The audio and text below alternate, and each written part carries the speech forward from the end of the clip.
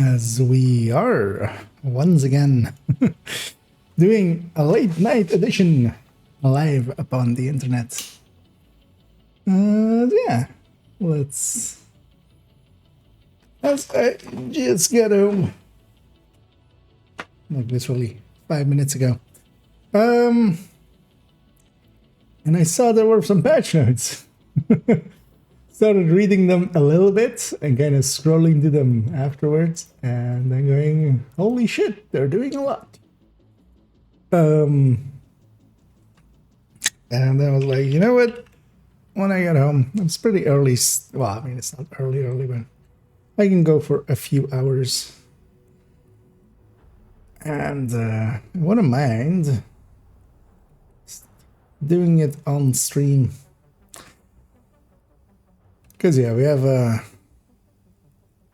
phase 1. Are they going to do a phase 2 then, I'm guessing? Wait, like next weekend, then phase 2? That would be weird, right? But yeah, there's a lot of notes I saw. I did see. So I was considering going through them and having a peek, and already maybe doing because I already saw there were I shouldn't. I'm gonna open that. Actually, I should just do DPS table. So pop this up.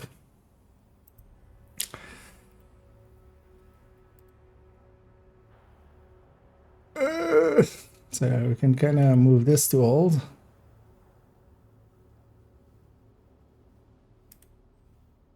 Move. Right. I want to show all locations here, man.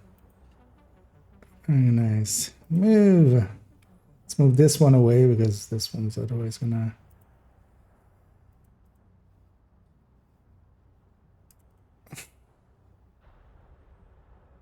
Be in the way.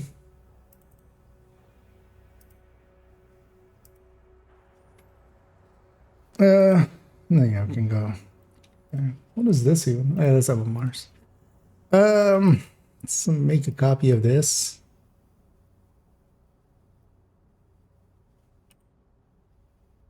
And rename.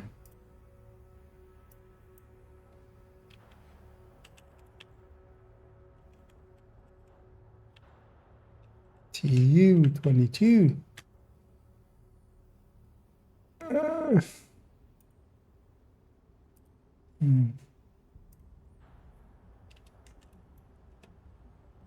Let's put it at the end. Because yeah, I'm curious a lot about a lot of things. Because they're doing a lot. Hey, let me catch up here. Either Larry and Maximum. Them all get nerfed. Yeah, I haven't really had a chance yet to have a good look at it. I just see Elmo going down a peg. But honestly, I mean,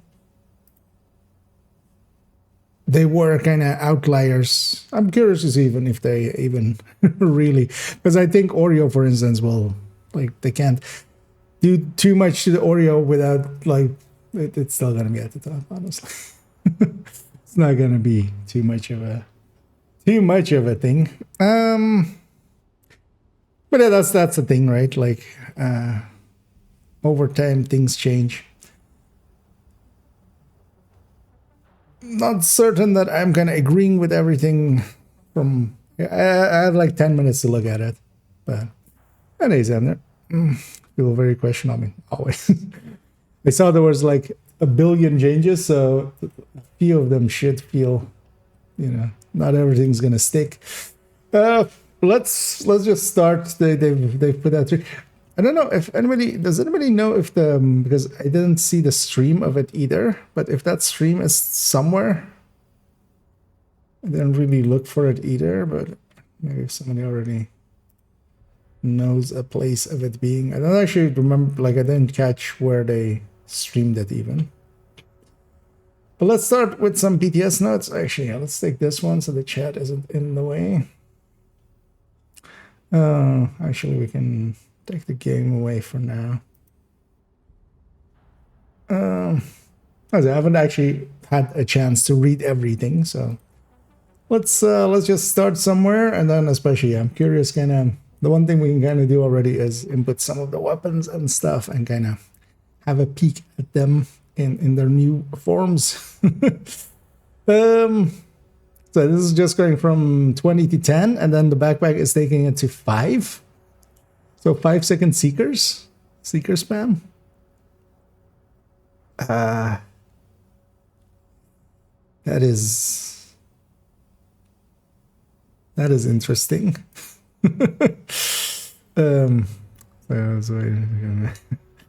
My opinion on these changes. I would hope you would have your own opinion. I might like help guide them, but I'm not going to give you your opinion. I'll give my opinion. You can see if you agree or disagree. This is a big buff to hardwire. This this is basically a doubling. Like this is 100% buff to this. So those are always pretty big. 5-second seekers. 5-second jammer.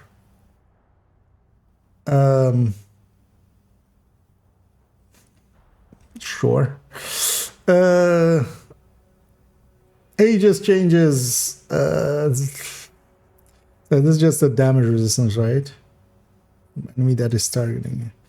So 4%, so 4% to 5%. So this would be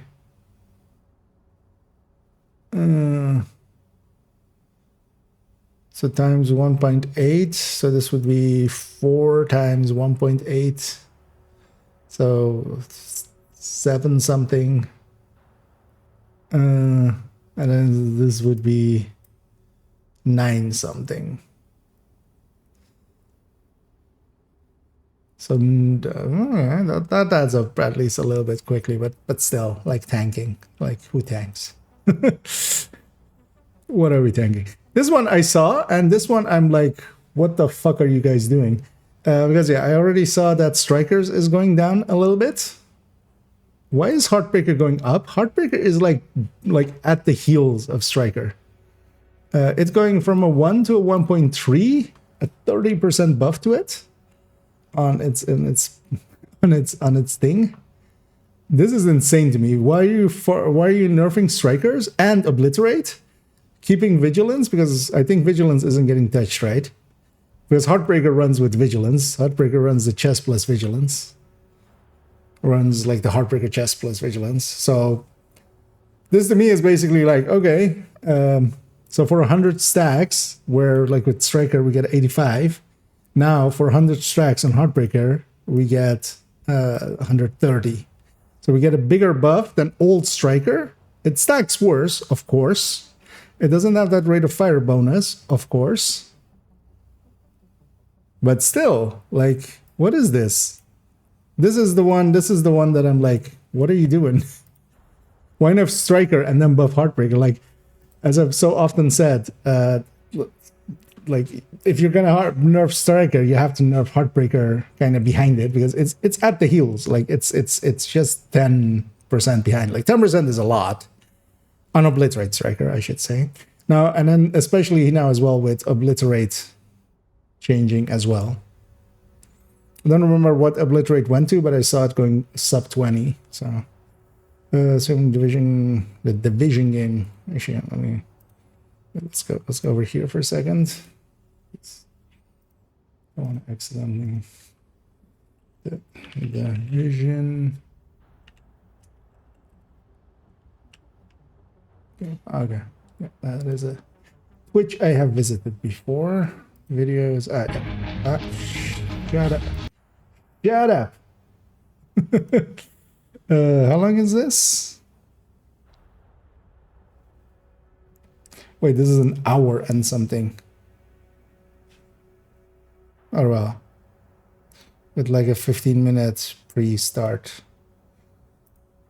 Wait, is this the... Wait, was there a special report as well, or was it...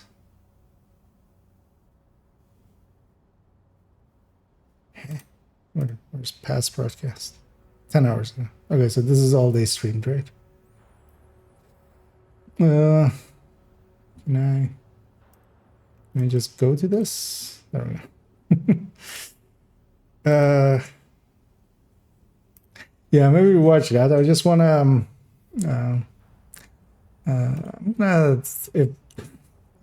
if you want to bring like stuff like this into their Steel Rain, I'm not the guy for it. Just go to the next one. Maybe they'll agree with you. But yeah, if you want to insult the devs and stuff, just I'm not the guy to help you with that. Actually, I'm the guy that'll go like, go away. I take the devs over you. Because yeah, let's quickly read through these. Likely they'll highlight a bunch of stuff, but I kind of want to. So we finally get aces and eights with rifle. Outer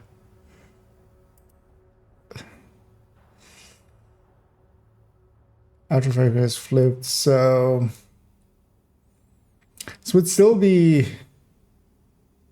Because yeah, this is kind of annoying to kind of quantize, because yeah, we have a 4-shot, we have a 3-shot and 2-shot, and then also like it's based on headshots for how many cars you flip. What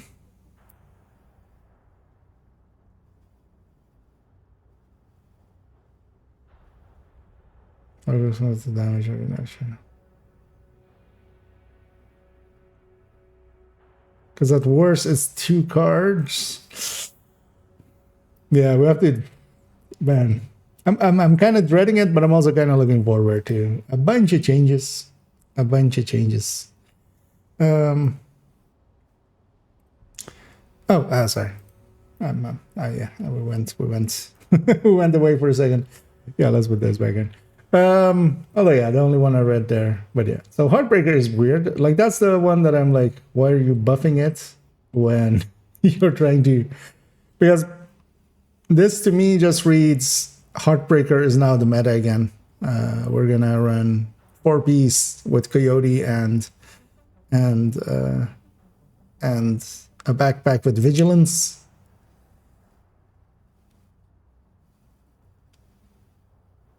Because yeah, for 100, getting 130 now, like Heartbreaker really didn't need a buff. If you're kind of trying to bring the balance down a bit. Like you would do that if you wanted to max, like catch up to Striker, but yeah. So yeah, Breaking Point, just backpack talent changes, like not even worth looking at really. 47.2. That will definitely compete with Vigilance, but Breaking Point has other issues. Negotiator getting a buff for its backpack. That's at least interesting because the backpack is kind of conditional. This would kind of help the backpack, but it's also just 12%. And you're still kind of... It would have benefited more from a direct buff to damage, because also that's your main target. Well, as well, so many people run Negotiator without the backpack. Let me check. Just about that. Striker, yeah. Yeah, they hate the GFA and need a late night stream. I just got home from work. I got to read a little bit of the notes, but like on a tiny phone, and my eyesight isn't great anyway. I barely got all the info. So yeah, we're gonna look through this a little bit and then actually watch the thingy, because I haven't watched that thing. I haven't seen any of the footage. It's like then, yeah. And hi there, Frankie. You boomer. Yeah, how does the streaming stuff work? Weapon showcases again. I mean, yeah, it did look like that. I already saw one weird thing with one of them, so we'll have to kind of see. This have happened before once I know to level up. Saying that almost was max. Gonna happen again in about 2 or 3 years. Right. I mean, yeah, we just had like 2 seasons ago, we had a shake up of balance, and then now again. Ongoing directive going for that chest. So yeah, this just means ongoing directive is going to become like the buff build in the same way. Remember old aces? Because this thing is going to be actually pretty potent. It's not going to beat either, like, it's still not going to beat new striker or new heartbreaker by any means, but it'll be a consistent build. And then, yeah, you would do it with the chest, because, yeah, there is no... Because you could go glass, but glass would be like... Like, this is basically a little bit less than glass. Because what would glass be? Glass would be a 1.2 times a 1.3 is... Oh, wait. 1.3. Did I do it wrong? Okay. So it would be a 1.56. So you'll give up 6%. Basically, going to the hollow point chest or to the ongoing chest, and then you also get to have Coyote. So, yeah, striker. It's impressive that they eventually touched striker. I would have expected them to take away the ability of the chest. And kind of maybe alter the backpack as well. But yeah, the backpack going from 0.65 to 85, they should have changed both things. They should have taken it to 0.55 and then like 0.85. Just so that the backpack was competitive, because now the backpack is not competitive with vigilance. So strikers now as well. It's going to be with vigilance. If you're going to use it, and you will still use it. Because keep in mind that this is just a change to the backpack and not the chest. And the vigilance version was not significantly behind. Like you were 3% behind. So you just now we're just gonna drop the backpack. Like this isn't per se a complete destruction of striker. This is just us going instead of that to vigilance. The only thing is as well, and the thing is as well, where obliterate is gonna be less now as well. So you might as well go the striker chest anyway. So it's gonna be the same layout for striker and heartbreaker of just a backpack with vigilance and coyote. So it's not even really a change.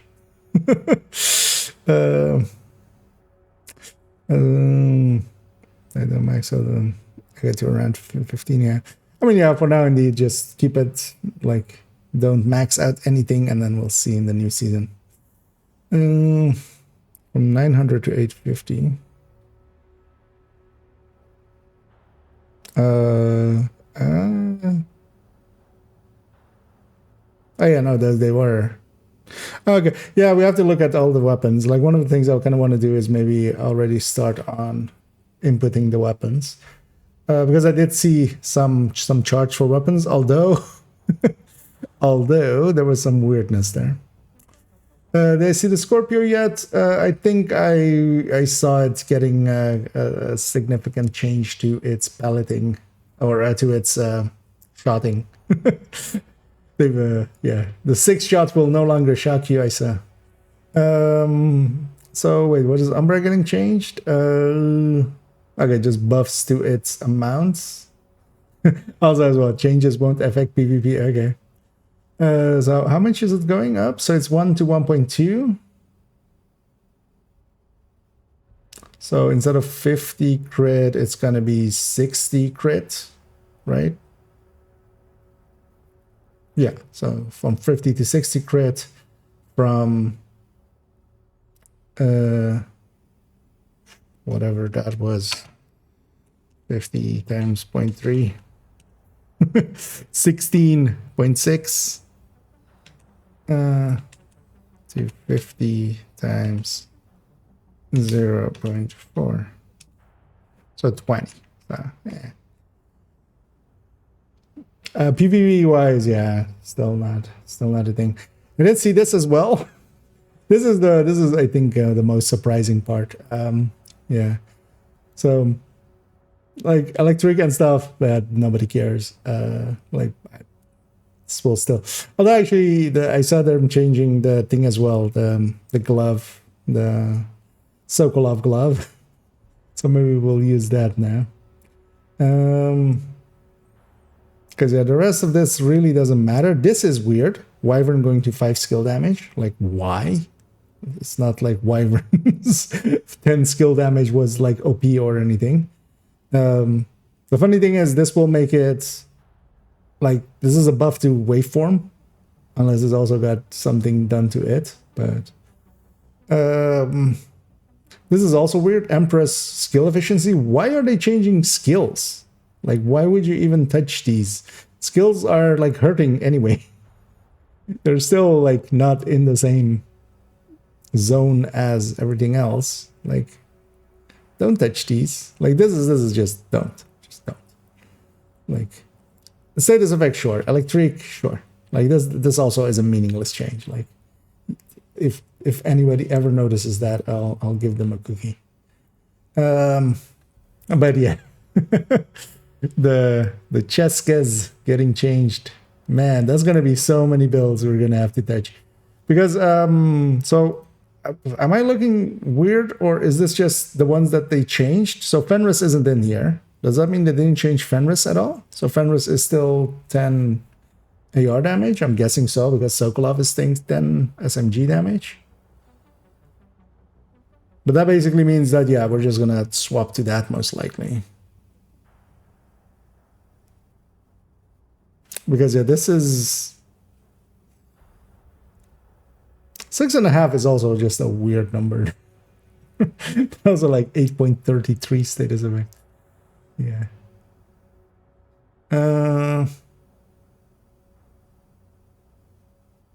Also, actually, yeah, Yuzina going to 30% hazard protection just on the 3-piece. Like, that does change a few builds, but yeah. The crit and... But yeah, it's just hitting crits and headshots and crit damages. Crit chances and damages, and then headshot damages. So, specific weapon damage, if that's staying at 10%, like, that's going to be likely the go-to. Although still maybe Cheska, because it is still 6.5 over 6 of a mod or stat. So yeah. But it is, this is a weird choice. I'm not completely against it.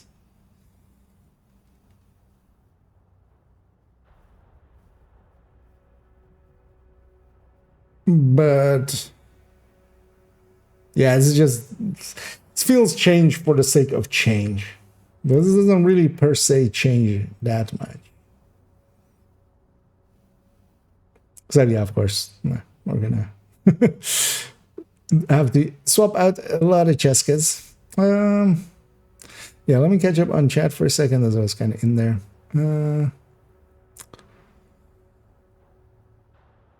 Oh, so it's almost a little. They could change some things. No, I mean, the game is about getting gear and stuff as well. So, honestly, I'm not per se against just going out and having to kind of refarm some stuff. It's not like it's hard anyway for a lot of items. Because honestly, as well, not that much changes. Like that Striker is still going to be up there. Although if Heartbreaker gets that buff, it's gonna surpass Striker. It's to answer these changes. Answer for these changes. Yep, it was me that forced them, of course. Let me get you on the other end. Carbine 7 M4 update. I haven't seen what they've changed about them. I did see the Carbine 7 number was wrong though. The Carbine 7 had like in the hundreds of thousands of base damage, so that one's like wrong. But actually, one of the things I kind of want to do is maybe do a start at like parsing the numbers into a burst and sustain tables and seeing what happens. Yeah, no worries, man. I mean, people just, yeah. Because, yeah, keep for those jumping in, I haven't actually, like, I'm kind of catching up. I got to read a little bit, but literally, like, a little bit, because I had, like, 10 minutes of break. Actually, I still have some food over there. I still need to eat a little bit. I'm making the notes for so much. Yeah, that was my surprise. The surprise for me as well. Also, I saw weapon mods and stuff being touched. A lot of, a lot of stuff. It's good to see them actually try at the very least. Even though I don't agree with everything. With some things I agree. Like I'm actually not against the striker changes or anything like that. And I think it's that. It's going to be interesting to use Heartbreaker. Yeah, Heartbreaker is gonna like currently for, especially with, I saw obliterates getting changed as well. I don't remember actually what this number became, but started going sub 20. Heartbreaker is going to overtake because I think I didn't see vigilance. I think I also tried to like control F for vigilance and didn't see any changes to vigilance, and that means that Heartbreaker is going to overtake, especially with that 1.3 buff. Like that one is the weirdest to me. Like why would you buff Heartbreaker, which was already just like, Heartbreaker was like 10 to 15% at most behind Striker, and then it caught up. Well, it was like 18% behind, and then it would caught up to like 12% behind, 13% behind with Flatline. Versus, although of course on Striker you can just also put Flatline, but so yeah, Bighorn, pretty big buff to it. I also saw that, yeah, they're kind of touching mods a lot. It's weird that they didn't give this crit chance, because honestly, I mean, 20 stability here is a factor.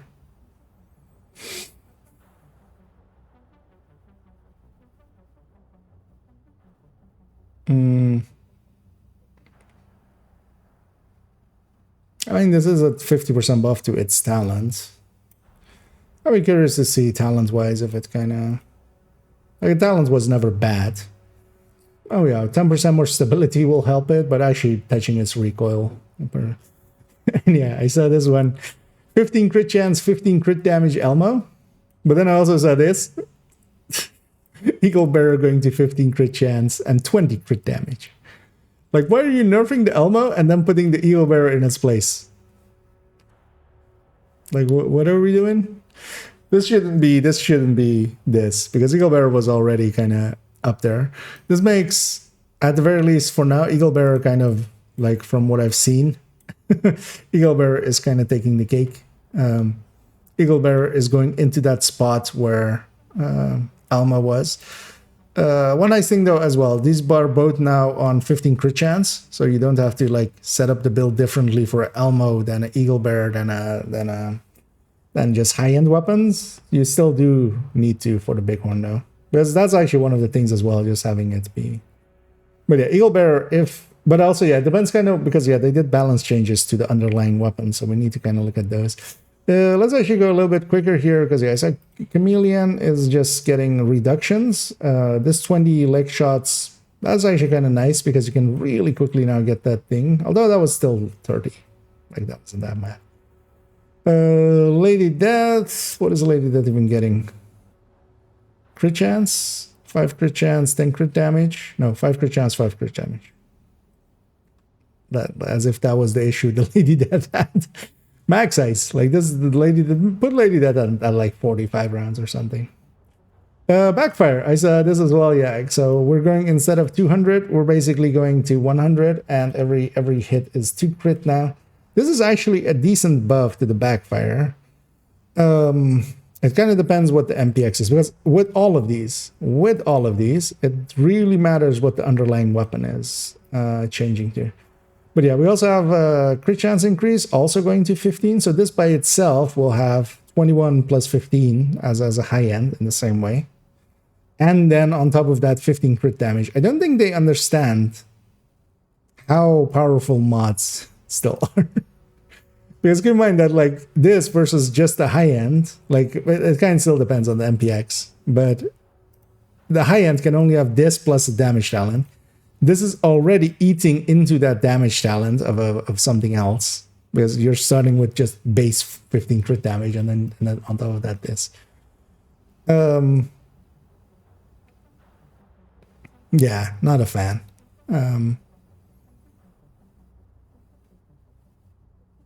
And yeah, this is also going from 20 to 25, still for 5 stacks, right? Yeah, so now you can go to 125 stacks instead of double.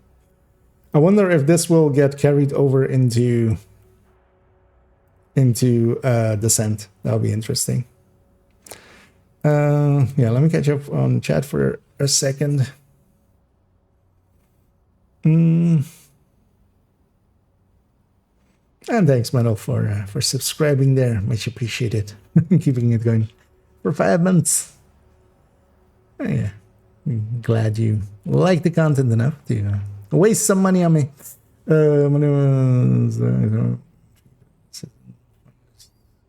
That's the case. Starting every season sounds unsustainable. I wouldn't think so. I think one of the things I kind of feel about this is they didn't holistically do it. They just changed a bunch of stuff into a new meta, but then, or like the new like top lines, but then the things that were in the top line are just getting pushed below.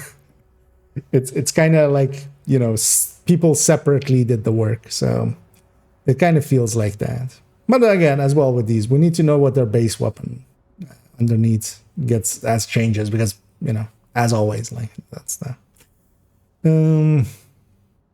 glimpse of Orion. And yeah, there is indeed the Orion nerf coming up. New best exotic assumption. Out of this ones, at least the backfire already even looks still better than Chatterbox. Chatterbox issue is not like having 10 crit damage more and having 5% per stack more. Like it has other issues. Well, thanks so much, Aaron. Catch up on the other one. Every weapon is changed. Yeah, I saw that mostly like every weapon is going to change. Ridiculous changes. We haven't even seen them yet. Could you kind of just keep your judgment until we've actually seen them? Because also with these as well, it kind of depends what they're underlying. The two of those things kind of go together. That's why we always have to look at them. Be nice all up to. Yeah, we'll catch up on what the weapon changes are. If you think that there is not going to be a meta in like 2 days after this comes out, I have bad news for you. But yeah, the meta is just going to shift. Like that's what happens when changes happen. Like in like 2 days, we'll know what the newer metas are. Like that's not gonna. Also, keep in mind that all of these are preliminary. Everything is subject to change. We have seen many a times that changes or things being introduced for PTS getting changed before them reaching the game. So if you know, so there is no nothing is set in stone, and they do change quite a bit going from PTS to live.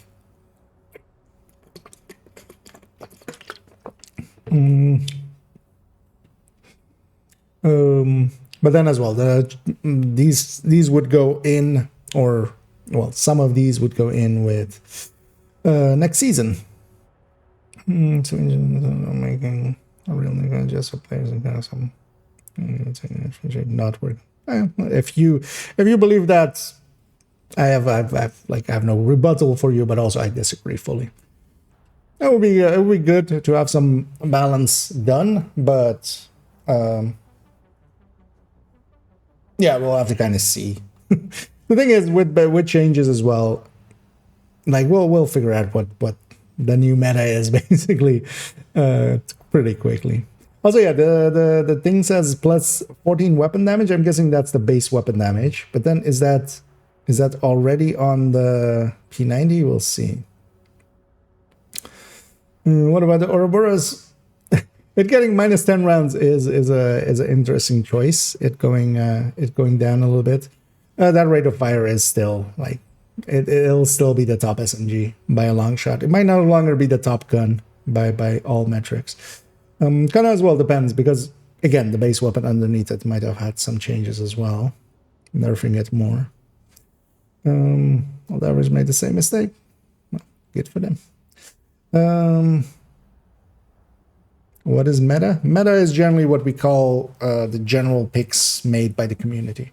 it stems from meta-analysis. It stems from us as a community looking holistically at the whole thing that we can do, and then going opportunity cost wise. This is the best choice for a certain thing. So, for instance, now Striker is the general meta for use. But yeah, when we call something meta, we mean just as a community, we've decided this is the thing to choose for a certain thing. And that's damage one said this one. Yeah, let's keep going because there's a lot of them. Iron Lung. This one is also weird. So it's keeping 20 crit damage, but that's just getting shifted to one mod, right? And then it's getting 10 crit chance, but then it's also losing 10 weapon damage.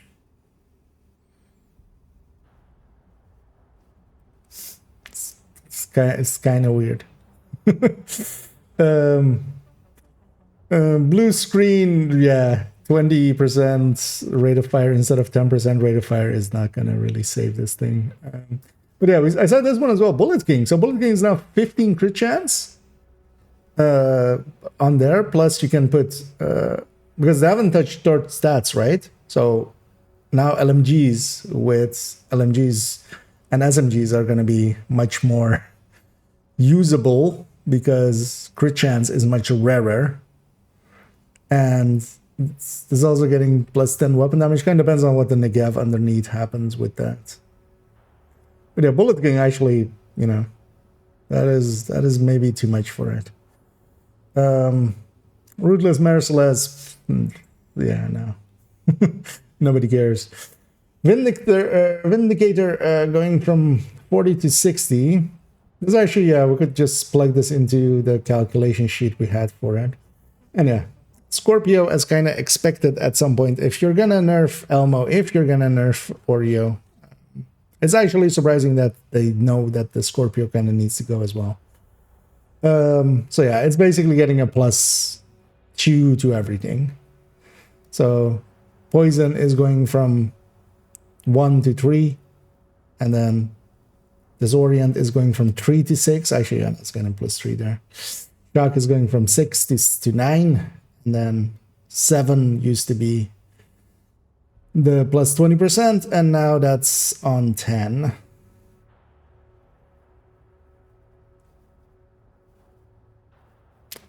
Scorpio is still going to be fine. It kind of depends as well on the underlying changes to the weapons underneath. Catharsis getting a +1, like going from 1 to 1.5%, going from 30 to 45. Weapon damages. Yeah. I mean, the Catharsis already gets used in PvP and stuff, so. And then this was weird. So I tried understanding this, but so a very fresh batch of named weapons will be added to the loot pool for missions and mission bosses. Here's what you need to know. The original loot tables will remain unchanged, but now will include additional opportunities to obtain the newly added items. Well, okay, so it's not new items. Okay, so it's just these items have been added. Okay, I think I misunderstood that part. Drop rate, they are not guaranteed rewards. And so yeah, the likelihood of these weapons dropping will increase with the difficulty level of the mission. These new loot drop chances will be exclusively available for characters at level 40 or above. Importantly, these changes will not apply to invaded missions and are limited to the regular mission. So yeah, so easier ways of getting some of the names. Will the missions... They then need to do a graphic that shows which mission has which. I'm hoping they've done that. Yeah, let me catch up again. Get some attention again. Same here. I'd rather them try stuff. And sometimes even change for the sake of change is... I'm not per se against that. Just to balance things out and stuff. And actually, well, kind of depends on a lot of those exotics. It also depends on their underlying weapon. But yeah, they've definitely touched the few that, yeah, kind of where outliers have gone down. The 3, especially Elmo, Oreo, and Scorpio, have been touched. So But it's weird then giving a buff to Eagle Bearer, for instance, because it kind of depends as well with the underlying weapons. But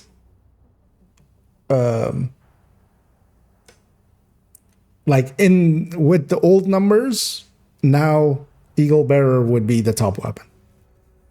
But we need to see the new numbers as well. Also, yeah, no, Chatterbox is still not going to beat the beat the Oreo, even with 10 lands less. Just because of conditionality. Like, Chatterbox is just, it's not a bad weapon, but it's too much of a hassle generally. Like, honestly, what they should have done, because if they didn't, right?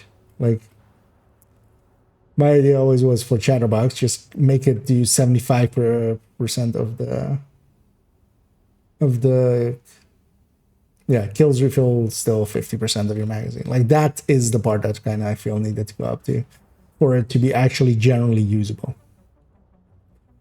Okay, so we have a bunch of weapons that are getting added, or actually are just all weapons? Yeah. Are there any DZ weapons in here? No.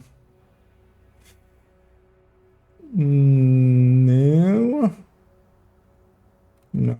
Just all light zone weapons. Anyway, so just extra chances at getting them. Oh, backup boomstick. I'm gonna guess they accidentally put that in there because that's the only one in there that is a DZ item. Because yeah, backup boomstick is a DZ item, so that's in Federal Emergency Bunker. Not that matters much, but I'm guessing they just accidentally added that in. Yeah, let me catch up real quick and then we'll go keep going. Change Scorpion. Although Scorpio is still gonna be like the one of the better picks because it still can do stuff that no other shotgun can. 3 vector got weaker. Okay, yeah, I'll have a look at because I saw there were some weapon tables.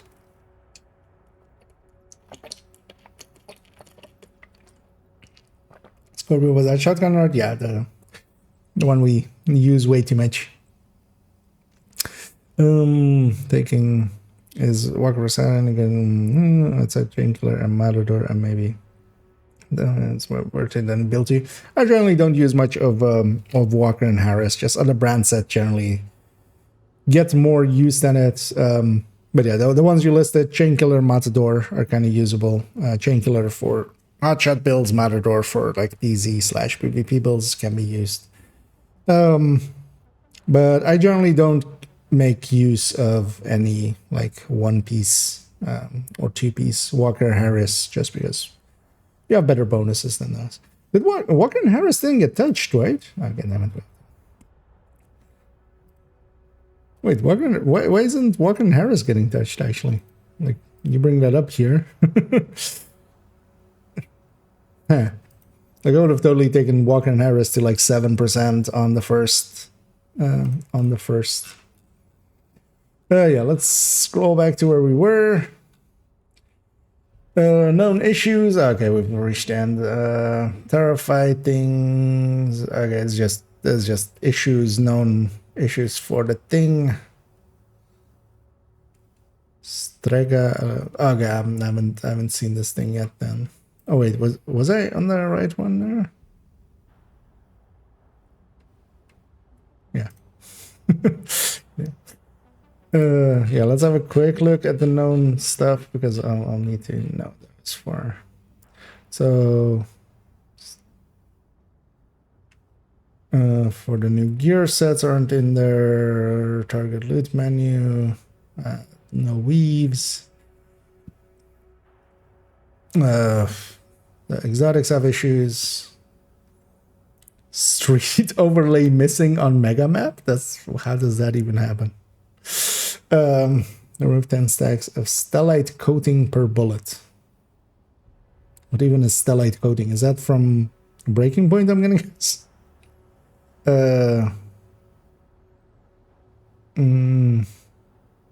Loud corrupted sound is heard after player leaves a group in Dark Zone. Okay.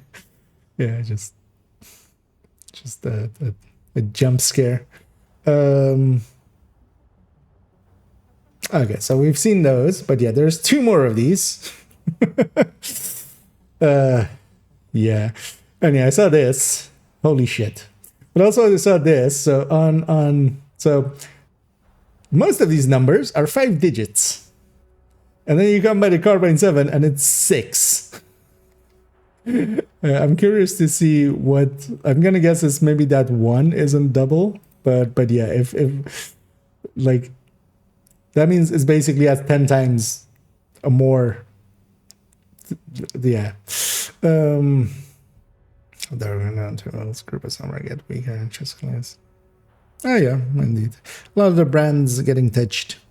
Will be S tier. I don't think. Well, let's go. Maybe you know what? Let's go have a peek at SMGs.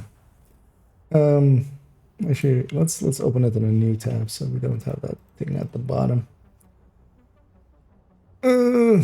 Vector 45 is getting a nerf, so I don't think it's going to, you know, because who are the winners here? Because yeah, the Dark Winter is a Vector 45, so I'm gonna take a no already on that one.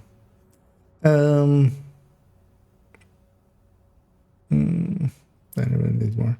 Didn't get touched last time. Last time the Vector 45 did not get touched. Split passion, there were like 3-4 entries, right? That's going to, it might be easier to read that. Yeah, I just want to read it from here. Because also most of these I just want to like kind of see the picture. Let's just as well. Crazy on the perfect weapon. Oh, yeah, there was also some talent changes, right? Yeah, we'll see it in a second.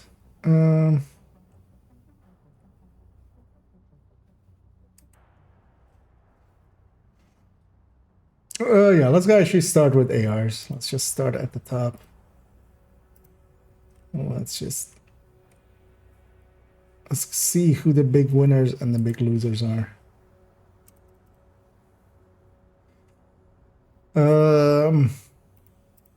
So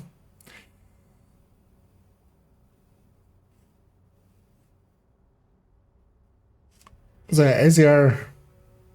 Why is ACR getting a reduction? It's getting a reload buff. What? Why is the TKB suddenly a 211 reload? This already reads a little weird. Because wait, AK is barely losing anything. It's losing some range, but that's not a big issue. So ACR is losing a tiny bit. AKMs are. Oh, this is the 2 crit chance mod one. This is the 3 crit chance mod one. So yeah, this is also barely. This is losing less than 1k. AUG is getting a tiny buff. AUG would have needed more than this. Oh, actually, it's getting a max size increase. What? To 42.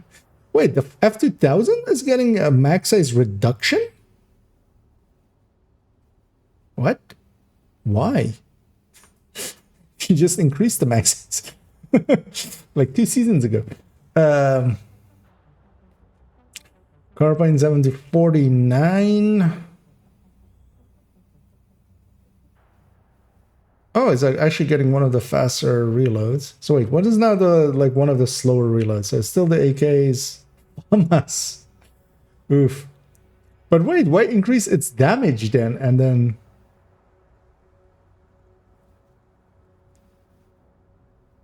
I'm gonna enjoy my fast hand FAMASs quite a bit. Actually, so this is a tiny increase, but actually, yeah, so this going to 42 is quite a lot. 49 from 47, 49 from 45. But yeah, it's losing 50 RPM. It's losing that increased mag. It's losing reload, and it's gaining. I wonder what the thinking here is. Fall losing damage, but gaining RPM, but not getting its max I change. Okay. So it's gaining more in RPM than it's losing in damage. So FAMAS, I mean, it's like 1k to its base, and then it's like losing its reload, but my fast stance FAMAS says thank you. Because this is still likely going to be the king of the hill. Then, although, well, it kind of depends. This is also F2000 is gaining more in damage and losing in RPM, I think, here, percentage-wise. Honey Badger also losing its extra mag. Also, Cetar losing its extra mag. But then why they're giving the AUG then? I thought they would, maybe they were just trying to make everything at 30 max size, but guess not. G36 going back to its old RPM, but with a damage. It's so weird. This just reads weird.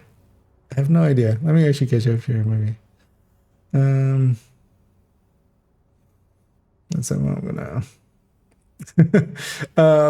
Before you do, I mean, likely the increase. Well, no, the increase to the Carbine 7 is still going to be mid range, and I'm already looking at the G36, and yeah.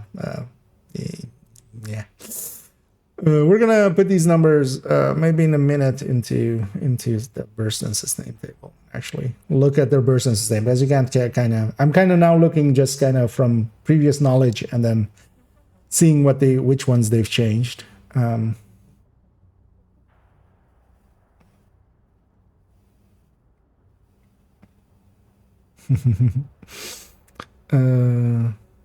then get this out, and after moments nobody uses, but buffing opens people barely use. But I mean, that's generally how buffing and nerfing works.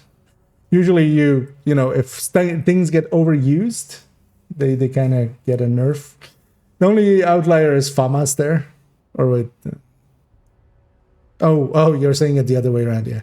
Although no, outside of the FAMAS, but the thing is, I think actually the F2000 is going above it. We'll see in a second. But actually, a lot of the other changes do kind of make sense. It's more just like I'm looking at that F2000 losing its max size that it just added. Like, then had these changes then. But actually, this looks like it's been done by somebody who knows what a burst and sustain table is. Actually, how's the Honey Badger? The Honey Badger no longer has the same RPM as its Carbine 7 base thing.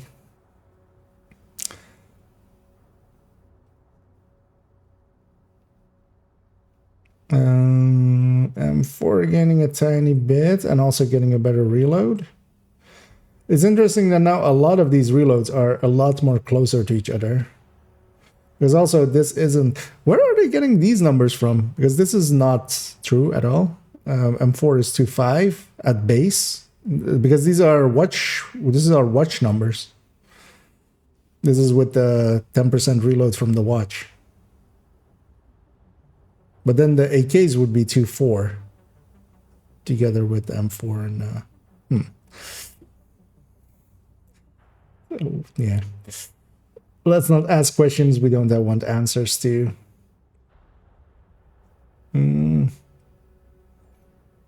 So wait, P416 is getting a rate of fire increase again. With a tiny reduction here. If the Eagle Bearer has this same numbers, Eagle Bearer is the new king.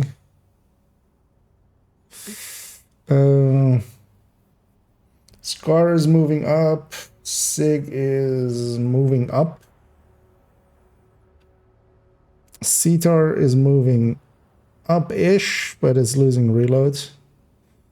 And TKB is going neck and neck with the AKs. Why would you even do it like this then? With a faster reload.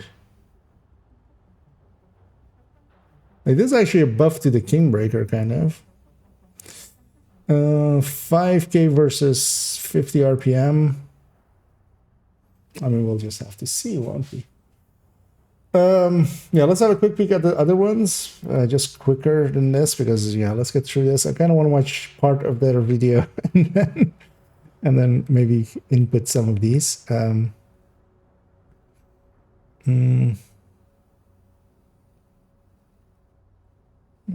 the two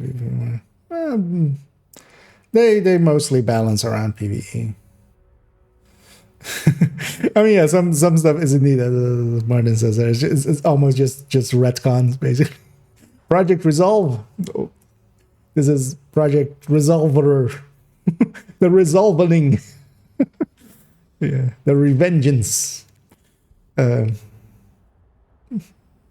you do something else in the interface, I think I read in there. Oh, that would be nice. That would be so nice. I mean, they kind of need to as well if they're doing it like the way that they're altering it there. Because yeah, we were going into indeed just one digit, and that was never really good enough. Seems like I have a lot of work to do. Yeah, I was kind of looking at it and going, "Ooh, this is like if it's." I mean, we're definitely gonna get a lot of this. Hopefully, some things I'm not like sold on. Maybe they'll change them. Like mostly just that Heartbreaker buff. Heartbreaker does not. If you're trying to balance strikers down, strikers are already going below Heartbreaker. Don't then buff Heartbreaker to like old. Yeah. I'm getting Carbine 7 that do tonight. Yep, just jump deep in. At least I go with it. That's changed for better. It's gonna work as well. The thing is gonna resolve. No. Project Resolve fixed a bunch of stuff. Some not as much, but if you guys just want to be negative about it, what do you guys well? Like, you know it as well. You likely burned yourself out on the game, and that's fine. Like, no game is made to be played infinitely, and a lot of us have done that through the ages. But if you're coming at it with just full negativity, like you are there, yeah, of course you're not gonna have a good time with it. If you're going in it with a mindset of I'm just here to hate, like I would just recommend not even like not even booting up at that point. But the thing is that as well is like I'm not like going like fuck off or anything. It's just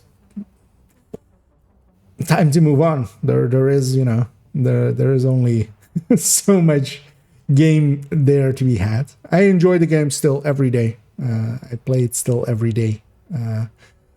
And honestly, we're way better now after Project Resolve than we were before it. So that is my opinion on that. As I said in the webinar section, has been updated showcase. Still this one's okay. So yeah, I missed that like me. And indeed, ongoing and negotiators. But both of them are tiny. Or well, not tiny. But ongoing is going to become kind of a build we're going to just generally run in a 4-man because it's good enough to run for its buff onto the other builds, and then now it's a little bit more powerful itself.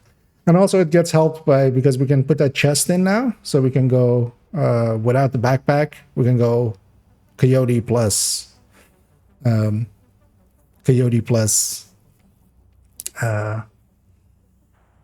backpack, or like a high-end backpack. So that helps it a lot as well. But ongoing is taking a big step up in the. I should be repeating. Yeah. When the changes, things get stone. Yeah.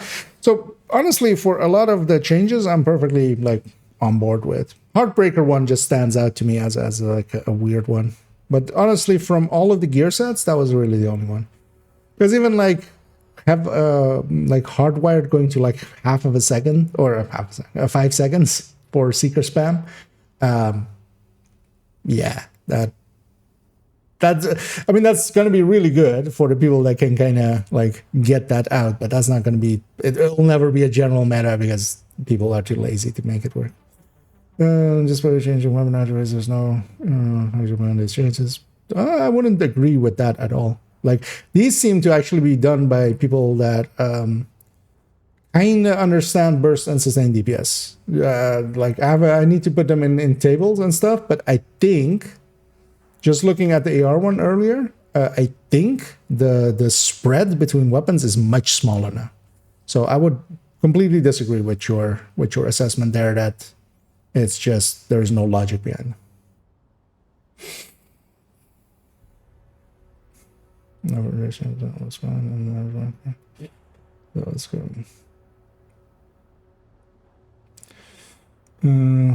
Shake up the one, yeah.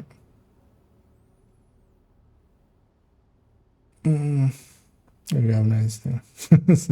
I mean, Scorpio Galvanize is still going to be one of the easier ways of triggering Galvanize anyway.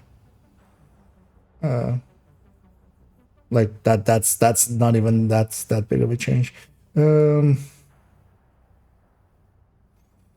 Damage spur goes way more balanced. Yeah, we'll have to kind of see. I don't know if already somebody over to and see how much circular chance helps it. Yeah, it kind of depends on the base weapon as well. We'll have to kind of look at it in a second. So what's the negative play and just with and thanks, sir. Oh man, yeah, indeed. Like the thing is as well, just go into it. Like here as well. Like I'm not completely agreeing with every change and stuff, but still, like coming at it just as a full narrative. Because also keep in mind, this is PTS. This is all preliminary. This is all subject to change. Like nothing is going into the game, and like yet it's going into PTS, and these are their plans. But keep in mind, for instance, they changed Oreo, they changed Breaking Point. Breaking Point, like the change wasn't that good. It was PTS, but they at least bumped it up, likely in the easiest way that they could. Like they could, like actually changing its mechanics would have been more work than they had the ability to. Come on as well, for instance, yeah, Project Resolves and stuff. The first layer of it kind of had some issues, and then they helped it with the second layer for the balances and stuff.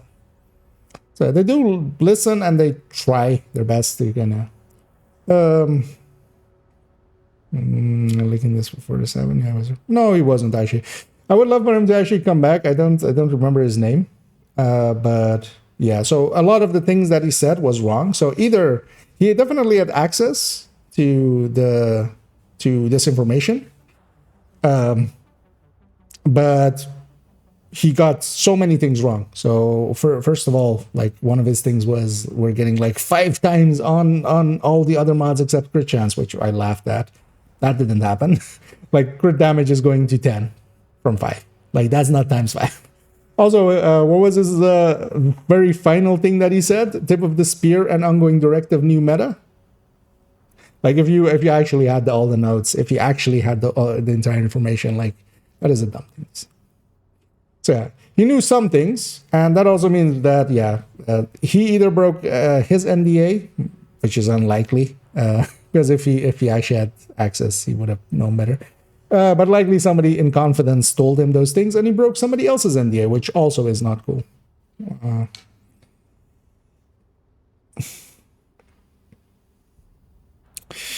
Max average, possibly passwords, numbers, average. Okay.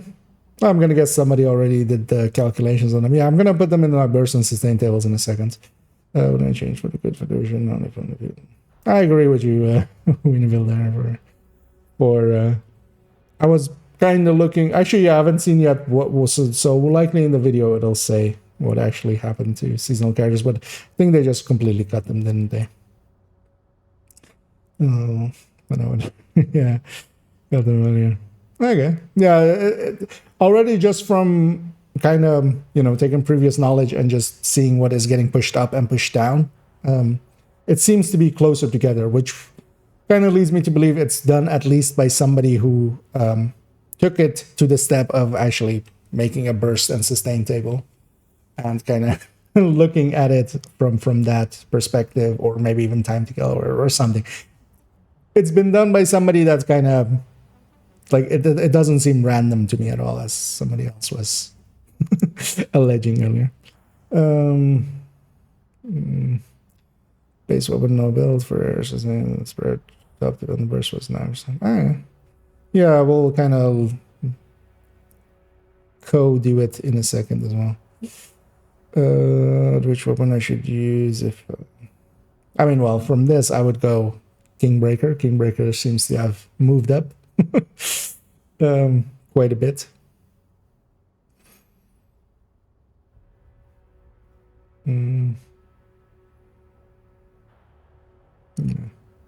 Yeah, I wouldn't mind I don't remember what the guy's name was either, but I would love him to show up because I had a bunch of things wrong as well. So we're gonna pull up his chat history when he does and give him a grade, because I think it's still below like 6 on things he got right. And I feel like I have to learn. I mean, not much. In the end of the day, you have to remember that we can just, we'll just recalculate stuff out, and then we'll start the community up. We'll just start grinding out a new meta, basically. Like we'll get to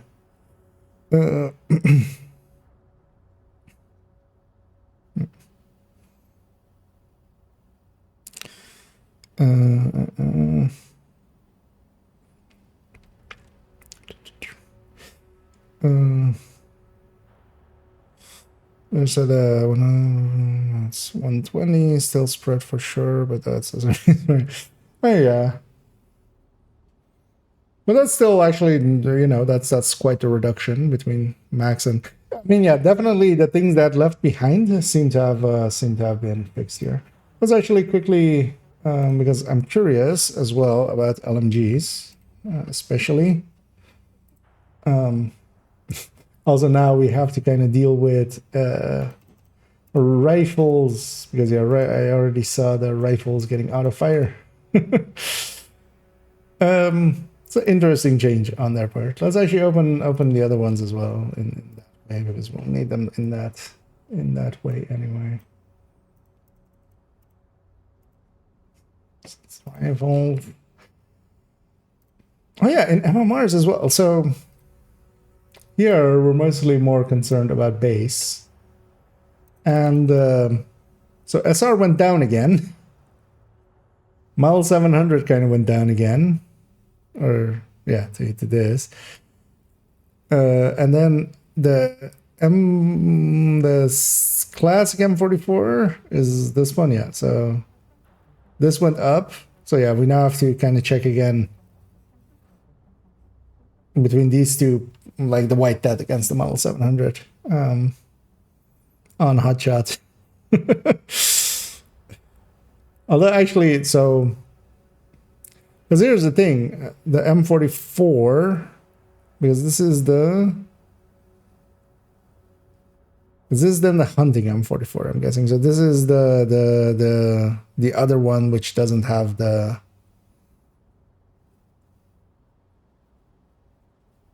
where you can only put a side thingy, right? This is that one, likely.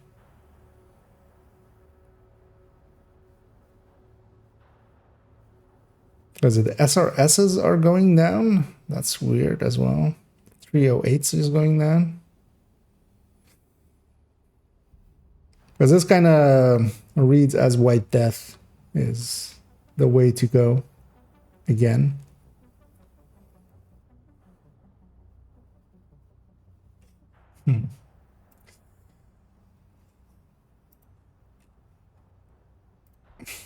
Shoot guns. And Okay, let's actually not spend way too much time here, but just a brief kind of look on each of these. But I'll keep them open, and then we'll just because yeah, honestly, until we kind of turn them into burst and sustain tables, it's kind of it's not too easy anyway. Let's actually put them in the order that I have them in generally. So pistols in front of that.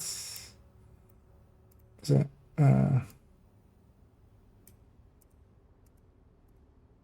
ARs, SMG, LMG, rifle, shotgun, pistol. Actually, that is my order, right? Yeah, 4 is rifle. So yeah, SMGs as well. So wait, actually, so Banshee's going down. Wait, Banshee's going down on both stats. That's a big drop. Hawk as well. I'm guessing they're in general putting SMGs down a little bit. Because the MP7 as well. Oh, by a lot.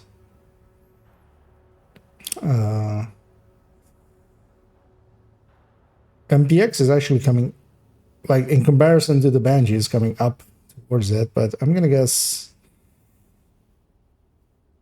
200 rate of fire. These sub 2 reloads are interesting though. A 1.7 reload. Alright.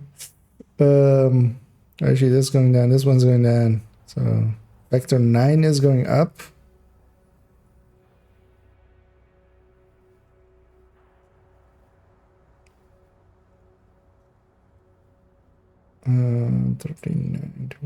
Wait, why does the vector what? Why does the vector 9 have more base damage than the vector 45 with more base? Yeah, although well, it has a shitty reload. That's why. But then still, this with fast hands. Like UMP lost way more than it gained. UMP? Really? UMP is then the bottom now then, right? Although actually Tommy Gun lost more than it gained in RPM.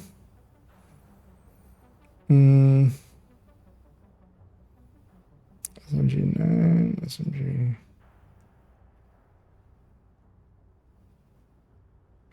So 125 plus here, although yeah, really bad realize.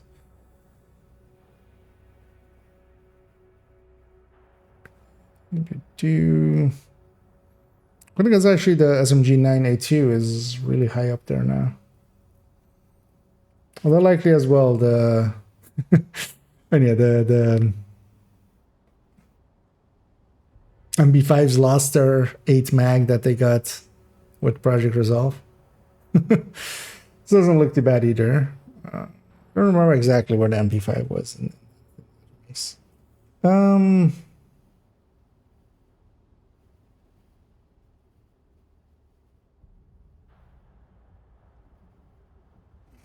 Let me catch up to a lot of this as I'm way behind again. Some G9 might be good, yeah. I'll have to put them in a thing. On the list, yeah, that's on a separate list. We already went through. Actually, no, we haven't gone through the weapons yet. We went through the gear sets. Actually, that was always I need in aces and eights finally coming to rifles. Indeed, White Death might be coming in. Actually, it's on the MMRs. Because yeah, indeed, there is the custom M44. But then what is the, or is it this M44 then? Because it's the carbine M44 in the game. We can have a look here on the MMR with the current carbine.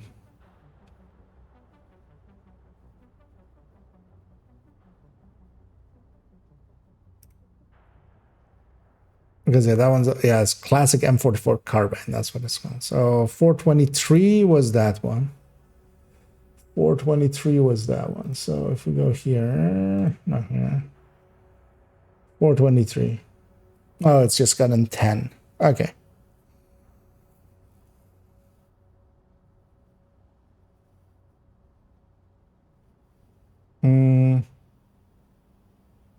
But yeah, it's still the highest thing here because yeah, the Model 700 are yeah the Model 700 is dropping by a lot. It's only like 10K ahead of it in base. So as our S's are going on out again. But yeah, let's actually go back to so yeah, SMG wise, we'll have to kind of do the charts fully, but just already as a LMG is getting mostly numbers up. That is weird. So GR9 2K. Oh, actually, wait, was there headshot damages on the other ones? No, right? No. So they're they're fixing up the MG5s. MG5s always had more headshot than the rest of the weapons, so they're fixing that.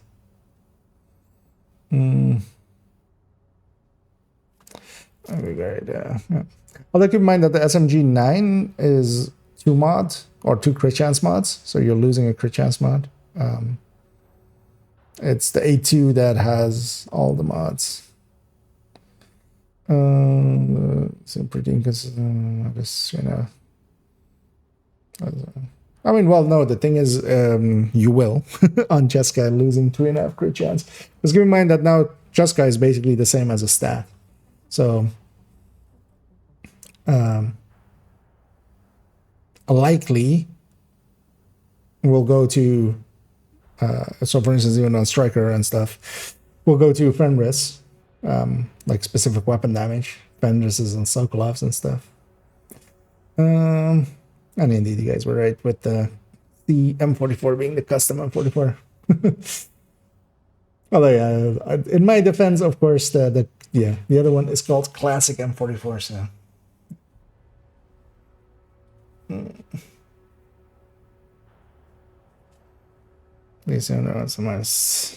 Yeah, the Banshee seems kind of out of it. Let's see the other numbers there. Versus Vector, it's PV19. Is that what the base max size is of there? Because keep in mind that, the Vector, or of course the PV has like a built-in mag where the rest just gets to have a plus 20 mag. I mean, this isn't getting out of expertise anyway. I mean, gives you something to do, right? But yeah, things change. I mean, we had it already a few seasons ago with Project Resolve. This one, I'll do like that, yeah. Although I would much prefer the. Although that kind of depends as well. If any of the max weapon or mag size MRs can still do one-shot stuff, then honestly, I'm just gonna stick with them.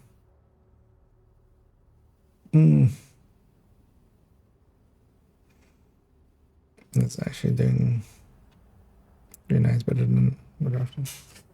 That might be the case, but it's still like, especially now, crit chance is going to be more at a premium. So the SMG, like the SMG9, was always already higher than the SMG9A2, but then you're giving up 1 crit chance. That's why eventually we'll need to like do it in the same way we did before, with also putting all of the bases and stuff and actually putting it on build. Let's have a look here at LMGs. MG5 getting buffs all around. Although while losing that, it's tiny. Like this is 1K. This is less than 1K. This is like 500, which isn't that much. But yeah, losing that headshot modifier that had that 85 instead of 65 of everything else in the LMG category. Stoner getting a decent buff, which it needed. I'm gonna guess actually this is now pretty compact. And I already saw this as well. Yeah, the M249 getting 300 rate of fire and then losing a ton of base. I'm gonna guess they're just moving it up to be a Well, that is actually kind of nice. Like this will be decent as well then for stacking and stuff, because it's higher rate of fire. Because it's now higher rate of fire than than the MG5. Where's the Negev? 54,750. So yeah, we kind of need to calculate this, because this will likely also then be the basis of the Bullet King. The Bullet King actually looked kind of interesting there. M60.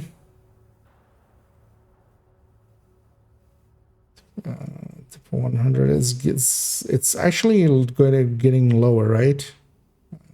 Yeah, just barely. Because yeah, it's gaining RPM, but it's losing more, I think, in its base. RPK gaining in base but losing in RPM. Also, wow, that reload speed got that reload speed got hit. Also, his mag size got hit. Huh. That's odd. New reliable still will likely be okay, but yeah, going from 3 to 4.18 base reload. Also, LA-86 is just getting nerfed all around, so it's getting nerfed by a lot. What? Why? Like LA-86 was the top burster, but RPK wasn't that far behind. This reads to me as basically still a tiny increase on burst, but yeah, of course, that reload is going to hurt its sustain, but fast hands exists even with, 60 round mag. Although 60 round mag isn't that much anymore now, at least it was 70. Let me catch up again on chat a little.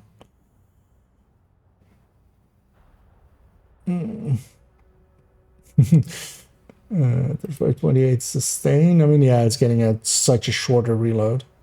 It's getting a reload that is kind of, it has the old reload basically of RPK. And it's not like infantry MG5s were hurting. It's going to be the...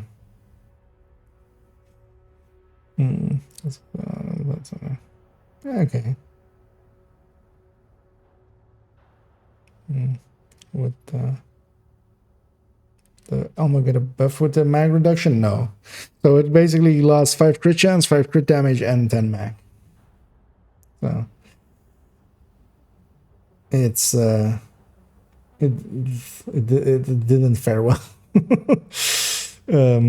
It's definitely now outclassed by a lot of things around it. As long as it kind of still depends on its base weapon as well, not getting, but M4 is getting moved up, but yeah, it's still going to be behind a lot of other things. Let's keep in mind as well, basically, it used to have a 20, because also it's losing even 10 weapon handling as well. It used to, like, kind of, because of its mods, the talent didn't matter, but now, of course, you can have a talent. Like, you have 15 crit chance, and then you have basically, even on a M4, basically, you have, if it has the same base stats as it, which, in the past used to be the case, we'll see with the changes here. But now, of course, on the M4, like, you're competing against that 10 weapon handling and 15 crit damage with a weapon talent, which can do much more than that. Is the Pestilence back? Actually, the M249, well, it kind of depends on, we have to see actually on PTS. I won't be around tomorrow, the entire day. I'll be around on Saturday in the afternoon, again.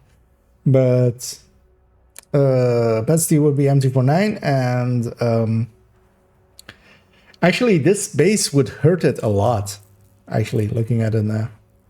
Because, yeah, it doesn't care that much. Well, I mean, RPM for the stacking. Like, it would stack faster. I actually would have to see how that works out. Because if it gets the same base and RPM changes as the M249, you would stack faster, but the cap would be so much lower. Because the cap is based on this base weapon damage, and then your weapon damage, and then total weapon damage. And then amps like glass. So yeah, we would have to actually see how that kind of works out. But yeah, it's kind of getting the backfire treatment. less higher bounds, but a faster stacking. I was gonna remember so maybe the worst is to be outclassed. I will likely be outclassed. Like losing 5 crit chance, 5 crit damage. Because yeah, you can just get stuff out of M4. If it's the same base damages and stuff, we have to also check those because they were up to this point, but already they've been, you know, especially Project Resolve unlinked a bunch of weapons from their base. Because of course, like even in the LMGs, Pestilence didn't get the buff, but the M249s did. That 20%. The Windows coming out, that seems like a great buff. But I actually haven't read the full, because it's also likely getting a talent buff, then I'm guessing. Just Frontier and Nerfing. Just OG Eagle Bears. Well, on the other hand, it seems like the Eagle Bear is coming back in style. So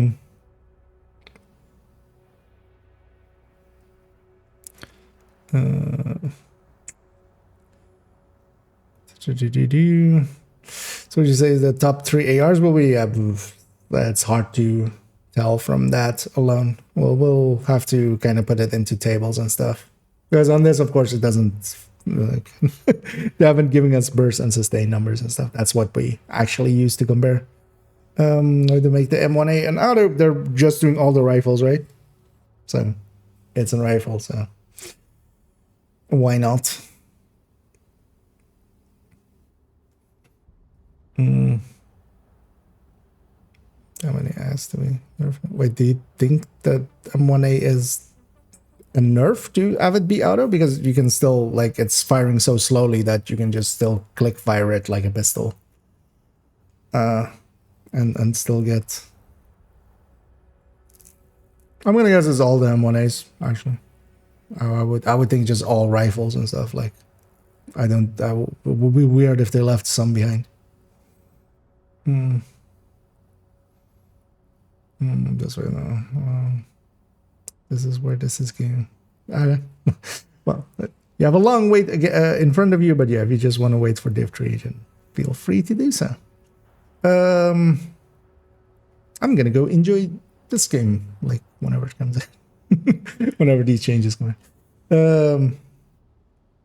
1886 not becoming out. Okay. Oh, we'll see. Well, we'll see with PTS. Yeah, I'll catch up on the pistols in a second. Oh, is D-Soros ahead of D50? Whatever is the highest we'll use. Actually, I wouldn't mind that. I really dislike the D50s jumping side to side. What do we better take? Venture person to get overwhelmed? Do you have to? With the major need to do? No, that's it. To get average or burst and thing to get average. You can't really, like, you can't really merge those two, because honestly you just need both of the numbers. One is the lower bound, one is the higher bound. So trying to merge them in some way really doesn't, you kind of just, you're just losing specificity. So you're just losing clarity. You're much better off having both the numbers and kind of then comparing together. Trying to combine them together to get like a combined number or such is, yeah, it doesn't work out well. Because you would still have to, because if you just do it 1-to-1, it's still going to bias towards the burst, because that's just in a bigger number. If you then try to, like, I've tried it actually in the past of trying to, like, you know, have like 70% of the sustain number and then like 30% of the burst number or stuff like that. But yeah, it doesn't really give meaningful, easy to parse data. Well, Ravenous time, it kind of depends. We won't actually, like, on a lot of these, we just have to actually, like, do the calculations and stuff. Because yeah, Raven, I saw as well as going full auto. I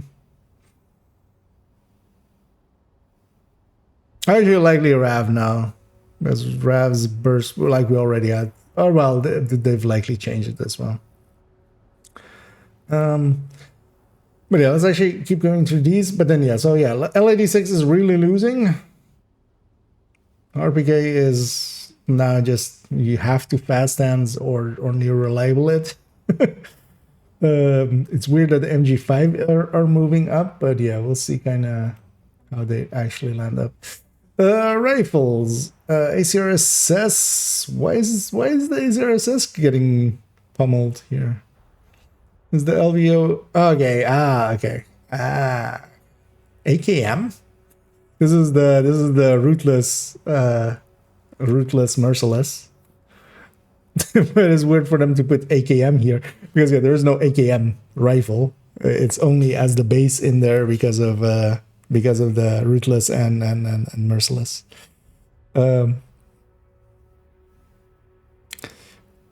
UIC getting quite the buff. ACR is going down by like 10%. It's going up by 10%. I get the feeling UIC is kind of landing high.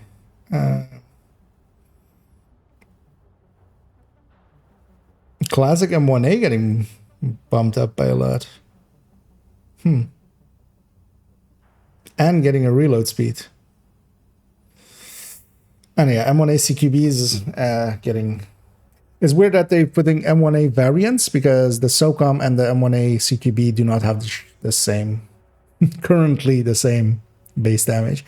I'm hoping they actually combine them together again because they should be the same base damage. It's a thing they forgot on TU10. Lightweight M4 losing like 10%ish, LVOC losing 10%ish, well, a little less than 10%. MDR losing a little. Why? Mark 47 losing a little. It's a tiny bit. It's not that much. Actually, it's getting some reload in return. Also, we're getting actually different because yeah, most rifles are basically 50 or 60 outside of. Actually, UIC was also low. Okay, but yeah, the MDR was always lower than the rest. The 1896 was lower than the rest, and yeah, actually, I totally didn't remember that the UIC and Mark 16 were.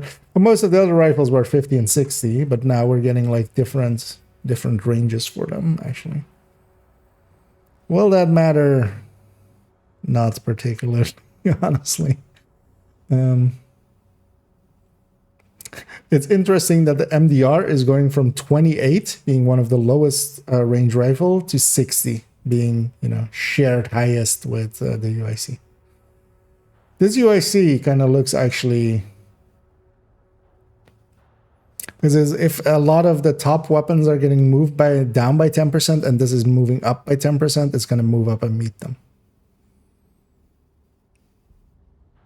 But this is already as well. This is like 15%. So, Scar getting 800. Okay. Well, Scar will then still be... Wait, max size to 10?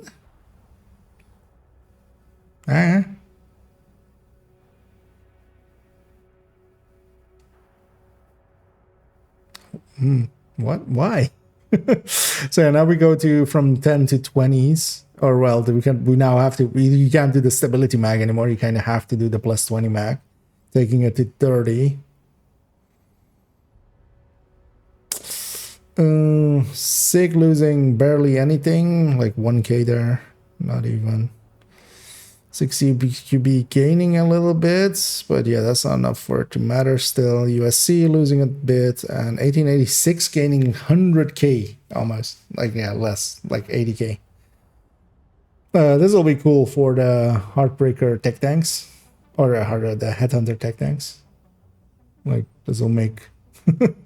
This will make using 1886 for deterrent so much. They didn't touch deterrent, by the way, did they? At all in all this, right? Or did they? Let me catch up. I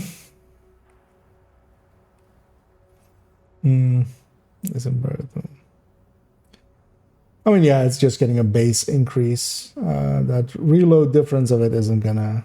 But yeah, USC actually kind of looks like it's going like pretty high. It was already as well one of the easier weapons to use in there. So, although we have to also see how they kind of work full auto.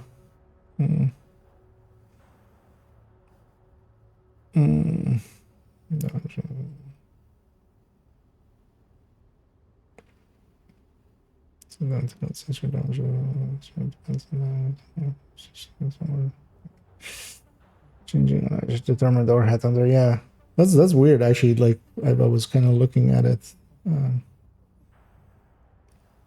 as that. Also, we'll have to see. I'm guessing. Well, rifles did need, in general, to be moved down a tiny bit if they're going full auto, because they had kind of like built in a little bit of a buffer. Because yeah, if you macroed them, you could actually get a lot out of rifles. So I'm kind of curious as well, kind of how they land now, and especially against, of course, ARs, because they're going to compete directly against ARs. None of them have RPM changes.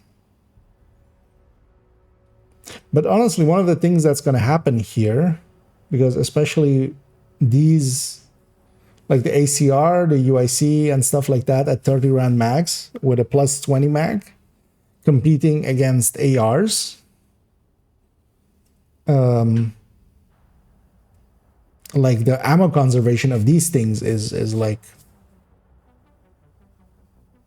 especially for things like ongoing directive and stuff like that. Of course, Heartbreaker and Striker, which will still kind of be the two top dogs still. They would prefer higher RPMs than these, but for like ongoing, for like glass reds and stuff like that, because all of these, like, you have so much more ammo, or you have so much more damage in your mag, that, although yeah, you are losing one thing that you do lose, the 18 crit damage second stat on these versus 21 DTH is quite a big loss. It's a very big loss. So we need to test them on build, kind of, or calculate them on a mill. We looked at the ARs yet? Yeah, earlier on we kind of looked at the ARs yet. Did they really make them full auto? I'm confused on that part. But there's a list somewhere. We'll hit it likely in a second. But they forgot Mark 17. No, that's a Scar. But actually, it's weird that they're carding it Scar, because, yeah. I guess Tamer said it as well in the chat. I was wondering why that was said there, but I see. No changes the Tamer. Yeah. But yeah, that's like, we're just gonna determine it up, I feel. Yeah, we're gonna have a second phase indeed. Indeed, that's that. Scar H is the Mark 17 and the Scar L is the Mark 16 of the game. But that's weird, actually, because I don't think internally that they use Mark 17 as well. Because here as well, having AKM there, for instance, that's their internal for or like under the skin for their merciless / ruthless. That's the AKM in this list. There's the list. Although actually, we're gonna get that list in a second as well, because I think that's further down in this one. Oh yeah, let's keep going. Who's getting buffs? Who's getting nerfs? Double barrel doesn't matter really. It's still not gonna compete. It's even getting the double barrel is getting like you're gonna fire 2 shots and then reload for 419. I'd rather not. SASG is getting just lowered. Super 90 is getting lowered. Spus is getting raised, but it's getting a reload decrease. Wait, Super 90 is getting a reload increase, although tiny. Also, the SASG is the reloads difference is tiny. It's much more like they're losing a big chunk of their base. So Super 90 is no longer going to be the burst king in this, I'm going to guess. 612 is going to get touched? Yeah. That kind of sucks. Oh, wait, is the Scorpio going to reflect these changes as well? Because one of the things with the 612 was this was always a silly reload speed. 3 seconds is kind of understandable. But ACS is getting more damage but a worse reload. That's a weird one. KSG is getting a ton more damage and barely any. Like, there's a reload difference here, but it's tiny. KSG actually looking okay out of this. M870 is getting a damage increase. Not that much.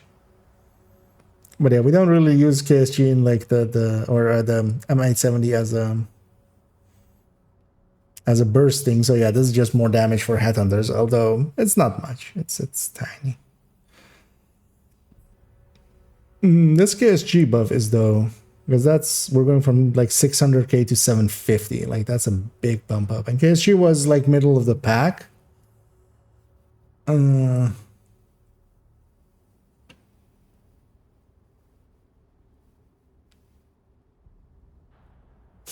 Solve as well, losing a little bit of optimal range. M870 also losing optimal range. Oh, Super 90 also losing its like, because Super 90 actually had the shared highest optimal range, but yeah, it's losing that. I mean, not much changes here, honestly. We're still gonna use a 6. Well, that depends. Like, we have to kind of, because just the magazine reload of this is already better than most things anyway. Especially now that the SASG is kind of losing more than the 612. No, around the same. Around the same, so. We'll have to kind of mess about with those, but. Yeah, pistols. The one I'm curious about. Okay. What? Why? What are all the pistols? I mean, all the pistols needed to bump up. They're just moving the D50 down and everything else up. Okay. Is the Card 45 and the M1911s the same number? Oh.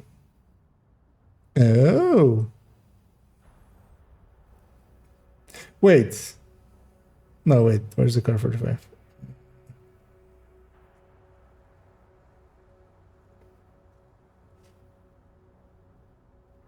Wait, the Card 45 is now getting pushed below. So one of the things was always in this category that was weird. Card 45 got introduced with the old stats of the M1911 and the M45 A1 and stuff. But now again, the M45s are above it. Who's getting the biggest push here? First wave.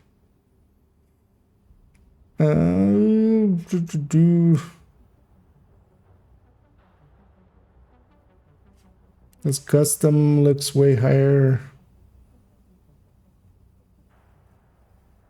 But the Card 45 is now losing to M45A1. Like, just outright, because they're the same RPM, but this number is higher. Although, mag size actually. Oh, it's getting a mag size increase. That's interesting. So it's a 10 rounder base, a 21 round combined instead of that 18. You know what? That's interesting. That's actually an interesting way to do that.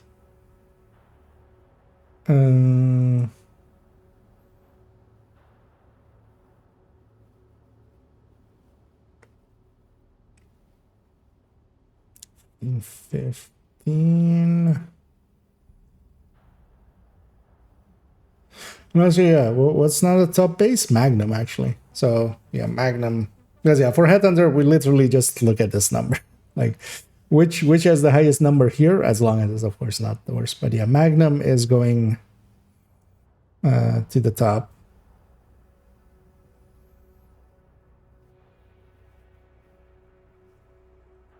Because Magnum is basically like a little bit higher than the old D50 even here. I don't hate that. Partially because I kind of hate the D50, so.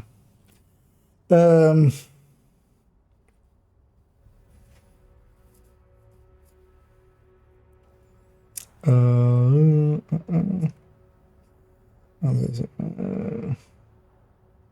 good if Oreo passes the current new best weapon. Oreo will. Kind of depends. A few candidates that I do see is Eagle Bearer, Ravenous, and Bullet King. But it kind of still depends. We have to like we need a bunch of number crunching before we can say anything about that. But Oreo is likely still one of the top weapons, even with a 40 round mag and 10% less RPM. It's still not getting caught up. Like on full numbers, definitely not. But in a more like looking at it fully, but yeah, of course, it's like a much shorter range weapon and stuff like that. So yeah, likely it will no longer be like the top king. Very case for ACS fast hands. Yeah, actually now I would be curious actually in PTS to see if the fast hand stacking is still per pellet, if they're touching so many things. But yeah, ACS could be fast hands. ACS could be a case to be made. And in the case you're moving up by a lot of burst indeed there.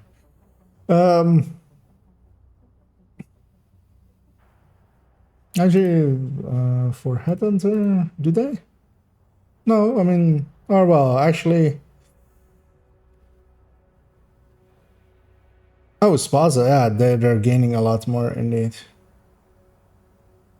I mean, yeah, the same as I kind of said for the Magnum. Actually, like the biggest number here is gonna go for the like headhuntering. So yeah, Spaz is the new headhunter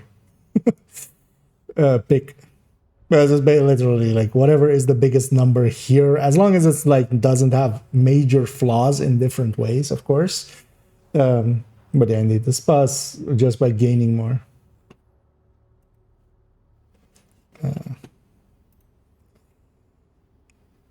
91 plus 12, 22%. Yeah, but that 1911 is the that just has a magazine, I think. So it will still be. Although actually, I might be competitive. We have to again as well. 93R, but yeah, the 93R has some other issues with it. So in this category, it's going to be a little bit of. Actually, I'm surprised that they. Oh, actually, I didn't notice there that the RPM of the 93R is going down by a lot. That might make it more handleable.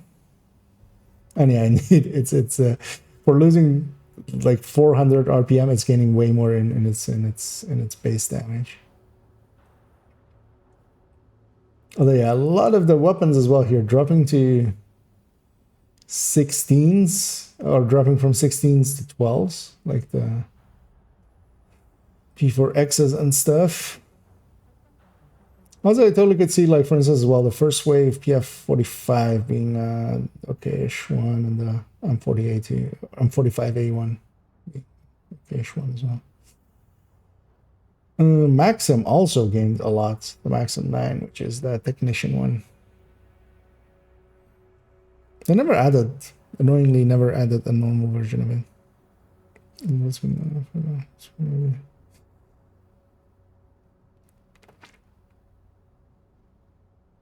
0.45. I think I think I saw that one, but I'm gonna guess that that's. I'm not sure actually which Mac these will use. I think the card and stuff use the plus 11 Mac, right? Which isn't that Mac already. It was like the pistol Mac. Follows the 612. I mean, Scorpio will still, just because it can do things that no other weapon can do, it will always kind of have a place. But yeah, it's no longer going to be, it's no longer going to be the instant pick that it used to be. This is the it's a little bit so like not to capitalize, yeah. Because yeah, I was thinking the same thing that Tamer said there. I think the pistols and they'd use the like their own thing.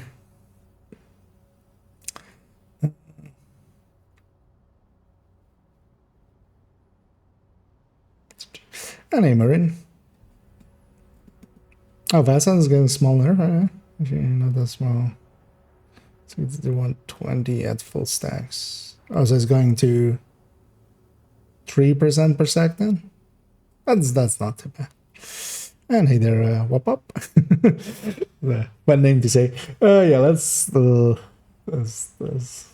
we're just chilling and chatting. Although I don't mind that either as well. And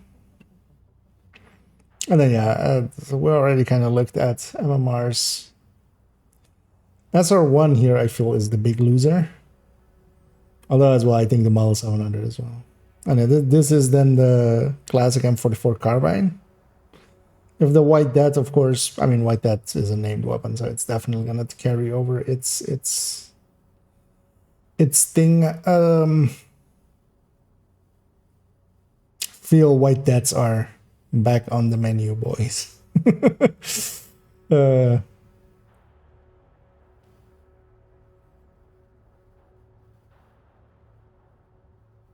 Because yeah, and then on the outer ones, actually,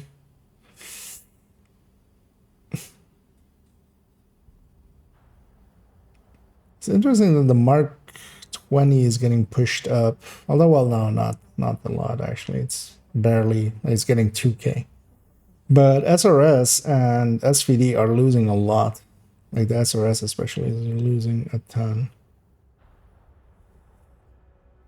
Oh, well, actually, yeah. So the SRS is losing a ton, but then SVD, where's actually the G28? G28. My G28 is getting a lot increase, but it's losing RPM. Okay, it's basically balanced around that one, but then this is then just faster firing. Or slower firing, this is then faster. Because these two are gonna kind of hit the same number, I feel. Or close to each other. One of the things with this is, though, I do feel this is made, at least these changes have been made by somebody that actually understands burst and sustain. Well, I don't agree with all changes. There does seem to be rhyme and reason behind them. It's made with intent. Yeah, let's go read through, because yeah, I saw all these mods. So yeah, the 45 ACP is getting plus 15 rounds.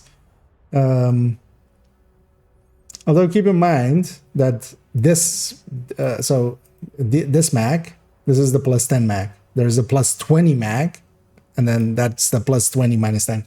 So what they're doing is actually you can either choose to have the plus 15 without a reload decrease, or you can have the 45, or for the 45 I said being for everyone, because yeah, like here's the 7.62 and 5.56. So you can either take 15 rounds without a reload decrease, or you can take the 20 rounds. That is actually an interesting choice. That is actually one that I'm kind of curious about, kind of theory crafting. Because yeah, if we can take 15 and not have, although 10% reload, it's kind of it's not that much. So, but it's at least it's an interesting thing. We'll have to kind of look at it.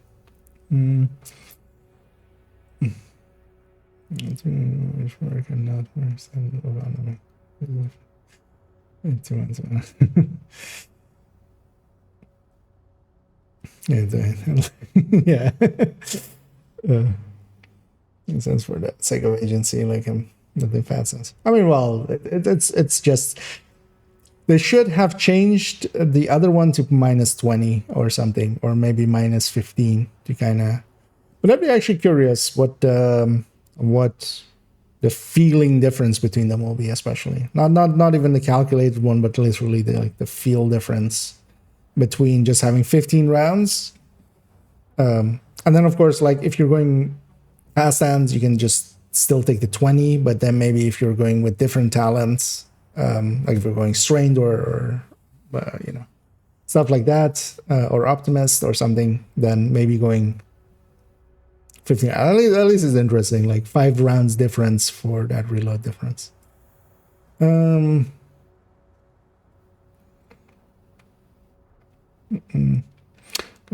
Might be decent. Actually, I haven't seen the dark winter yet, but we'll see it in a second, likely. And then yeah, we have these things going from plus 20 to plus 30s. So actually this going from, although actually as well, balanced SR ping. Really, this thing get caught by spell check, because yeah, balanced SR ping. We're gonna have a 30% more stability to our ping. But yeah, actually, so for instance, on the 556, this is actually a mag that I quite often use on the AR, on the well, they're now going to be basically ARs as well, but on the lightweight M4 and stuff. But now, of course, they're just going to take the extended mag because of we're going to be using them differently. Optimal range, meh. And then again, yeah, we're going to get same for 7.62 and 5.56, 10 rounds going to 15 rounds. But then, so yeah, I can have 15 rounds without the reload decrease, or 20 rounds with. It's actually interesting. Same for 9mm, because the same again, 9mm also has a plus 20 minus 10. Calibrated link. Wait, there were two stability. Oh no, this is for internal. This is for the magazine, in internal magazine. You have a plus 5 weapon damage for this slot, so this doesn't matter. Also for LMGs, this one's for LMGs. You're gonna take the plus 35 mag or the plus 50 mag from gunner. Like none of these optimal ranges and stuff, we're still not gonna pick those. Honestly. But these are a little bit more interesting. Although the thing is, so they're decreasing crit chance from like gear, basically, from Cheska and stuff. So even though they're putting here like taking 5 crit damage to 10 crit damage, which they should have done like base game. Like the thing always was, of course, like in most cases, crit damage is double of crit chance. Outside of, like on gear and stuff, it's 6 crit chance and then 12 crit damage, right? So on the weapon mods, it was weird that this wasn't this. This will actually help out. This will actually be kind of cool for some builds. But still, now as well, with the reduction to crit chance from Cheska, we're going to still keep 15 crit chance on the weapon, because that's still a better deal than most other places. But at least now you can kind of balance either on the gun or on the gear. Is this a buff to anything? Not really. Oh, actually, now you can have plus 10 crit damage as well for some weapons without... Because in the past, only the firewall under barrel, but that needed long rail. So this does help some setups of like Hunter's Fury and stuff. But even then, you kind of still need a 3 crit chance, or you need at least 2 crit chances on the weapon. So yeah, and then you can use 1 crit damage here. This is the kind of interesting one, but we're still gonna use mostly crit chance on the weapon, just because it's gonna be easier. Although actually now we can kind of balance. So if on gear we can kind of pick something else. You might land, so you could go with like 2 of these instead or something as the crit damages, and then maybe instead of like landing on like 52 or something, landing on like 54, because you then take it on gear. That will actually help a little. That's actually interesting, because yeah, we can kind of maybe like hit better numbers for some gear by just taking the crit damage on the gun and then taking, because on the gear we can take 6 versus 12, because at least now we basically have the same choice on weapons as we do on gear. Optimal ranges and stuff, nobody will care ever. Accuracies and stuff. So these at least are now high enough that if you're taking weapon handling on the gear, you can just take instead stability on these. Goes up. Taking a 30 stability, I mean, I still wouldn't. I'd still take 10 crit damage over 30 stability, but you can if you want to. This muzzle being 40 stability is the only one that kind of, like, at least that is a lot. That is, you know, you can make any weapon have basically, you know, what the Elmo had, Elmo plus Striker, which was the, you know, 15 weapon handling being stability 15%, and then, you know, the Elmo's old 20%. Like, you can make a lot of weapons feel just by one mod. Is it still worth losing 5 crit chance? Only on like negotiators and stuff like that, honestly. This is the stoner mod, fixed mod. Anyway, bunch of everything goes 5 crit damage is going 10 crit damage. All the optimal ranges are going from 10 to 50s.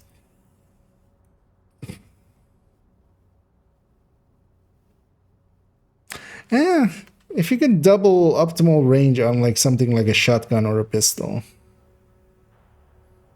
I could see it. Because 2 mods,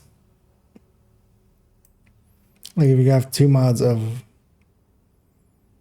like if we also have scopes that are 50 optimal range, because yeah, then they are 100% optimal range. Taking, for instance, some shotguns to be from like 10 meters or like 8 meters that they were to like 16.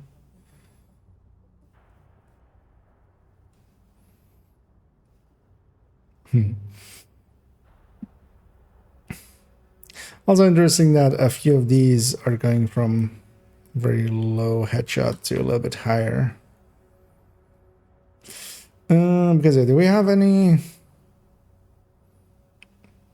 That's here again. Every 10 accuracy is going to 20.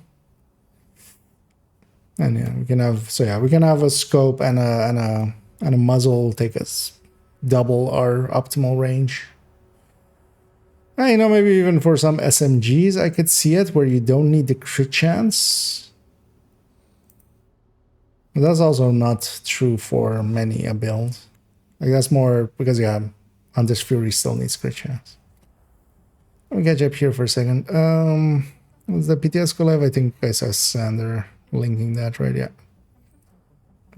Although generally expected to be a little bit later than that. Generally, it's delayed at least a little bit. Oh yeah, basically in like 11 hours, a little bit under 11 hours.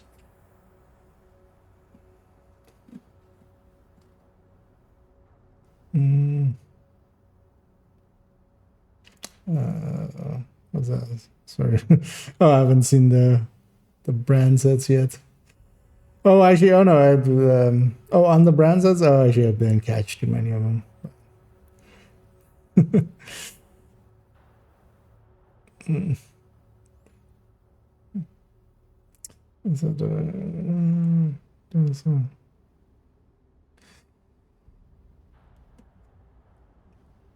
Oh yeah, crit damage is basically indeed for SMGs. Although keep in mind that yeah, we are still losing some crit chance. Or the SMGs you were getting kind of up there anyway.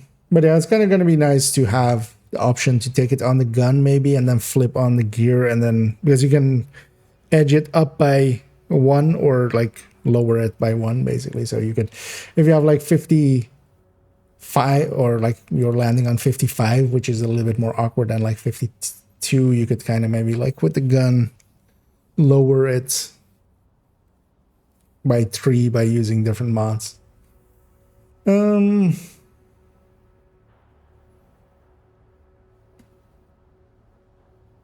that's why I did that for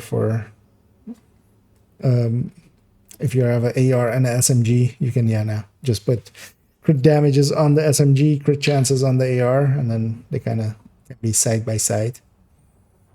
That's that one. A lot of people mostly care about stability is the funny thing. I care more about the accuracy as well. But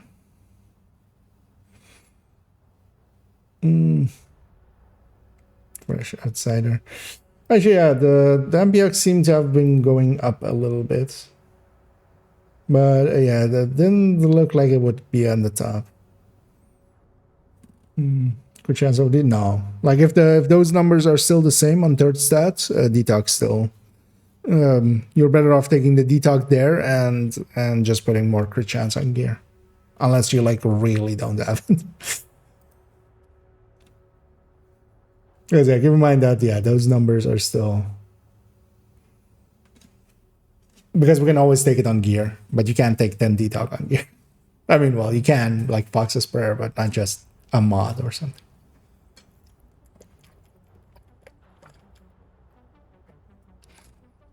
Stability. Oh, actually, this weapon handling one is actually also interesting. Reflex sight, going from 5 weapon handling to 12. Like, this is something I would be more interested in taking, because yeah, you can have all your stats kind of go up.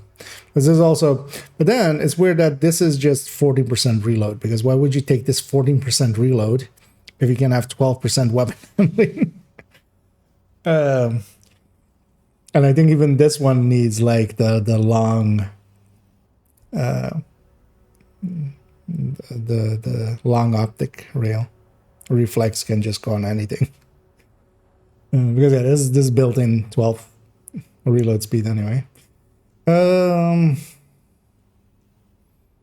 this is the singular one where they're increasing the optimal range as well. It's actually with the other one 50 stability minus 20 accuracy. I should have that one as well. Because with the other one it wasn't, right? This stayed the same, 40 stability and 10% optimal. Is an okay price to pay.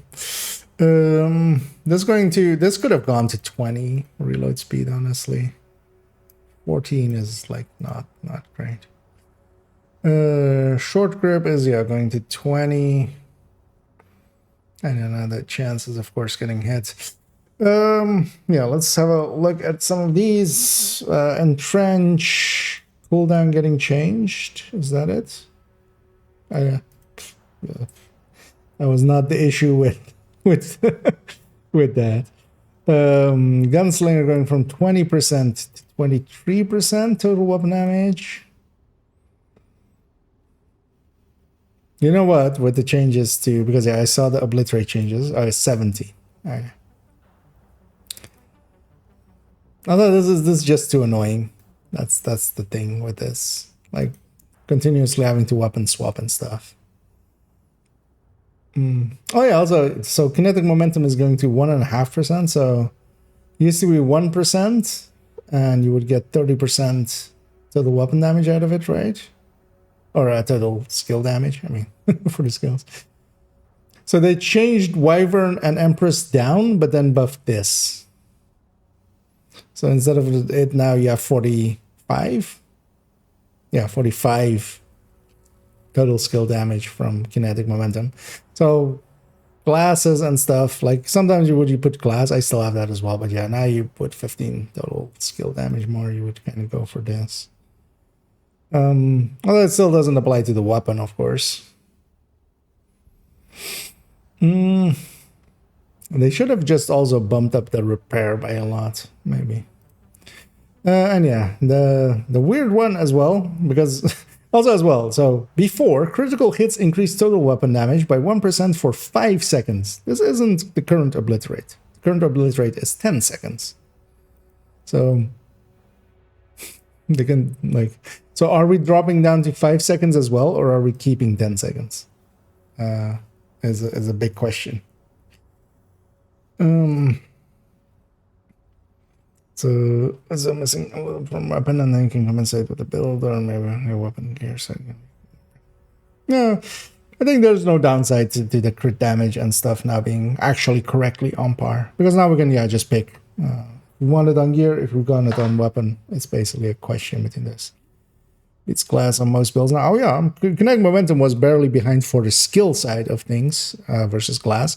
The thing you have to remember that, like for instance, what I do is put a ton of crit chance and crit damage on those builds as well, and then the weapon side was also getting affected. For like third drone builds and stuff. Altogether isn't insane. Anyway, it's not insane, honestly. especially Elma and Strikers. I can completely agree with them kind of balancing them down. Obliterate. The thing is, like 17 is a bit low, I think. Would have been fine at 20, because the thing is, they're not touching Spotter from what I saw, so we just move on to Spotter, honestly. That's the thing, right? We just go for the highest tree. Coyote was untouched. Yeah, actually, indeed, yeah, the Coyote is getting left out. I mean, yeah. Actually, yeah, Coyote should have been the same numbers, kind of as should have been like 6.5 and like 10, maybe, for if they really want to touch it. Let's stand a little more with glass. Oh yeah, kind of depends on setup wise. Yeah, especially like for some setups, glass cannon just for it applying to the weapon as well. Because for instance, for turret-drone hybrids, I'm not still going to consider kinetic momentum glass is just applying to both sides, which matters. But for like a full turret-drone build, like the versions that people also make with like full skill haste and stuff, where your weapon is kind of, or like they think you should just AFK them. Yeah, kinetic is now way the way to go for turret-drone. It's not more than it's still not that. It's much more that other stuff around it got an increase, which kind of is weird because yeah, the Eagle Bear got a increase like right next to it. That's much more because yeah, it's dropping to 15-15. That's still not horrendous, especially for also players starting out, because one of the things that all of the exotics always have anyway is that they come with all of the mods and stuff, especially when you're starting out. Those are great because you don't have the plus 20 mag. If you don't have the plus 20 mag for the high-end ARs, they don't compete with like even the new Elma still, because it comes with a mag built in. And as well as still, because now of course the F2000 is getting also reduced to like 30. Only the AUG is getting an increased mag size over 30, so it's still one of the biggest AR mags. It's just not what it used to be. But yeah, Obliterate getting hit like this, kind of curious what we'll move to. I mean, glass is the actual answer. We'll be running a lot more glass, I feel.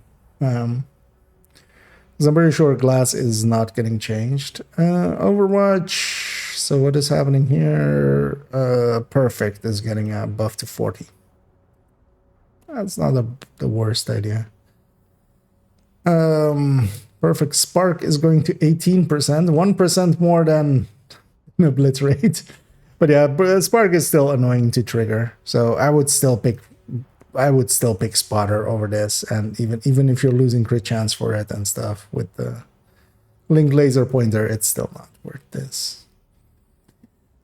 Safeguard going from 100% to 130%. The two people that run Safeguard will really care about. We're still gonna run opportunistics for healers, like buffing, especially now that Sledge is going away. I did catch that as well. Yeah.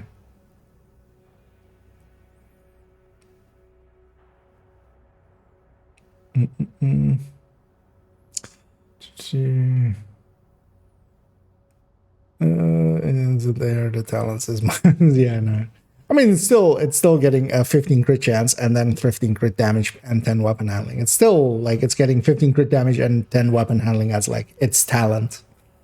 That's not as good as it used to be, but it's still not horrendous.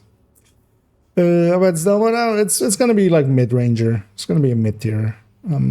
I think still a lot of people will gravitate towards it just getting it more easily, because it's still going to be more easy to get a Elmo and re-roll it a few times and get detox on it than it is to find like, you know, a detox, a FAMAS with like free talentable or stuff like that. Mm.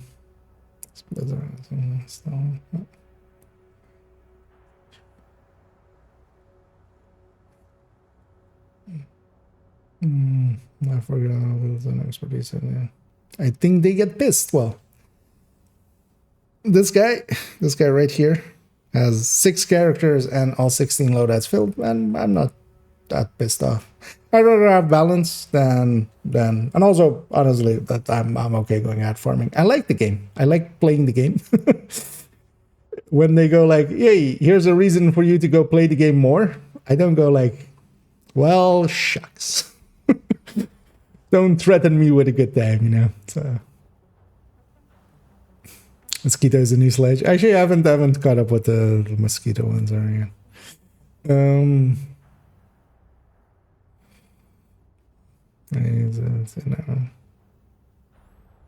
I haven't reached for matching. I saw it changes something. And yeah, I think as well the base M4 going up will actually as well kind of, although it kind of depends on if it also getting carried over to the Elmo. Well, kind of, yeah, it all depends as well on those things as well, because we're getting a different balance on the base weapons of them.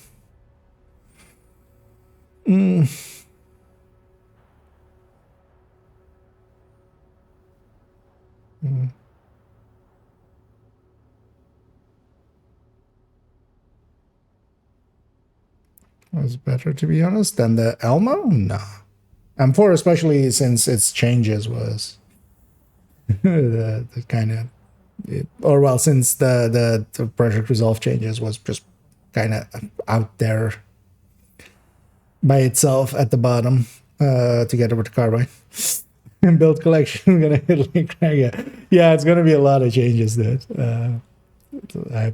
I'm already kind of thinking of like, how am I even gonna do it? I'm kind of thinking actually I might just put all the builds in a folder in there that people can still get to them, of course, and then one by one update them and then kind of put them back into the build collection, because yeah, it's gonna be it's a lot of changes likely.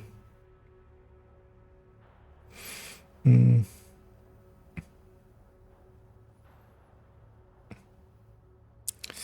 yeah, and the Sig need was also way there now.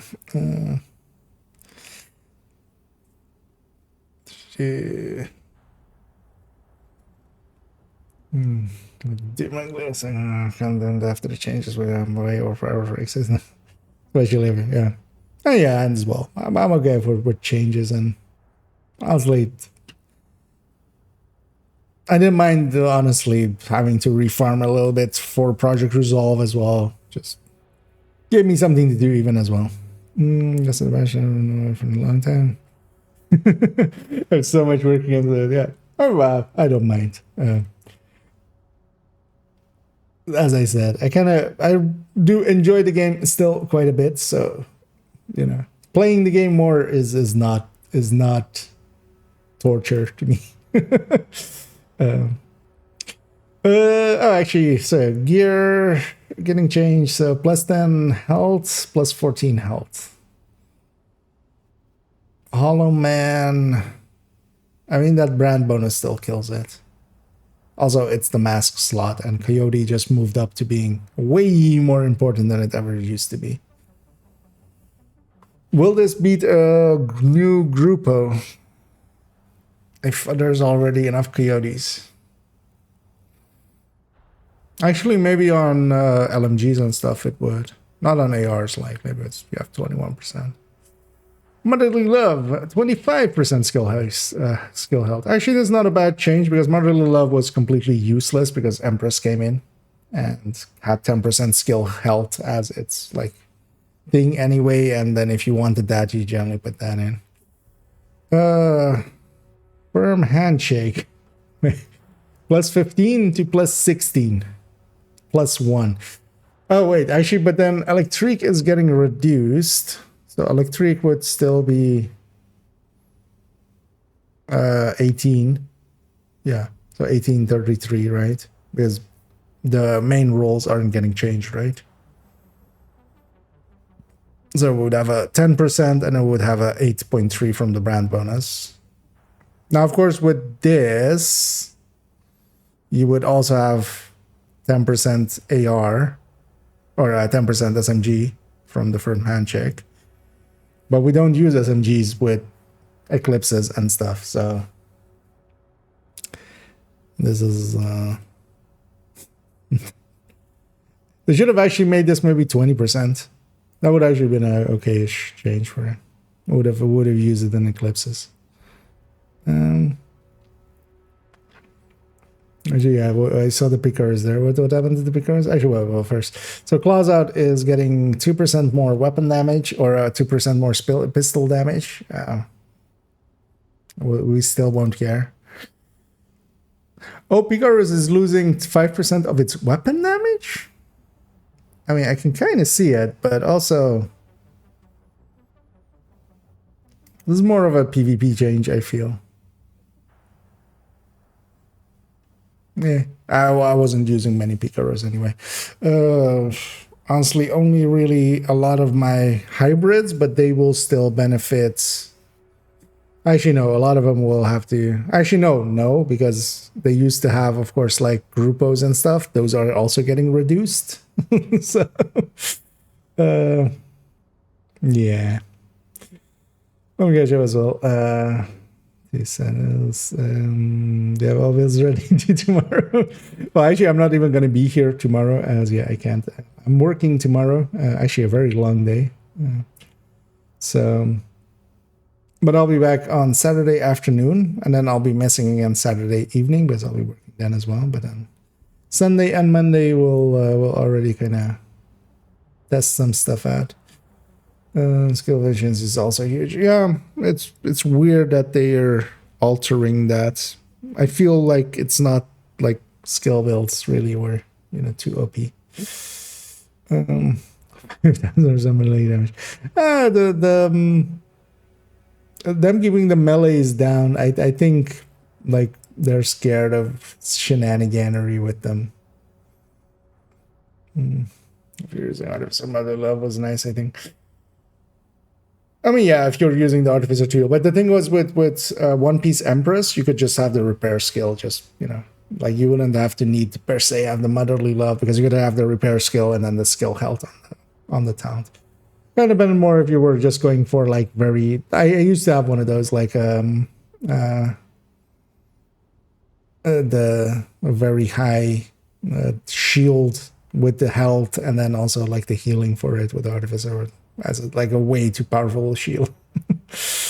Minus 5 weapon damage. Yeah.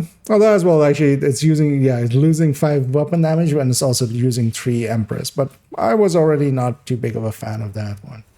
I much more prefer like Tordron hybrids based around, basically based around having red style builds, basically, instead of yellow style. And think about the NPCs, if they get changes, generally no, they haven't changed NPCs in forever. Red Fat Chance, no.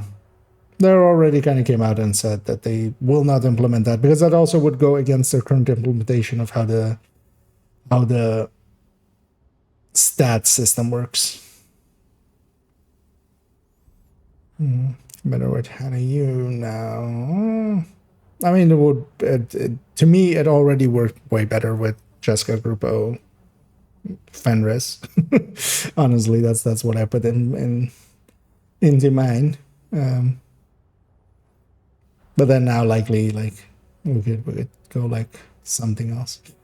I don't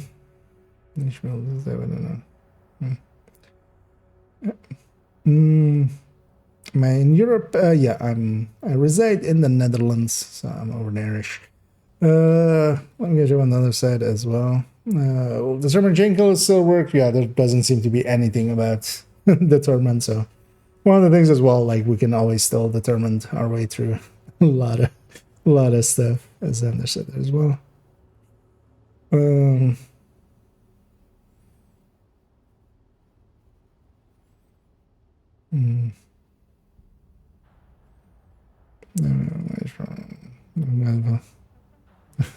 We do them one by one. Oh yeah, you just we just start somewhere, start fixing them up, and we'll get yeah. We've done it before. For instance, with Project Resolve, the bunch of changes. Their drivers, but crit brand seems more efficient. Although, yeah, now the crit brands are gonna lose a little bit of their thing. I wonder if they did for that. Intimidate over obliterates for some of the builds that kind of fit it. I think I'm going to go more towards glasses. Just having glass in a bunch of builds. Because glass will give that 25% as well still. And glass wasn't touched. The other one is spotter. Intimidate, of course, kind of the thing with Intimidate is it needs a support talent. But now, actually, if you used to, actually, yeah, it was not the worst. The thing is with Intimidate as well, you have a range limitation. There's a 10-meter range. That is where it's active. That is kind of more the killer there. But now, so in the past, it used to be like if you had Obliterate plus Vigilance, you had like a 45 basically compared to the 42 of the. Oh, well, you would have 50, but that would be a combined of like just the 50, so they wouldn't be multiplying against each other. And then Intimidate, Adrenaline Rush used to be, or well, Intimidate by itself used to be like 40%. But actually, if you trigger it off of a memento or something, it can still work. But yeah, range is still the killer for Intimidate outside of like PFEs and stuff like that. I love it on PFEs. I love it on other very close range builds, shotgun builds, for instance. But yeah, it kind of falls apart for me for ARs, LMGs, stuff like that. Just, 10 meters is like short. It's really short. What's that? Yeah. Oh yeah, we just, we start regrinding stuff and then we build it once, we can build it again, right? No more shotguns and rifles in the mix. Yeah, they do seem to. I mean, rifles, especially now, them being like auto fire or like continuous fire, or just no longer semi, basically. Just auto fire will help a lot. It's one of the round balance is getting nerfed. Actually, yeah, because yeah, you can like that headshot is not that big of a loss anymore versus Cheska or something. So yeah, indeed. So with Backbone, oh yeah, kind of. Although yeah, I prefer still Vigilance over. I mean, yeah, the one of the things will also be, I'm kind of looking at it and going like, I might prefer more. So instead of, for instance, going Cheska Grupo, definitely doing Cheska Palisade and stuff like that. So, although of course, yeah, Cheska got the biggest hit. So I'll have to see as well, because yeah, Fenris is staying up there. I actually like need to recalculate like just normal strikers, also with the backpack loss. Although the backpack loss is honestly, I think strikers' demise is kind of over exaggerated, because I feel we're just gonna go likely spotter vigilance, even just to do separate multipliers. But then yes, spotter vigilance striker will likely be still very much up there, except that yeah, Heartbreakers is getting buff, so Heartbreaker is now Heartbreaker is the king again. Yeah, let's finish this off. So yeah, Picaro losing 5 weapon damage. Yeah, I need to look at a lot of my Turtron hybrids and stuff. Although as well, the other brand bonuses we would normally replace them with are also reduced. So yeah, we would have to kind of look at them. Perfectly accurate. Increase accuracy by 80%. Wait, for the really for the rail splitter? Okay. I mean, yeah, that's still not solving the issue of the rail splitter. Perfect Allegro. Increase rate. What? I hadn't caught this one. I hadn't even looked at it because I was like, who cares about Allegro? But I care about Allegro now. Wait, this is way too much. Because isn't also Og going pretty much into like the higher strata of the ARs? Because no talent is gonna really compete with 20% just rate of fire, just flat out. Where's the Og? Where's it? The Og is even kind of moving up, but then also getting this magazine size increase. Reload decrease. It's one of the worst reloads actually in here, isn't it? Yeah.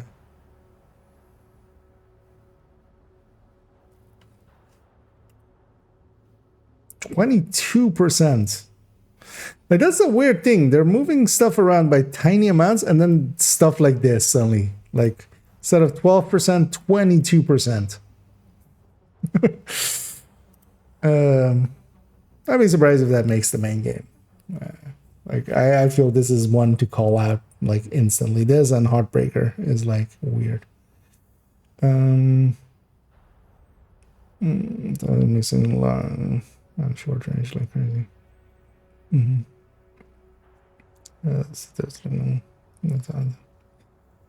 Yeah, with if that is the like talent wise, especially there, the invisible is kind of looking pretty up there.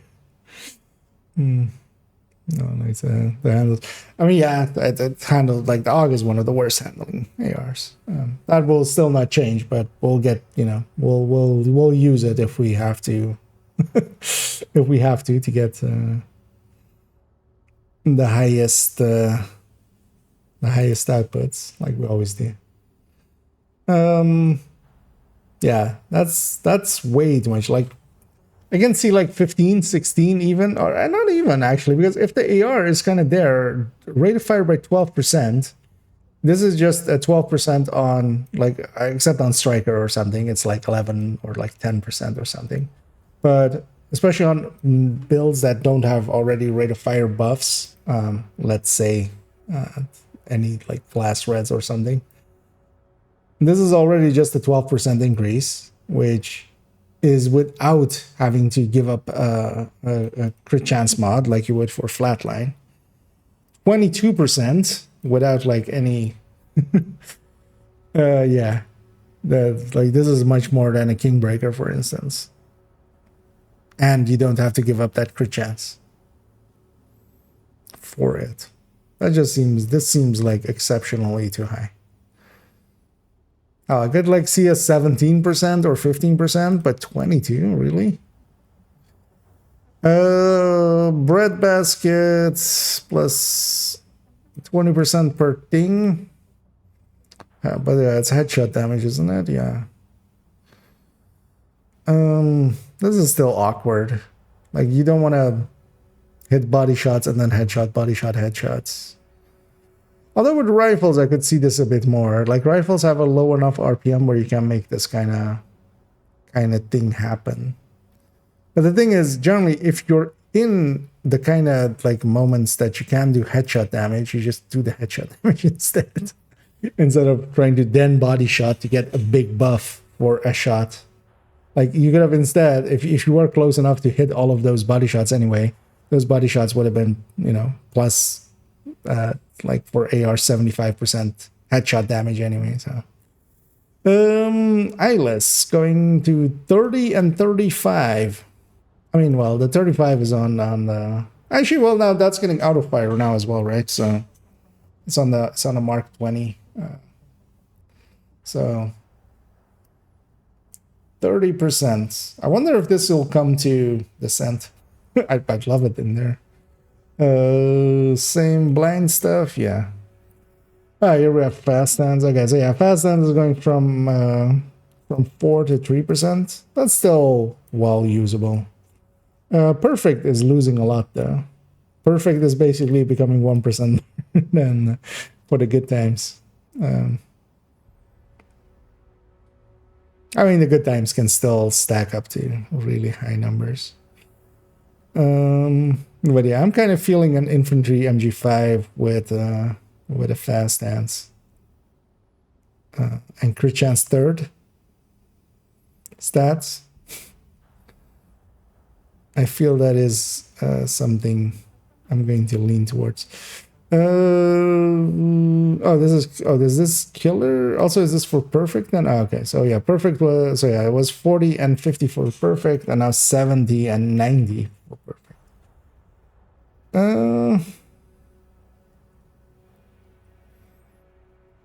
Solo, I mean, solo killer always was okay, but this is still not going to be it for groups. Like solo killer was already where you're getting all the kills anyway. Like when you're the person getting all the kills, you have much more chance of triggering this. There's a on-kill effect. And 90% on the Dark Winter. Although, well, what happened to that Vector? Like this Vector is now like, I feel kind of dead in the water.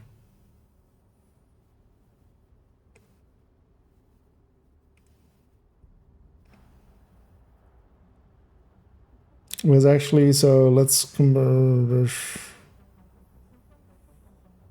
Because like the Vector 9 has more base than it now.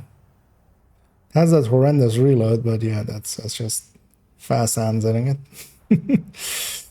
Oh yeah, it's an okayish reload. It's not that far behind. Yeah, we'll need to see on actually burst and sustain how it kind of holds up. But yeah, I can see now why people were like this is at least a little bit okay, a little bit more okay than it used to be. Because yeah, I was not a fan of the Dark Winter before. That was awful to play.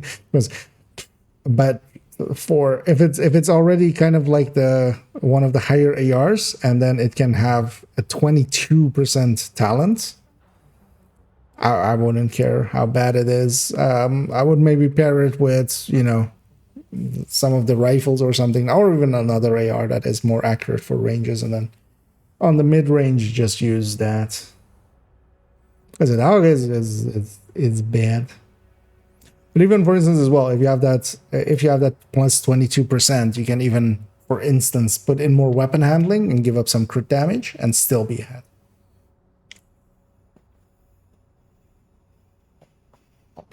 All the changes are coming to Descent, okay. Well, Envy just got a lot better. With that eyeless alone, I already see Ignited there as well already. Going from 25 to 30. Oh, well, from 20 to 25 and the 25 to 30 for the perfect. To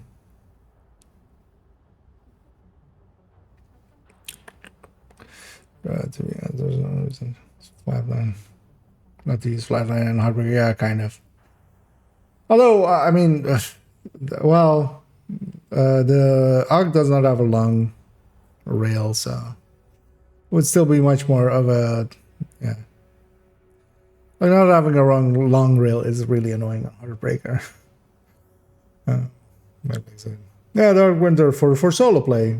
I mean, it was already always decent for solo play, but this would actually make it kind of the pick for solo play, actually.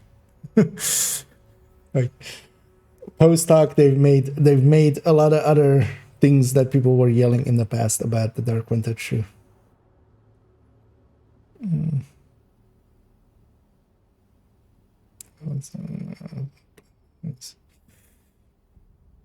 I mean, Blinder Firefly is a decent enough way. In general play, that eyeless could be really high, and we still generally wouldn't use it. Turning rifles automatic. Together with the changes, they've reduced the damage a little bit from some of the higher damage rifles. I'm perfectly fine with that. In gameplay, we'll kind of have to see, because it might be a little bit too good for. They might have to reduce max sizes for a lot of those weapons, because they're going to compete with ARs, but then now they're ARs basically with like really low rate of fire. That means that you have a much better damage per mag, and for a lot of builds, that will make them like just so much better to use than any AR for them.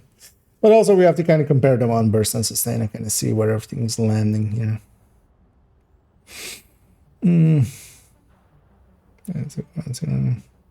From Seekers like Williams, yeah. Don't think we'll get those.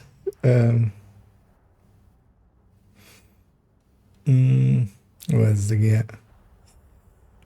And a midi. Yeah, let's continue on here. Where were we? Because yeah, I suddenly see this Optimist. I wasn't actually expecting Optimist in this list. So yeah, Ignite is going up. Optimist is going up to 3.5%.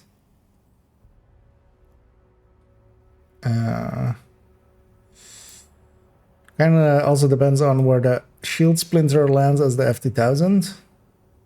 The F2000 kind of looked like it really didn't land well anymore. Plus 3.5%. So I mean, yeah, we're going from plus 30% at the top to plus 35% at the top. That's not big, that big of a change.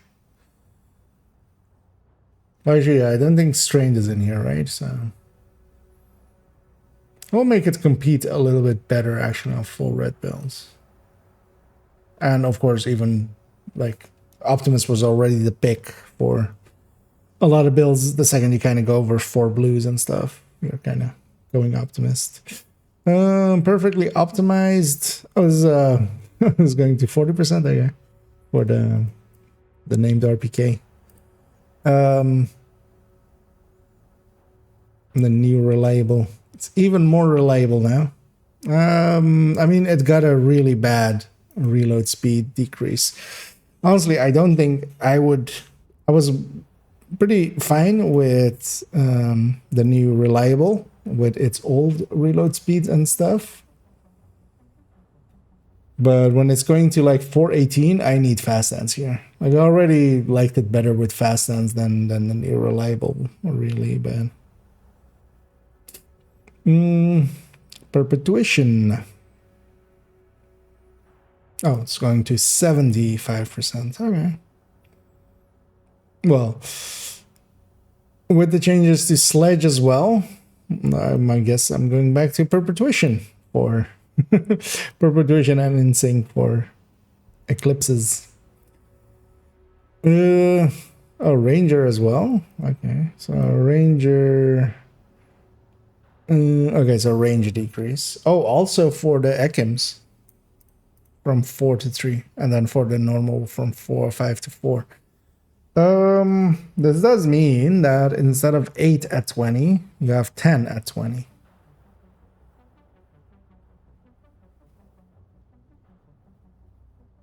That is actually a decent increase for, because even at 12 now, you would have 6. That would actually compete already with Strained and stuff pretty favorably. So yeah, Ranger is actually really moved up now, because it is basically a 20% buff to it. Like, that's kind of how you can see it. And 20% is a lot, as you can imagine. Reformation will, the 7 people that use this ever will really be happy that information get increased. The rest of us won't care. Let me catch up again.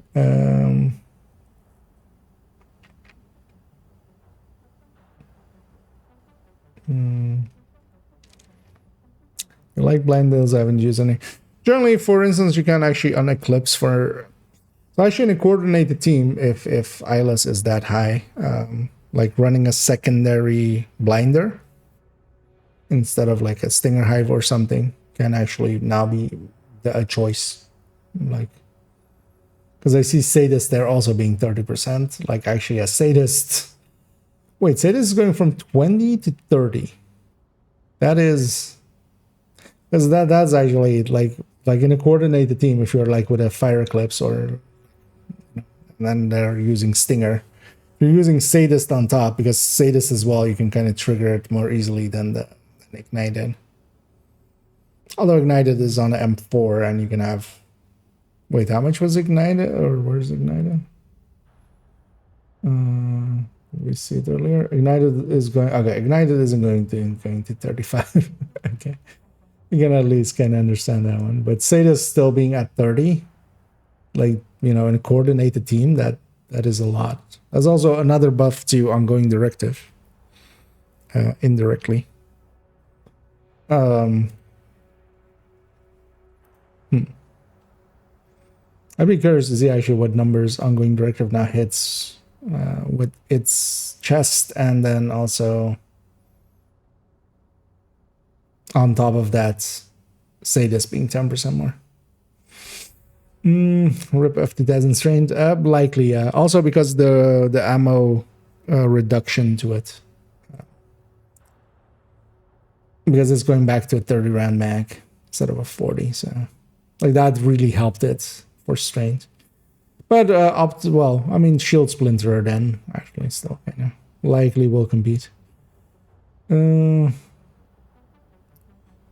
Did you focus with ARs again? I don't think a lot of people will. I won't gravitate towards focus. I should maybe for like legendary and stuff. I can, you know, I could see that. But I think most people will either go glass or spotter or even stay obliterate. Like if it stays 10 seconds, because there it says 5 seconds, but it also says wrongly 5 seconds for the one we already have. So that's that's incorrect.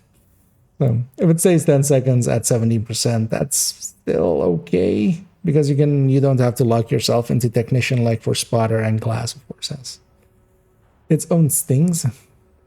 And yeah, so I already read your sentence there a little bit, but yeah, you're going Striker is going to be trash. No, it's not. Just the backpack is getting replaced with something else. It's going to make much more sense to run Vigilant Striker instead of now. Elmo is going to be trash. No, it ain't. It's still going to be a good mid-tier. It's going to be a really good starter weapon for a lot of things. Scorpio going to be trash. Scorpio will still be a pick, like for instance on Eclipse. Like the thing is, Scorpio can do things that no other weapon can, so it's going to be always fine in its thing. And yeah, Obliterate as well is, you know, we all pick it. And for instance as well, it being at the same value of glass, I would have actually rather seen glass moving up, but that I'm not against moving Obliterate down. So kind of agree with none of your points. Yeah. On empty, yeah, we'll reach it. I don't think so. These are neat, and that was information using full outer rifles with it. Yeah, that's going to be the thing with it as well. We can just use full outer rifles with it, which have, you know, a much higher damage per mag than anything else around it. And indeed, Mando Strikers was already popular. Like that backpack was not as essential as. I mean, it's still going to be one of the higher damage caps. It's only that Heartbreaker is getting a buff that I think that Heartbreaker is going to overtake it. And the mental deeds and the increased damage, so adjust the armor of the enemies as well. But damage also adjust them. They haven't adjusted the armor of enemies in like forever. And the reason we know is that they haven't changed in forever. Yeah.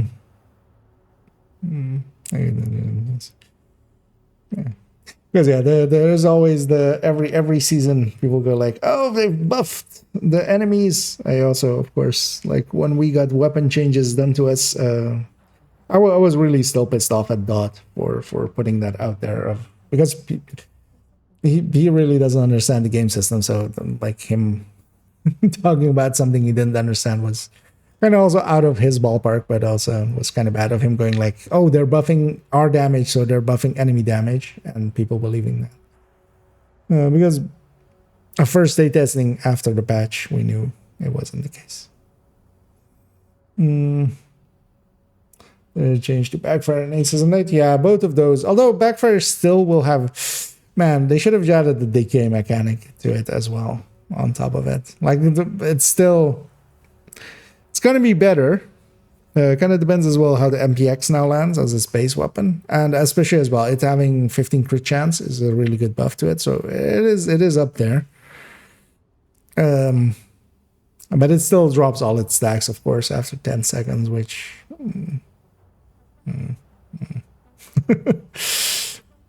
Indeed, aces and eights and other rifles. Although keep in mind that aces and eights is okay. Like it's still not. It's not going to be strikers, even if it's like in its newer state, which let's keep in mind like strikers, or well. So for instance, of course, aces and eights with rifles versus like AR with strikers. Like that's still going to be so much more. But now we're curious actually to see if aces even really. I mean, once you get it going, it's not too bad. Especially you need to kind of still land headshots, which we'll have to actually play with. The bit I think some forces I'm getting buffed to get makes it easier to use besides just features and oh yeah, kind of we have to see where they land, and as well, of course, Kingbreaker, kind of in there. But no, Heartbreaker just getting buff to being 130 stacks. Like when we're using chest and going to like now then what is it 85? Oh no, actually no. So it's gonna be. Well, I mean, well, we can use the old version of like 85 times 2, so 170 instead of 200 stacks. With the backpack, that's still gonna, of course, beat Heartbreaker, but Heartbreaker also depends on if they haven't changed it. But yeah, so when you have a 1.3, actually, do I have? I need to do it here. So. What was it now then? So 1.013, right? To the power of 100. That's not right.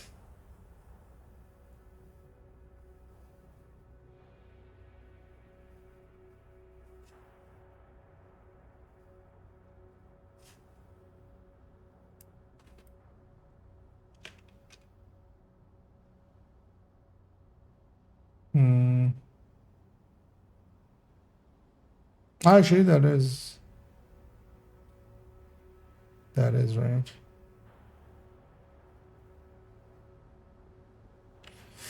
Yeah. Actually, no, it's additive stacks to itself now, right? So it's just the 130. Why am I? We're getting ready for bed. I did the old Heartbreaker, which yeah was a 170, of course. But yeah, now it's just gonna be a 130, right? So yeah. So instead of Chest Striker, or like Chest Striker will still have its place, and then Heartbreaker will become the new just general use meta. Especially as well because Vigilance isn't getting touched. So Vigilance can still be 25 instead of the Obliterate, which is a loss, or Glass, which is harder to keep up or like harder to stay alive with. And then also Heartbreaker's bonus armor, defense, Vigilance. Indeed,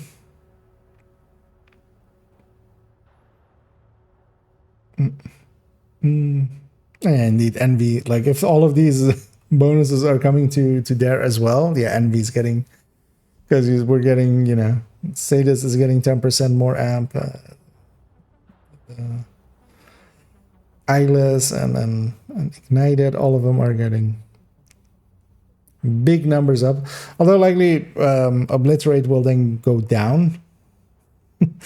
It wasn't the same number as out of game or like the outside game in the sense. So we'll have to see if that gets changed downwards. So the Sadist Unbreaker could be very strong. Oh yeah. Oh yeah, Memento indeed. Not Momento. I'm gonna take it that you did that on purpose to just bully me or trigger me. Although actually, yeah, so OD vigilance. Like, I mean, the thing is, we're just gonna move. So we're gonna move to the chest, have the coyote because coyote is still like a really good, too good of a buff. The thing that you have to keep in mind is we're gaining just a little bit by the coyote. So ongoing directive by itself, because yeah, that 30 going to 50 sounds like a lot, but OD plus glass was actually more on that chest slot with perfect glass. But what you can do now, of course, is instead of that, it was a little, well, it was not a lot more, but it was a little bit more with glass. You can then, instead of that, take the OD chest and then now take coyote. That's the real big game. That you can kind of have the same increase as glass would have, a little bit less, because it was, of course, now it's basically additive 30 instead of a multiplicative 30 for perfect glass. But now you get to have coyote instead. So that's actually the big increase for OD. And then, yeah, it's getting another 10% from sadist if you're running sadist, or well, a multiplicative, well, it's additive to that old 20. So, but then as a multiplicator to the rest, but that's still not going to make it beat. Like, that's still not an increase high enough to beat Heartbreaker or Striker or like any of the real damage based sets. But I feel OD is going to be just a build that we're going to run everywhere, just also for the 20% increase, like we kind of already do, and also for the ammo thing. And then as well, everybody else can run sadist if they choose to. So yeah. Would you use the Furnace Holster in a Heartbreaker build? Yeah, no. So likely with Heartbreaker it would be a Coyote plus. So we have to kind of calculate it out, but likely, yeah, Fenris Vigilance backpack.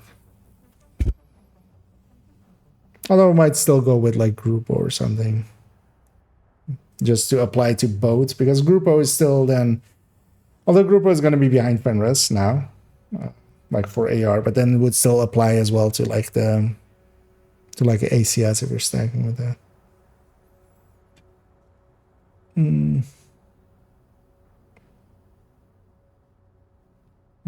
What changes happens indeed. Oh yeah, like games change and we change with them. So Zed is going up. Thunderstrike is going up as well. And those are staying at 4. Vindictive plus 1%. Okay. Actually, Perfect is going up by more than that. So Perfect is going to 21%. Which is the Grudge, but I think the Banshee kind of lost its top spot. 16-16 instead of 15-15, especially now that Sadist is 30. I'm sticking to Sadist on OD and just doing more damage myself instead of buffing my allies. Okay, so this one as well. So we have to kind of actually calculate this out in the. Oh yeah, I need to change my talents calculators. I didn't even think of that. Haven't changed those in forever. I barely remember how they're put together. But yeah, so we're getting 25% rate of fire and then minus 25 instead of minus 30.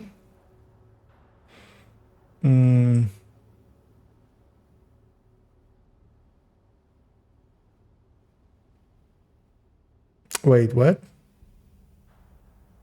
I didn't notice this before, but yeah, so we're getting at 25, like this goes to 25. But then for the perfect, although I'm just guessing this is a mistake. So the rate of fire here is going to minus 30, and then of course this 27 is actually a minus for the perfect. But then now the perfect is going to minus 30, which yeah, it would be the wrong way if you're trying to like, because this is going from minus 30 to minus 25, and this is going from minus 27 to minus 30. So I'm gonna guess that's just a mistake. And then yeah, the bottom half is now instead 18%, minus 18%, instead of minus 20, and then plus the same 30% on here, and then 38% on the total weapon damage. Maybe that is actually correct.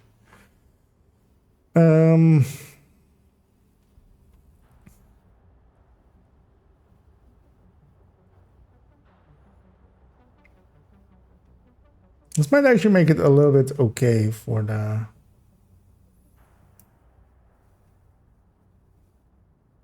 Because we have 2% less here.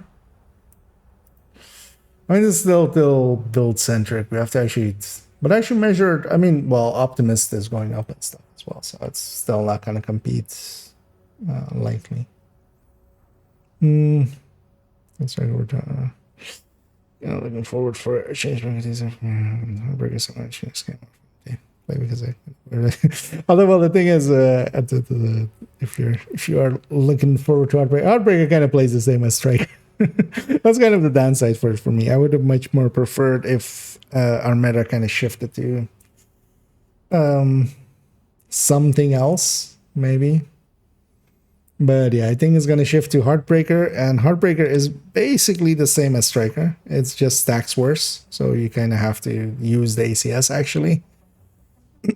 and it has bonus armor. That's basically the difference, because both of them are just stacking builds as well. To really care about RPM and stuff. And the measured is actually so... Because yeah, so 5% more rate of fire, and then not losing as much weapon damage here, and then here just having 18%. So this back half is still pretty bad, but then the front half is actually a little bit better than it used to be, and not a little, because this is like this is of course like a quarter buff, because we're going from 20% to 25%.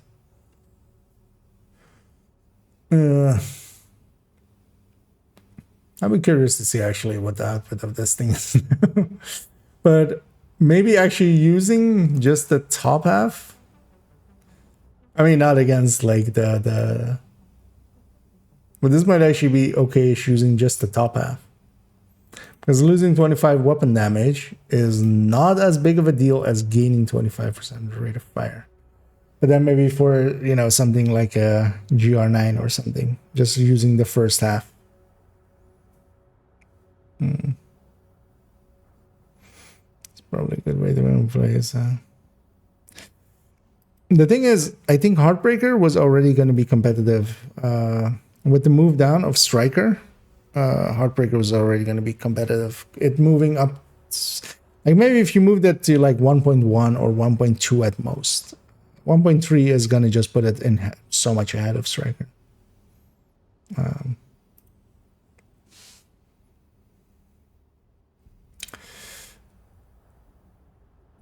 Although, well, actually, we need to kind of do the calculations and stuff on it. On empty, which is the burnout. So going from, oh, well, actually, well, the perfect is the burnout, of course. You can just have on empty. From 40 to 80%, basically doubling all the things. The thing with this one was always that it doesn't refresh.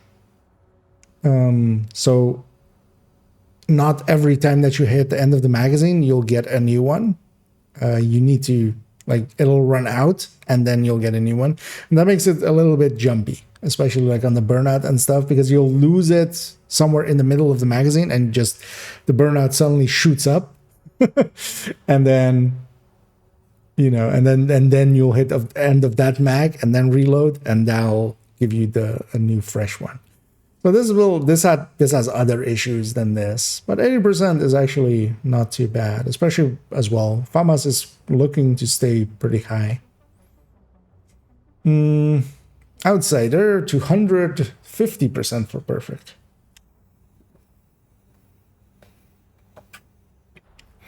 Kind of depends on where the MPX lands. We'll have to look at that. Behind you. There's nobody behind. So we'll skip that one. No, so behind you amplifies weapon damage by 20% instead of 15. Didn't we just have this be like lowered to 15? I mean, yeah, the thing with this thing is it's too conditional. You wouldn't per se choose this. Even at 20%. Even 25% on the 700. What happened to the 700s? The M700s? Oh, they lost a lot. Okay, so yeah, no. Just pure no. Because yeah, the Brutus, of course, is like that perfect one for marksman rifles, but yeah. Oh wait, Brazen is getting moved up? What? Why?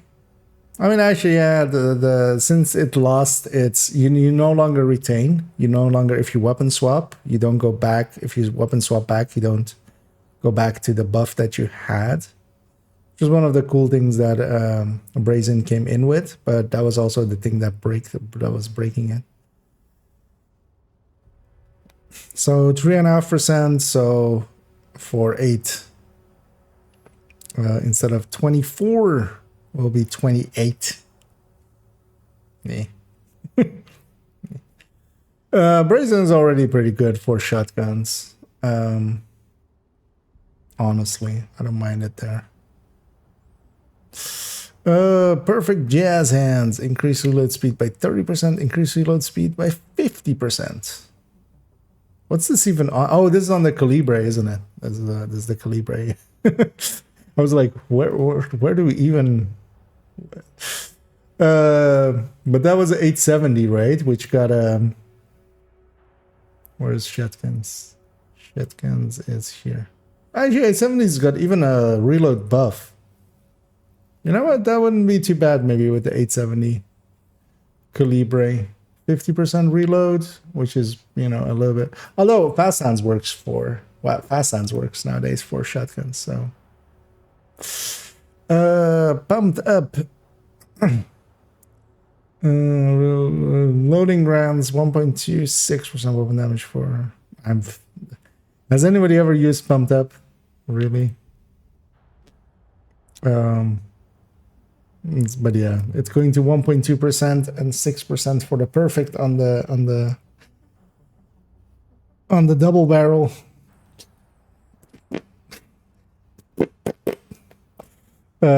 Just that. Let me catch up on some things as well. Nerf vision. Really, that's your first time, chat. That's how you wanted to start this. This thing will be a family. There's more interesting again for people in the long term. Yeah. One of the things, like, I'm actually looking forward to kind of parsing through all of these ARs and all the weapons and stuff. This balance, as opposed to like the Project Resolve balance, this balance seems to have been done by somebody who was actually doing burst and sustain calculations in the background and kind of had like a concept of what it wanted every weapon to kind of have, and to kind of make them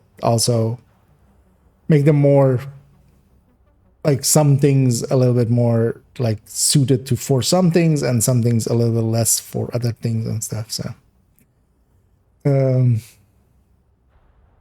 because yeah, these ones actually kind of, at least for now, I haven't put them on burst and sustain tables yet, but they look impressive for what they are. And then we have new stuff. That was just all the stuff that got changed. And then we have the new stuff. Let's actually get through this new stuff, and that's actually likely. I was hoping actually to make a start on burst and sustain table stuff, but I think we'll leave that for a different day because I just came from home from work as well. But I really wanted to go through all of this, and yeah, it was a lot. I'm gonna guess that was for me looking behind me, right? Yeah, deserved. After 5 days of nerf, all gears. I think you're better off, Mardana, and somewhere else where people are more like of the same mind as you are. I'm not. I don't agree with the thing that you said there. So yeah, feel free to not be here. Build a village city or less or the same. I think actually, definitely like a few builds are gonna. It's weird that some of the stuff didn't get touched. Like Exora wasn't in there. Rigor wasn't in there. A bunch of stuff wasn't in there. But yeah, definitely like hardware can have a few more uses now. Well, aces is at the very least interesting to have. Having ODs and stuff. Oh, at the very least as well, red wise, you kind of want to have a heartbreaker and a striker now. They kind of do different, like especially striker for a chest striker, and then heartbreaker more for, at least for, keep in mind, these are our preliminary changes, and everything is subject to change. And it might not go actually into the main game like it is now, but you know, if we're looking at it with the info that we have at the moment, like having a heartbreaker as a red heartbreaker as kind of like what used to be the obliterate striker, and then having a chest striker actually without the backpack, likely with vigilance, like for like hitting hard, and then yeah, a bunch of other like aces is coming back in. Like I didn't have aces at the moment. But then there's a lot of shifting and stuff that's just gonna happen.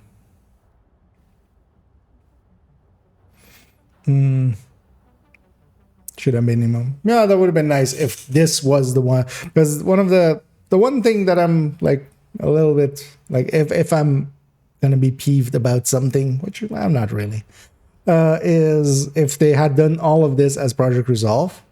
You know, because they already kind of did a shift and now they're shifting again.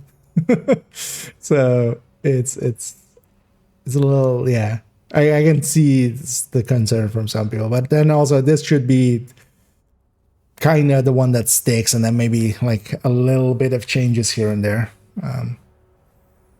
But honestly, as well, the thing is likely, like in like a practical sense, they likely needed to do the Project Resolve thing. They learned from that, and that is then pushed into this.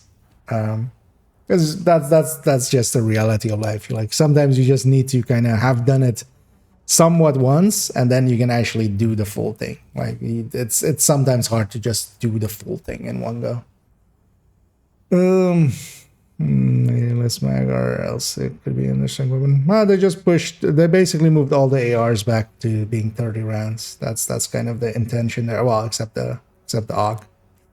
Actually, yeah, that AUG, the invisible hand is that's like a weird outlier, but we'll see how that actually. So I haven't watched the stream. Yeah, likely I'm not gonna watch it. It's also an hour. We'll likely watch it maybe like Saturday or something like that. Deconstructing. No, I mean, no, not particularly. A lot of stuff that we use we'll still keep using afterwards. You guys think they will add cross save and just get this game on PC? I'm gonna miss all my progress. They've outright said that they don't have plans and actually are like actively likely not going to do cross save or cross play, because implementing that would require more resources than they currently have, and also would come with some risks, because they would need to combine databases and such, and there is a risk with that. So they've basically said that they're not intending it for Division 2. Yeah, I know. But yeah, I mean, you're picking a good time to restart. If you are, because yeah, in a few weeks we'll have quite a big shift in metas, basically. The weapon chasing, there's a big difference. Yeah, I should so we'll have to matter that, yeah. Well, that was the thing always. Like strikers was ahead just because it had rate of fire instead of the weapon damages, and then also like it didn't lock you into technician, so it had 5 crit chance more. But that's really all it had. At least obliterate striker, because the obliterate was versus vigilance, and then both of them were using coyote anyway. So it was just all the other bonuses, and yeah, the heartbreaker would. And then, of course, Striker could go to 200, like with the thing. But, of course, most people use it as an Obliterate Striker. Yeah, no, Heartbreaker is going to be ahead of Striker now. Just because that 30% is, or well, again, Obliterate Striker. Not the Chest Striker. The Chest Striker, of course, can go still way higher. And we'll still use Chest Striker for that, for just going way higher. But for a general use build, yeah, I feel Heartbreaker, because now, yeah, you have 130. Like that 30 is gonna, it's gonna be offsetting that rate of fire and that crit chance loss. Dilemma looking like it might get more use from the crit. Yeah, it's an extra crit damage. Yeah, it having brand bonuses, or like now that the brand bonuses are getting kind of reduced and other things aren't.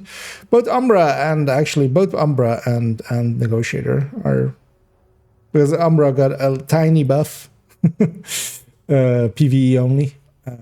So yeah, it might actually land a little bit better. Does Nega make sense with Nega?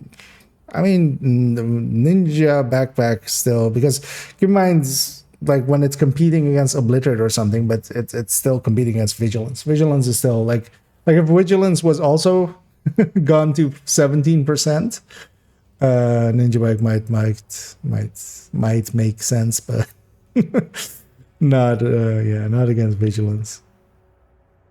And the highest overall damage, yeah, it always was. Technically, on a theoretical level, because the thing you have to keep in mind that you can't, like, in that time that you're marking 3 enemies and stuff, that also matters. But yeah, if you're shooting at 3, if you're especially now with the backpack and you're shooting 3 enemies and they're all staying alive the whole time and stuff, it is technically the highest. But the on a burst sustained DPS kind of thinking, because of course you have things like Headhunter Striker or Headshot Striker. I mean, like there is still stuff that can like do massive more amounts of damage in a short amount of time, but they're more conditional, like as a general use. Like a Negotiator is definitely going to be competitive still. Like if Striker is going down, Negotiator is staying the same, and actually like it's getting a backpack buff, but quite often you wouldn't use the backpack. And also as well, the backpack is it's just to the bonus to the other enemies and stuff. Yeah. Trying to do exclamation. Actually, I don't have it set up on the YouTube end, but yeah, well, you know what? I'll just for you, I'll add it to the pile there on the Twitch end, because it's only set up on the Twitch end right now.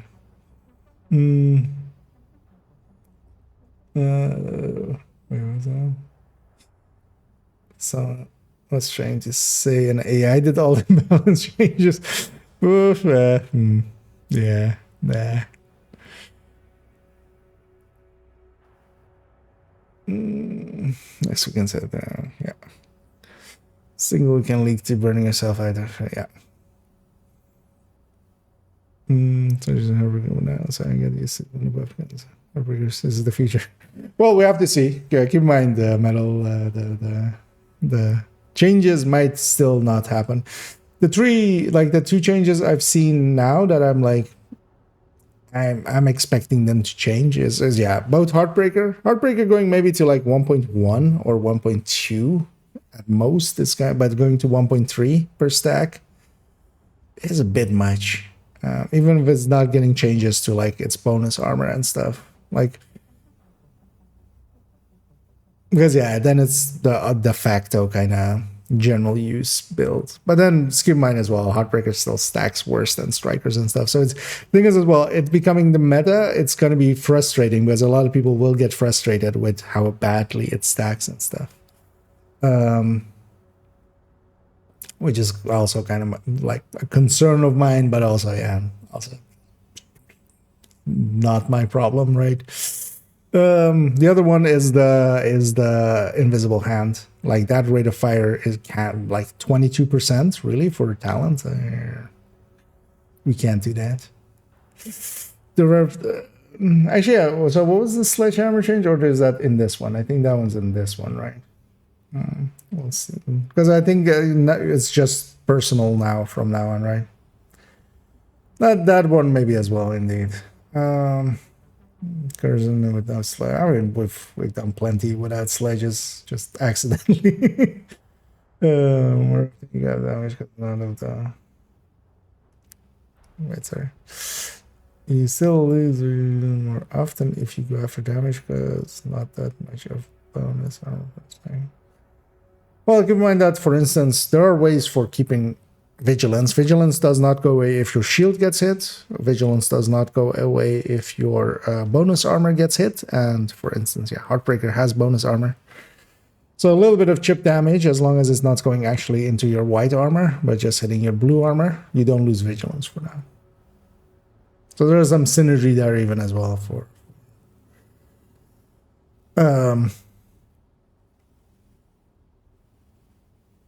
another thing for vigilance with Heartbreaker. But also as well, now if Obliterate is going down, vigilance is still like so much better than, because the other option is glass, like on Striker. Like on glass. But even now as well on Strikers, because if you're just getting 20%, and that is an additive 20% to like a 65 for the backpack, you should go vigilance. Or maybe other things, because yeah, for instance, solo you can go like the backbone even, for instance. And either fighters, and thanks for keeping that subscription going, much appreciated. We'll be sure to waste it on some cosmetics. But yeah, for now let's keep going with what the seasonal journey, because yeah, what is this going to be now? The new seasonal journey introduces a structured progression system with 7 sequential missions. How many big words do you want to put in there? Just the new seasonal journey has a new system with 7 missions. Like, why do you need sequential and a structured progressions? Yeah, each containing 7 sequential missions, each containing 8 objectives. It is designed to guide players through the early stages of each new season, offering a mix of challenges and goals that introduce key mechanics available from level 1. Even new players can jump right into the current season's content. The entire season journey unlocks at the start of the season. As you complete each mission and objective, you'll earn various rewards, including XP, Season Pass XP, progression boosting items, resources, and active modifiers.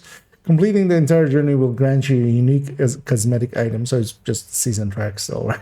Basically, it's up. Or am I? Likely we should. Yeah, I have the video, but I don't have the time to watch it. I need to go to bed at some point. Season modifiers are central to each season's unique gameplay, spicing up the usual rules and mechanics of the game. There are 4 distinct types of modifiers, each playing a crucial role in shaping player experience. So yeah, we'll have global modifiers set the overall theme of the season and are active at all times while the system is enabled,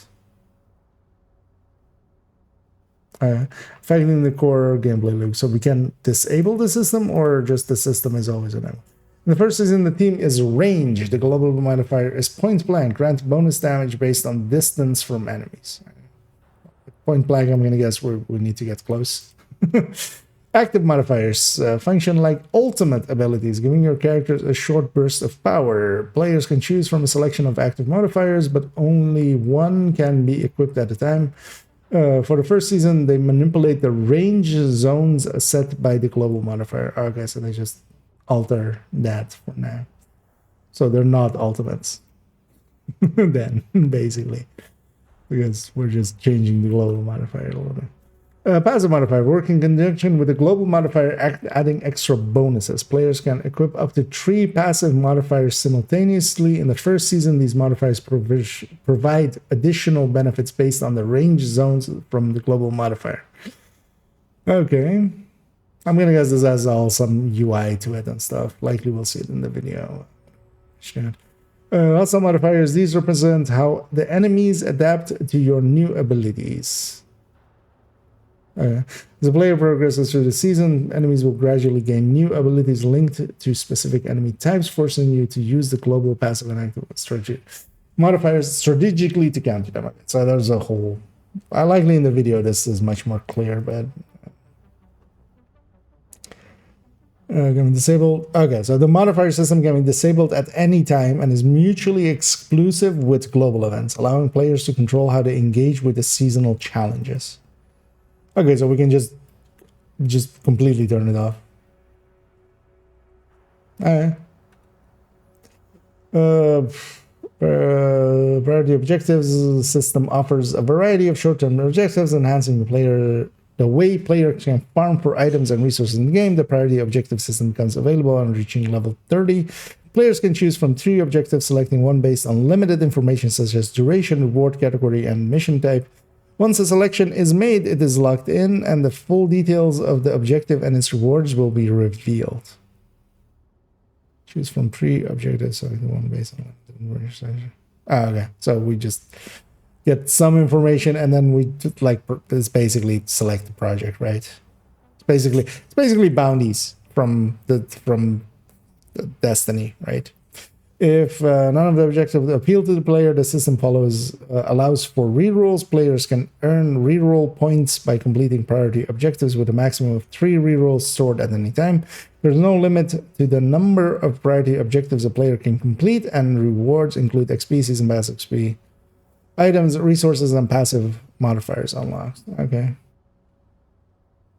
So is this then on top of projects, basically, then? Let me catch up on chat, because lately people are yelling at me like, this works like this. Which, yeah, likely. Watch the video, Yannick actually plays it. Yeah, I'm guessing as well. The video will likely... Also, this has likely all UI and stuff for it. Or some versions again in any order. I mean, yeah, so it was just... They had put like so much, like... Just split that up in 2 sentences. Like, if you want to make this human readable, instead of feeling like here, let me rewrite this first sentence.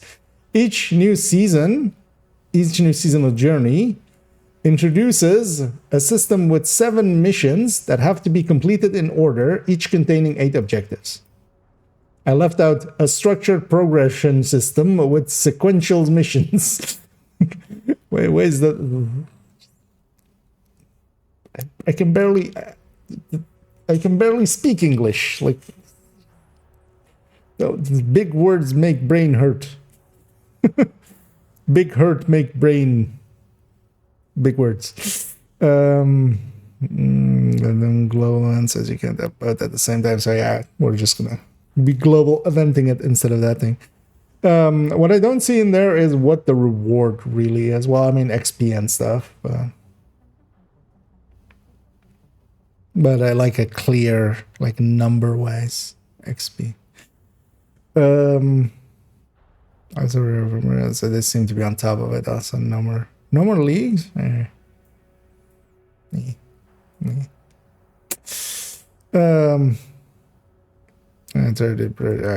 So yeah, that's... I mean, yeah, more just like...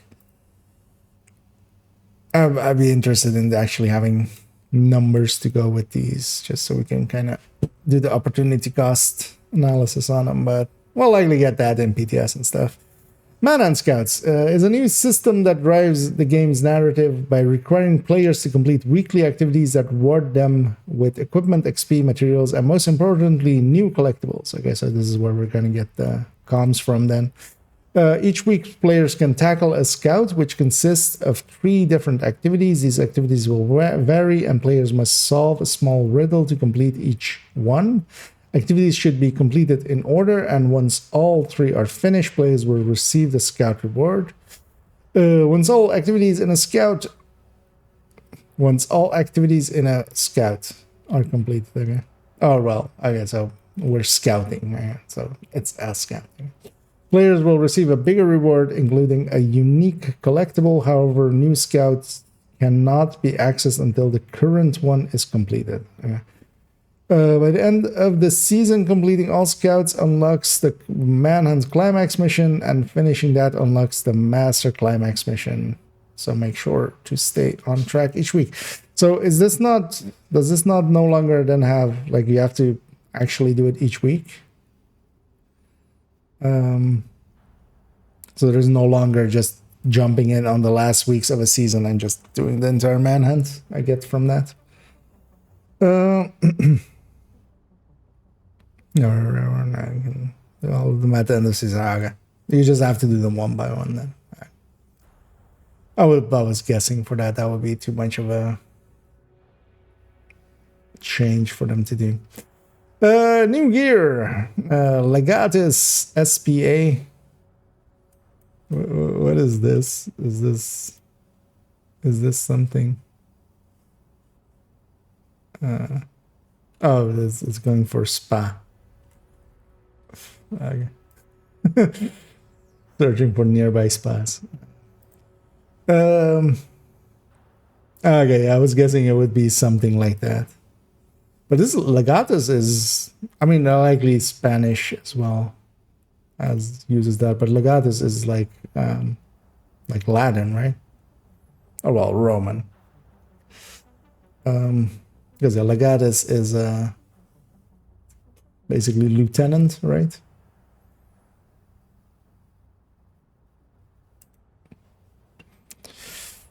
SPQR, guys. Plus 30% swap speed. Wait, did they put swap speed into tip of the spears? What are they doing? If you're gonna put this into, like, make a gear set with 30% swap speed, put like 100% swap speed on tip of the spear. Like, that would already help tip of the spear so much. Because there's no other changes to tip of the spear, right? Or am I not remembering them? Optimal range and 3 pieces of weapon damage. This is yeah, no. Like, you could have 10% armor on kill, you could have 15% ammo capacity, you can have, 10% weapon damage, or well, specific weapon damage, 100% swap speed, and 50% optimal range. Although, well, maybe if this, like, although this reads like this being point blank, I'm guessing it's just, although maybe it has zones and stuff, maybe, but still, like, why would you, this you can get from one mod. One mod is plus 50% optimal range. Like, the swap speed you can't get, but like, it's not like you're going through the swap speed to get the second bonus like you are with Brazos and stuff. You can get this literally from one mod on a weapon. Make this like 100 or 200 or something. Make it something silly if you want to really do that one. Italian version. Okay, that makes a little bit more sense. Because yeah, the Romans. I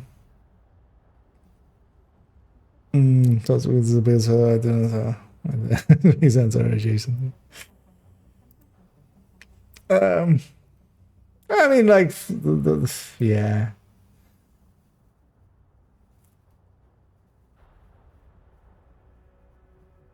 Like, trying to even think, like, why. This would be interesting if we had a gear set. What is the gear set? 15 weapon handling, 15% magazine, 3 pieces, 15% weapon damage, 4 pieces unlocks a new unique talent, Talent Symphony. Killing an enemy further than 30 meters will provide plus 30% weapon damage to shotguns, SMGs, and pistols. Okay. Oh, okay. And then plus 15 weapon damage to ARs and LMGs. Okay. And then 25 bonus percent armor bonus for 10 seconds. This is an on kill as well. That's also. Killing an enemy within 30 meters will provide plus 30 weapon damage to MMRs and rifles. Depends what this weapon damage is. It's likely just weapon damage. And then 30% weapon damage is not great. But basically, whatever. So if you kill them outside of 30 meters, you get 15% AR and LMG. If you kill them within 30 meters, surprise, surprise, you get something completely different, which is 15% weapon damage, ARs and LMGs. So basically, they could have just put ARs and LMGs get 15% on kill. Actually, you get plus 10 headshot damage. So, or plus 30, sorry. Intermittently killing enemies from both ranges will build up stacks. At 4 stacks, all bonuses are doubled and triggered at the same time for 10 seconds. No stacks are acquired while these bonuses are active. Oh, this again? Why are they doing this again? Like the no stacking while you're using your stacks.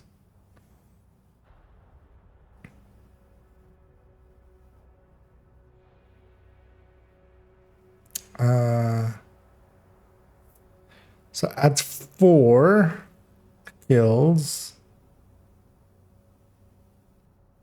So wait, you have to kill an enemies from both ranges. So you need 8 kills then. So you need like 1 close, 1 far. That's 1 stack. And then 1 close, 1 far. That's 2 stacks, 1 far.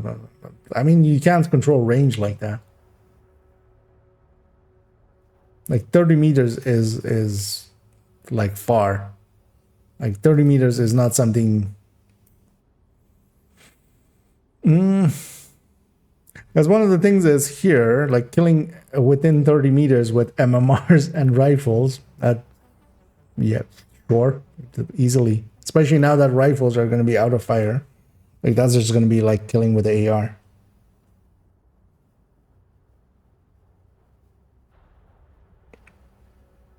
But actually, when you kill further than 30 meters, you don't even get a bonus to rifles and ARs, do you?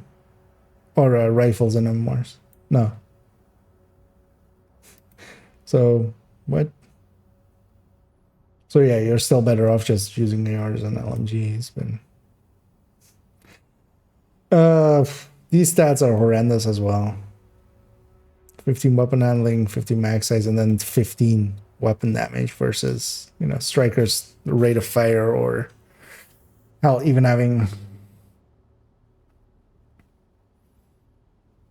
Because yeah, I'm kind of also looking at it going maybe Headhunter, but yeah, no. Double the weapon damage bonuses of Symphony for the chest. Fortissimo.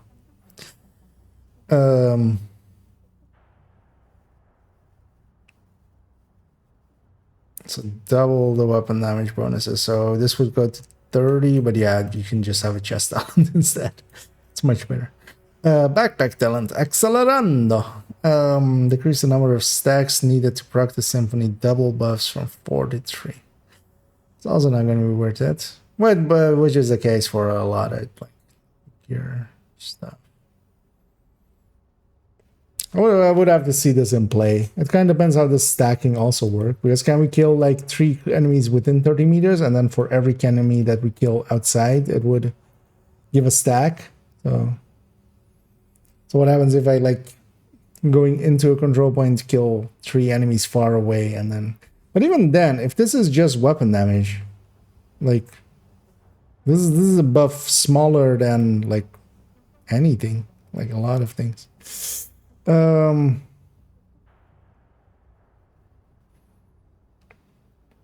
know. I'm gonna have the headhunt with the send off. I mean, yeah, if you're gonna put that stat on gear, like if you're gonna put optimal range, especially like we can get 50% optimal range for the 1 mod, literally 1 mod.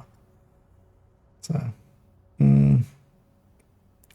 just go through the roof with some stats. or at least stats like that.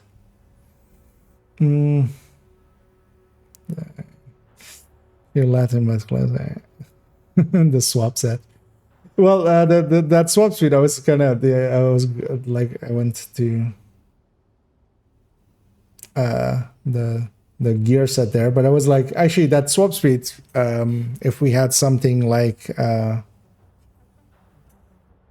damn it, I can't think of the name of it. You guys all know which Division 1 gear set I mean, right? That one, the LMG shotgun one. Lone Star. We could just Lone Star it up. You know, for Lone Star or something, as 30% swap speed could be interesting. Indeed, that's.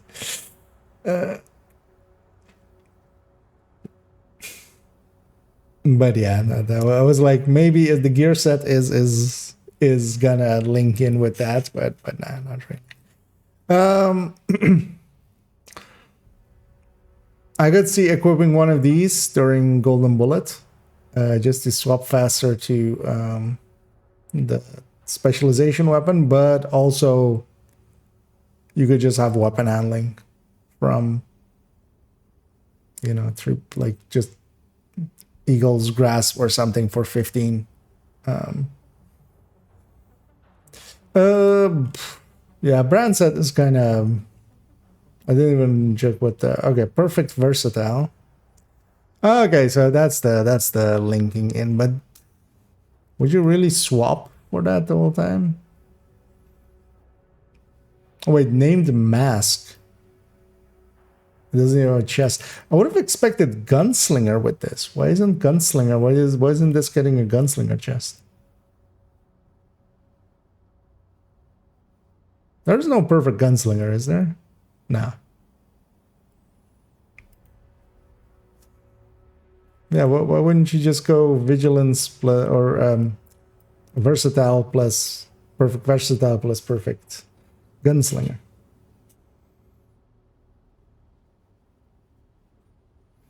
Because yeah, so this is about then swapping and then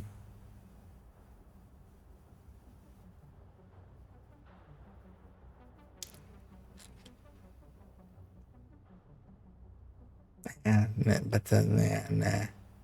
Kind of like thinking of like MMRing far and then swapping to shotguns, because then you'll, you know, kind of mixing an MMR with a shotgun, because that also already kind of works okay-ish for this. Because here's the thing, this doesn't, like, you don't need to kill within 30 meters with an MMR. You just need to kill within 30 meters and you get for 10 seconds MMR bonus. So you can shotgun someone near and then swap to an MMR, and then you have the bonus. But yeah, it's 50%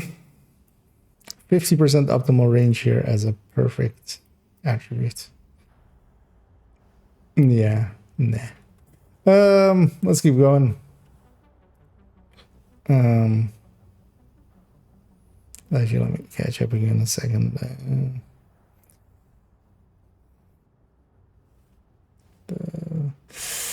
From mixing up the meta, weird choices. I mean, the thing is, with a lot of gear sets, especially or brand sets, they've put out most of the good ones. Like, they're kind of grasping at straws. Zuya was still like an okay one, but yeah, they're kind of running out of things. Like, they've put everything on gear sets already. So it's 60 optimal range being the max, anything more than 60. So it, well, no, but like optimal range more for like using ARs and stuff, because yeah, they've cut into a lot of the SMGs and stuff as well to get them lower optimal. Trying to create a problem for this to solve, but yeah. Because yeah, of course, the rifles and stuff reach out pretty far. Although most of the rifles are now 50 as well, so a lot of them got tuned down to 50.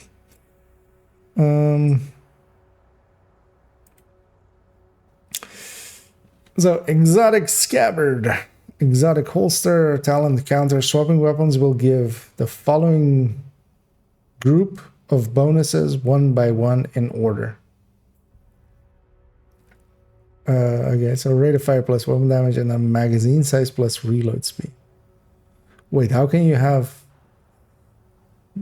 Is this the bonus remain active for 8 seconds or until the next weapon? Swapping to your sidearm will not trigger the next group or bonus. Will remain active for 8 seconds or until the next weapon swap. One by one. I'm like, this could mean like 7 different ways. Because this could be waveform as just like tick-tocking between them, but no, right? It's when swapping weapons. So when you first swap, you get this one, and then when you swap a second time, you get this one.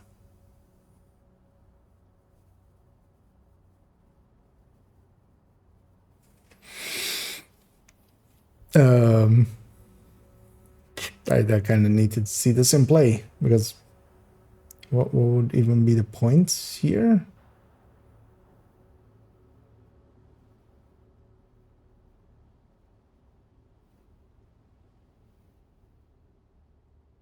Because I could swap to like an AR between AR and MMR and like have this on the, but well, you wouldn't use the rate of fire on it.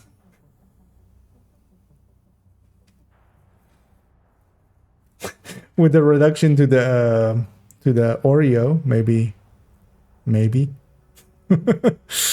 using that.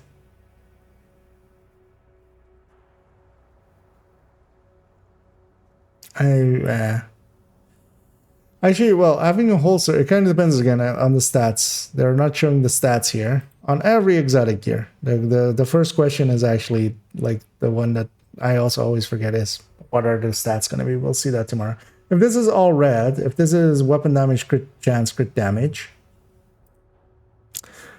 having 20% rate of fire and 20% weapon damage, and this being just likely just all weapon damage, like 20% rate of fire for 8 seconds, just by swapping. But yeah, it's just so short. I compare this to 25 total weapon damage on a Bloody Knuckles. But you could trigger this a little bit easier. Now, first of all, in PvP, I can kind of see this, although like only if you have Coyote from someone else, so in a group setting. Like if you're not running Coyote, like that's the first thing, of course. Like if you have to run Coyote, this is already like a non-starter. But if you have Coyote from somewhere else, I would likely still go with Bloody Knuckles. But yeah, it kind of depends on the stats as well. If it's weapon core plus crit chance plus crit damage, there might be some uses for this, because yeah, 20% rate of fire and 20% weapon damage. That's more than Bloody Knuckles, because this is still going to be like, even at 130 weapon damage, this is still going to be like 8 increase, and then rate of fire is just, you know, well, it's going to interact with strikers if you're on strikers, but you know, it's around 20% as well. So, but yeah, it's just for 8 seconds, but for a quick burst. Also, it depends on if you can keep triggering. Yeah, well, we'll have to actually try it. Strega, exotic fall, talent, unnerve. Killing an enemy will apply a mark on every enemy within 20 meters of it. Multiple marks can be applied on the same enemy. Deal 15% amplified damage per marked to marked enemies. So you kill an enemy, everything within 20 meters gets marked. All those enemies take 15% amplified, but then also when you kill the second one, it's going to apply marks to everything around it within 20 meters. So you might be doing plus 30. Is there a cap to this? Multiple marks can be applied to the same enemy, but like, can we keep like? I mean, yeah, it's kind of the thing that I see with this right away is it's kind of busy little bee-ish. It's too much setup for it to really be too useful. Although, what is the mods? 5 crit chance. It's dead on her. 5 crit chance and 5 crit damage with just a 40 round mag of the foul. Kind of depends. We need to look at what the base of the fall, just the fall by itself, kind of is. But yeah, 5 crit chance, 5 crit damage. It's pretty bad mods. And this also, it depends on if everybody and every enemy within 10 meters of it. This depends also if it's personal. I'm like, this reads as personal because generally mark enemy within 20 meters of it, multiple marks enemy, and then yeah, per mark to marked enemies. But you and allies, like normally if they wanted to make this be for everybody, because that would also be silly. That would be actually powerful. This is likely personal. In a solo setting, I can totally see it. Kind of depends what the fall kind of is now. We need to.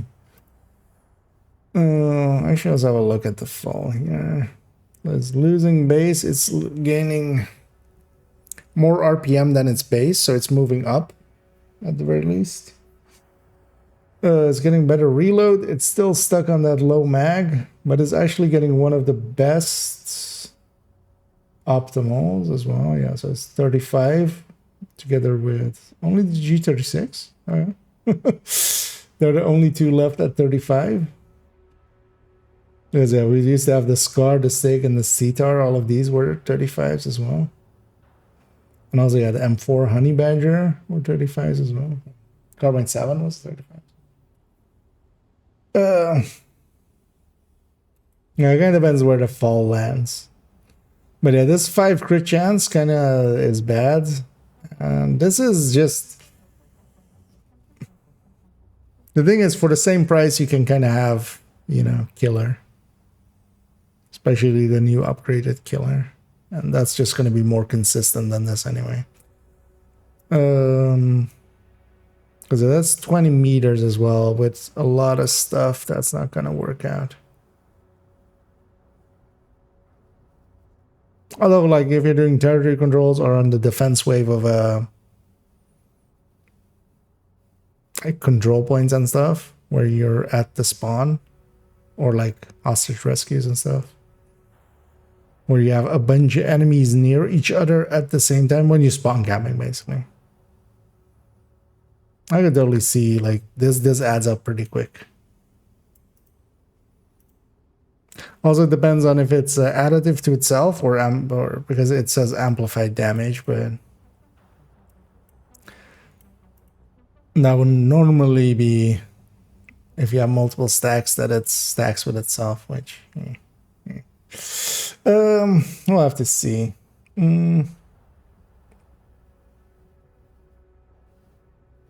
8-second damage, double swap, 8-second damage, no? Yeah, but you of course have to swap like that swap. Well, we now have a brand set for that, don't we? To swap quickly back and forth. Oh, for that. Is it going to avoid this original spawn trap? Yeah, exactly. Like for spawn trapping, especially solo. Because it kind of depends how it works. I mean, well, it's gonna be personal, right? It's not gonna be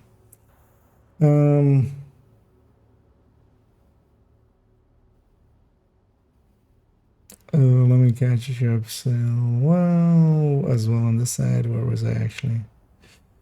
1 and 2 when you swap them. Yeah, that's kind of how I'm reading it as well. But I was kind of thinking more of like situationally, like what 2 weapons would you use for that and stuff.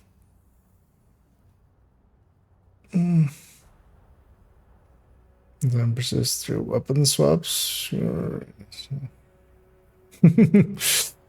Oh yeah, it could as well just be something to equip and then just get a larger max size and then just unequip it.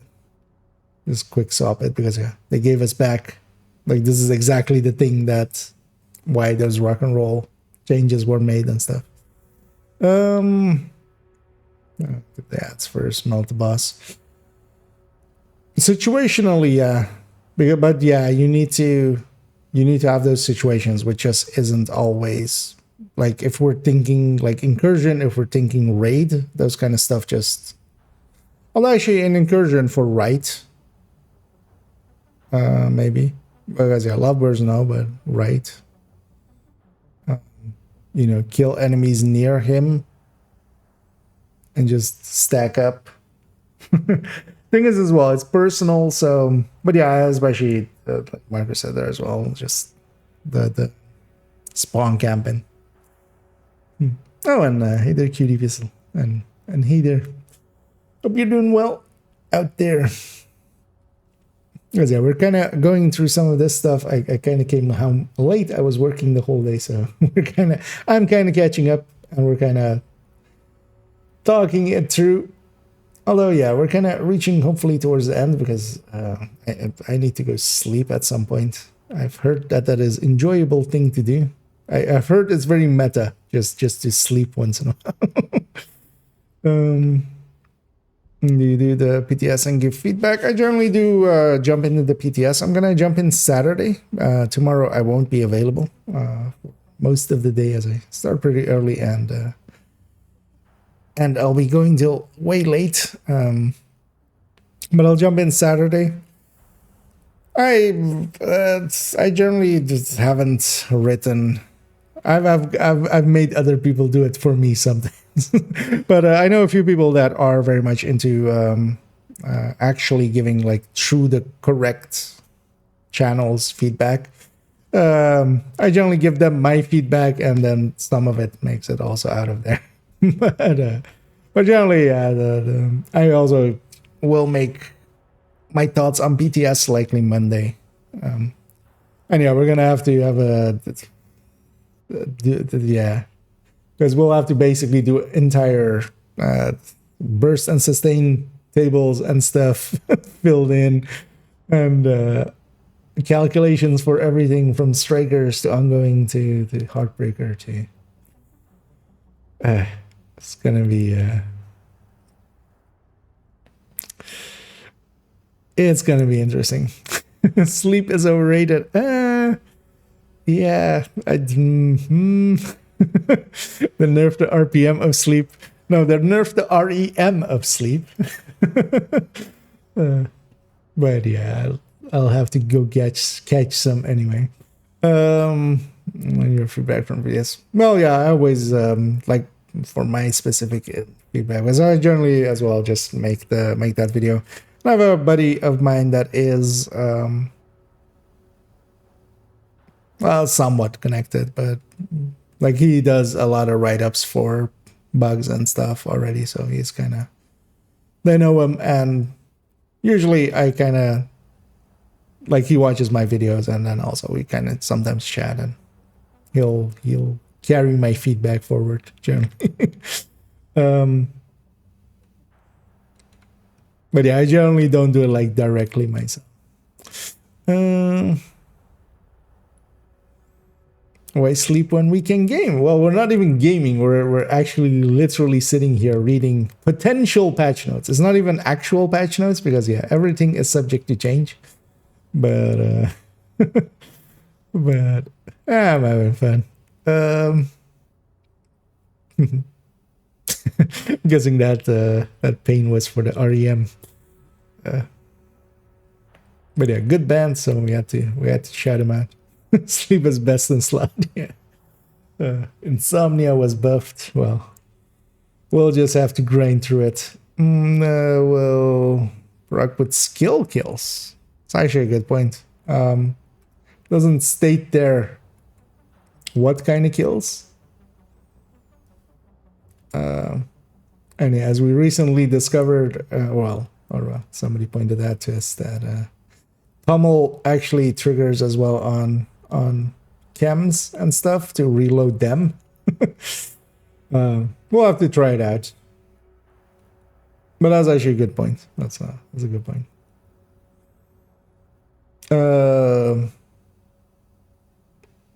Yeah, let's kind of finish this off because I'm kind of like nodding off almost. Versus Saint Dale. Yeah. Good perk like OD though. Oh, I mean, yeah, it kind of depends on if it actually needs weapon kills or some talents are locked to weapon kills. Some talents are just on kill, like preservation and stuff. You know,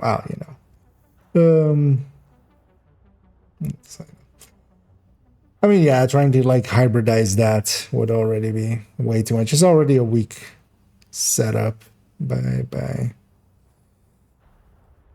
just by numbers. Yeah, Vision agents are all surveyors. Yeah. Let's actually have a look at this as I also see Sledge down there.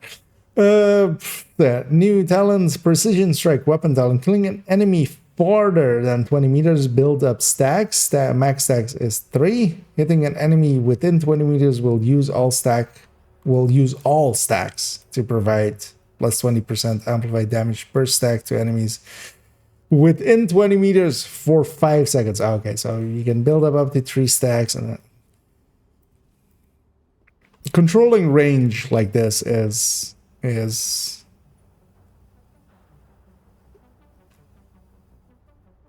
also as well. If you're gonna kill enemies outside of 20 meters, just use Ranger.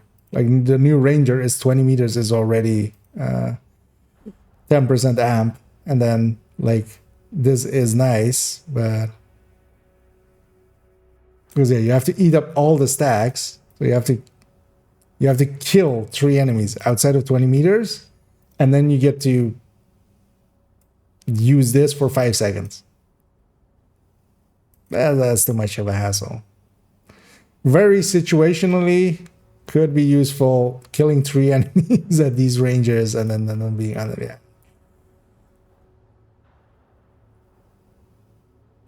Does this synergize maybe with this? Because could you maybe trigger all together, but also nah. The thing is also it competes with other stuff.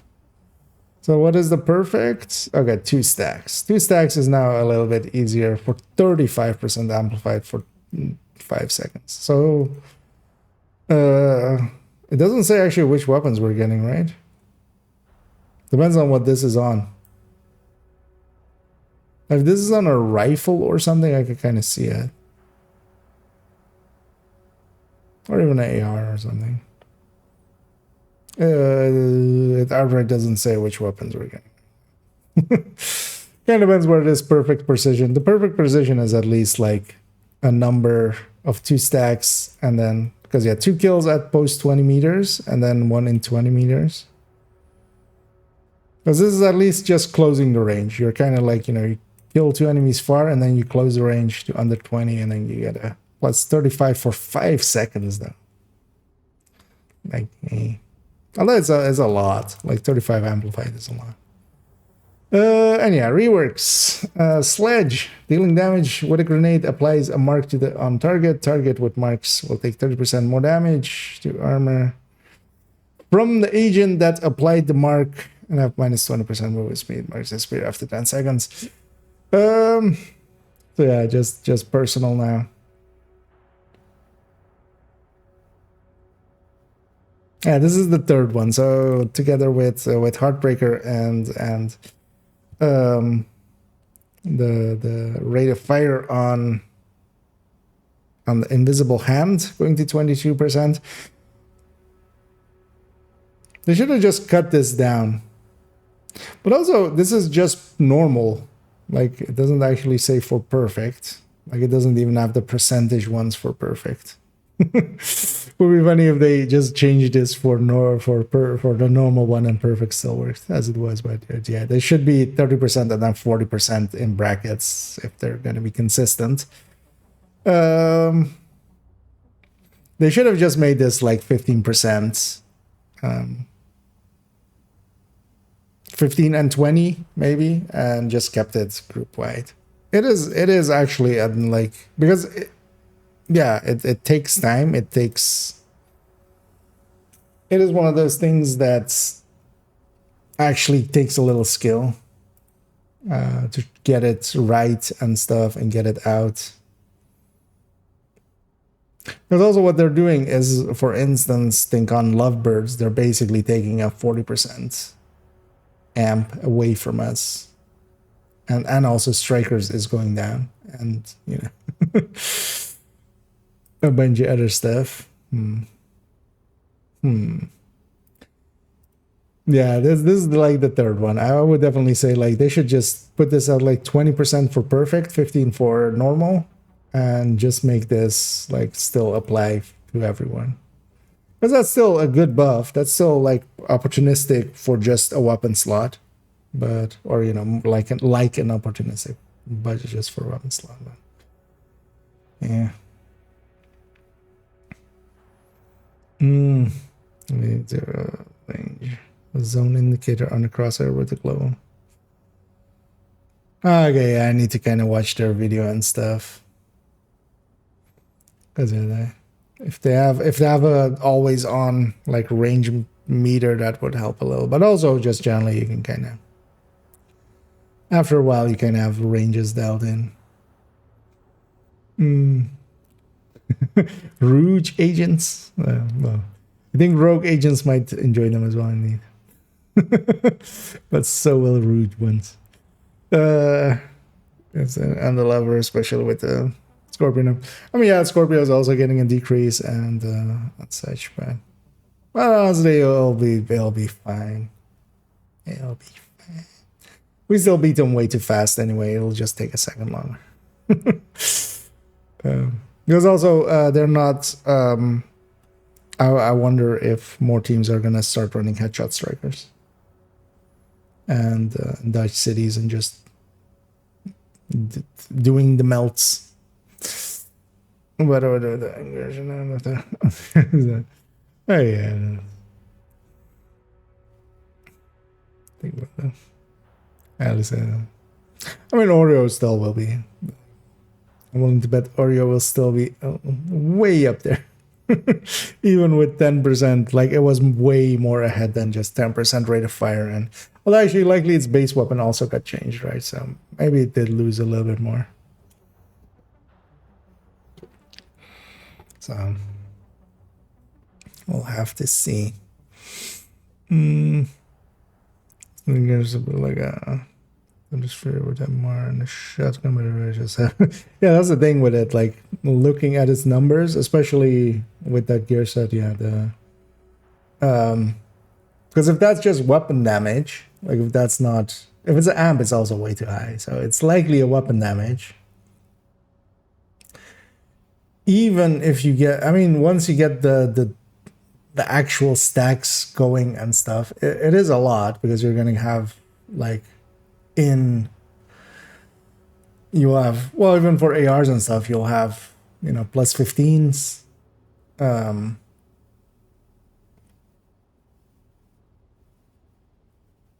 actually, yeah, so yeah, the range isn't applying to that, right? So yeah, you can just get a far kill with MR and then go with shotguns. But only it's. Although again, like, yeah, compared to Hotshot, compared to Hunter's Fury, it just seems like a lot of hassle to get it going. Partially as well, there's that thing here of like 4-10 seconds. Like, just. Because imagine triggering that bonus, taking all that time to trigger that bonus, and just the enemy you want to kill is just hiding in cover for like 10 seconds. Like that's not that weird even. That's the thing with like so short bonuses. It's just situationally you will detest them pretty soon just because of that. Oh, Mosquito is getting a change actually. And again, enemy applies a stack. Stacks are shared between all players. What is this? Just a quote in there. At 5 stacks, the enemy will forcefully target the last player to apply stacks for 5 seconds. Yeah, that was all the same. And take 40% more damage to armor. Wait, so at 5 stacks.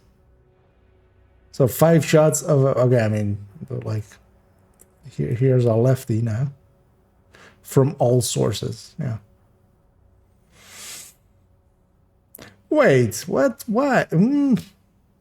This is easier to apply than Sledge. It costs you yours, like it costs you an exotic slot because yeah, you need to use that, but stacks deplete every 5 seconds. I have to affect them. Stacks from other. Activating the effect on an enemy will remove all stacks from other enemies. But wait, what? Between players at 5 stacks, the enemy will forcefully target the last player to apply a stack for 5 seconds. Oh, this is just 5 seconds, though. Is this buff also 5 seconds?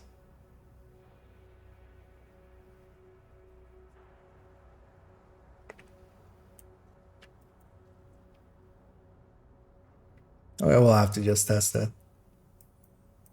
But yeah, just healer runs this. Healers runs Mosquito instead of Scorpio.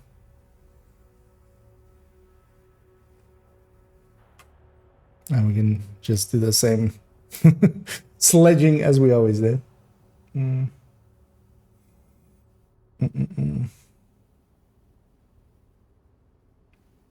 was I in this? You can take Mosquito. I mean, yeah, but you wouldn't need it. Like this is too big of a buff to leave out. Hell, it doesn't even. Hell, you could even have it be all of the DBSs. I mean, it kind of depends on what the next meta gun will be, because to me, Eagle Bearer just. If all the weapons, if all the ARs are pretty close to each other, Eagle Bearer seems to be kind of like a standout. So does Bullet King and stuff like that. So.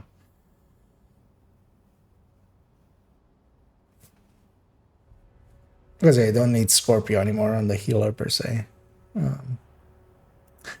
You wouldn't apply this and opportunistic though at the same time. That's the annoying part. Kind of depends as well how long that one is. But yeah, you could apply opportunistic first and then swap to the pistol. Get 5 shots in.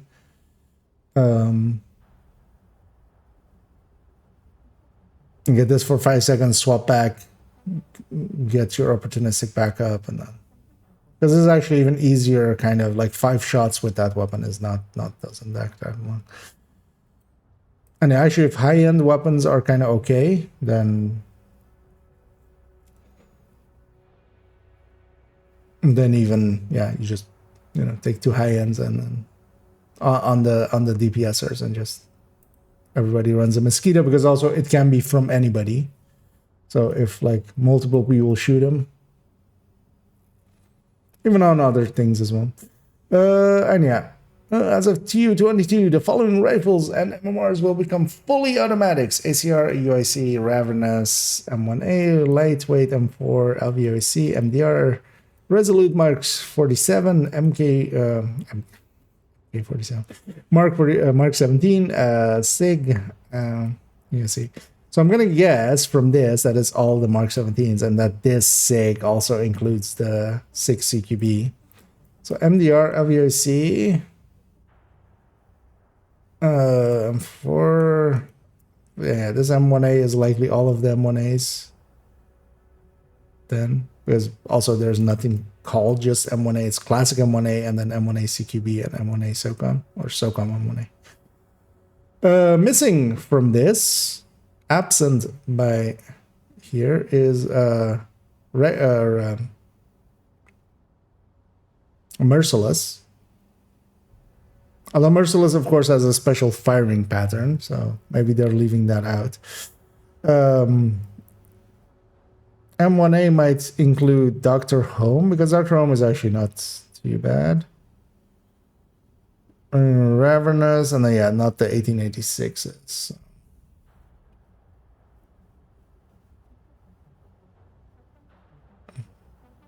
I mean, yeah, actually, Merciless kind of needs to be with its like clicking thing, right? And all of the lower damage, faster firing MMRs are getting the same treatment of also getting that. I'm curious how these will work, because these have such high blooms if you fire them at their full RPM. I'm kind of curious to see how they actually even behave when you fire them at full RPM. That's gonna be interesting.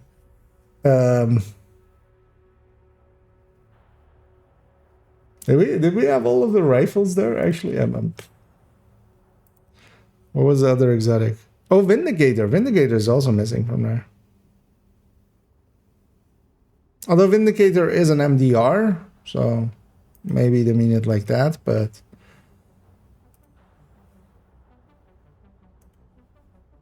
so we'll have to see. We'll have to do a bunch of testing. Oh, and and hey there, AJ, and thanks for the raid there. Hope you were having fun.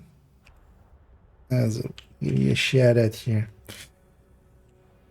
Although yeah, I'm likely not to go on a way longer myself, but we'll go right in the category as well and pay it forward. As we're reading up on the patch notes. As I was I couldn't do that earlier, and a bunch of interesting stuff. So there is at least some interesting stuff around. And yeah, the 3 changes I'm kind of definitely gonna go like, are we really? Like this sledge is up there as well. Like, yeah, sledge is one of the most OP things we have in the game at the moment. I oftentimes when we use it, I say that exact line of like, I'm gonna use sledge because we want to use the OP things. But completely taking it to personal, I mean,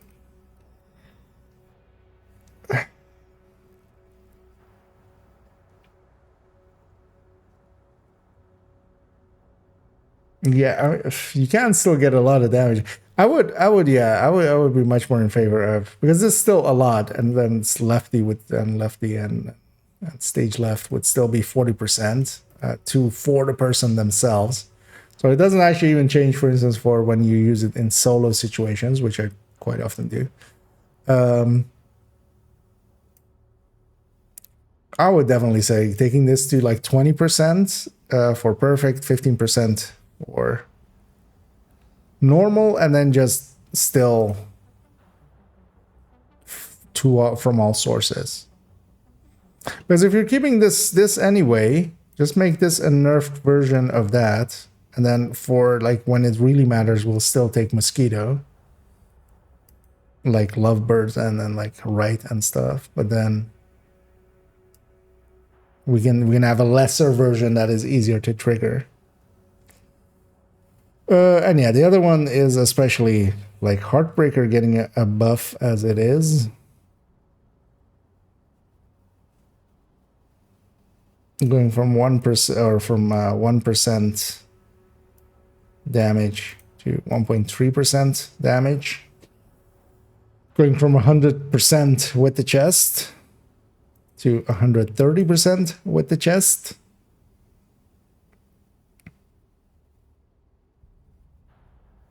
I mean, why are you nerfing strikers even then? Right? Like, like why even do this if Heartbreaker is just literally there to take its place? Anyway, the other one is the AR one. The what is it called again? The invisible hand being so 22% is way too much for me. Let me catch up on some of this. Yeah, we're going through the patch notes and I was kind of catching up, but also kind of theory crafting all together as we. Likely I'm going to jump in Saturday because I won't be able to tomorrow. Let me catch up on some of that here as well. So it will still work very well for Bloody Knuckles, but it's weird, yeah. I mean, yeah, if you're triggering Bloody, although Bloody I usually do melee. It's just easier. Any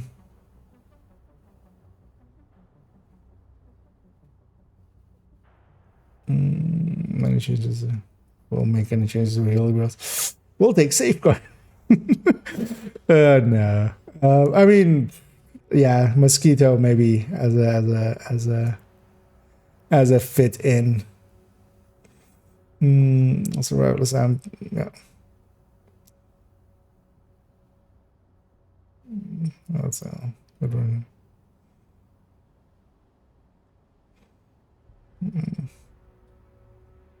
Way too strong to give up against a mosquito and slash resume now.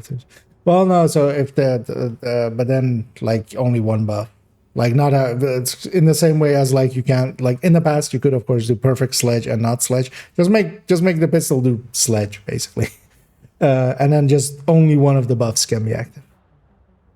Like that would be because yeah, if we were to able to stack like the new mosquito plus the old sledge.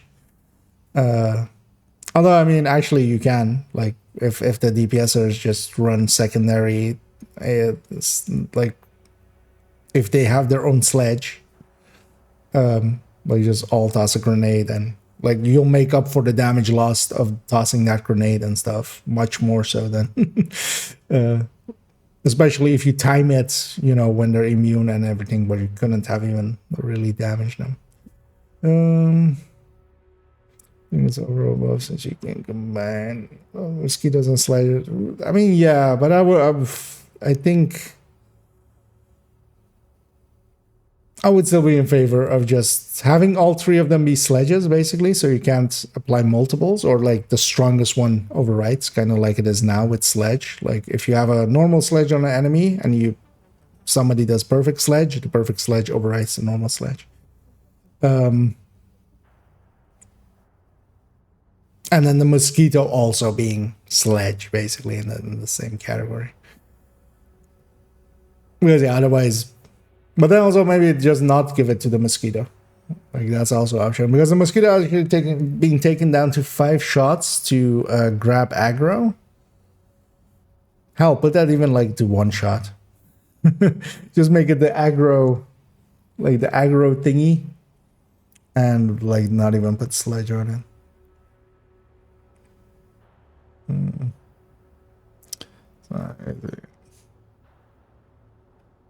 Although yeah, for some stuff like it's killing enemies faster, like on lovebirds and stuff, if you just grenade yourself and you have your own sledge, even if it is normal sledge, like the time lost to do that grenade out is gonna be like insignificant versus the extra damage that you have for the time of sledge.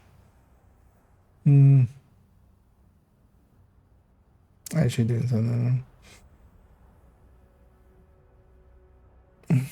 Although the thing is, I don't think anybody's really gonna do their own personal sledge. It's just gonna be too much like work. Because generally we would use sledge because like the person with the least rolls, usually the healer, would be put into that position.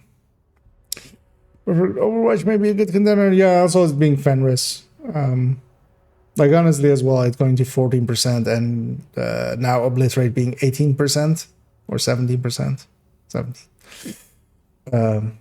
One Overwatch. Well, of course, you're locking yourself into cover and stuff, and that person needs to pay attention, which is gonna be still like a coordinated team stuff. It's not gonna be random matchmate stuff.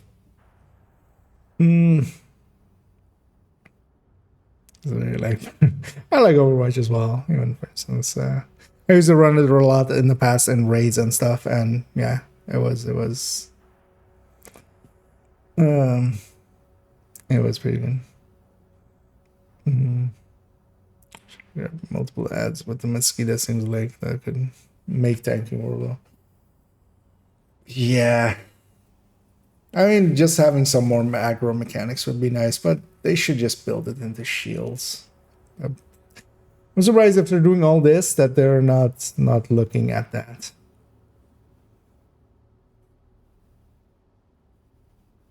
Oh, perfect overclock. I mean, yeah, perfect overclock already is a decent contender, honestly. Although opportunistic, like for instance, yeah, in a lot of settings, opportunistic still kind of edges of that. So it's still time for me. See how we're doing it. Yeah, I'm gonna actually as well. Kind of, we're gonna go towards the end here. We'll go Raiden. I'm gonna actually we'll go over here. The game is still up actually. Surprise. Because yeah, we'll come back Saturday, and I was meaning to go through a little bit and maybe make a new burst and sustain tables and stuff with the new numbers. I might actually tomorrow during work already input some stuff.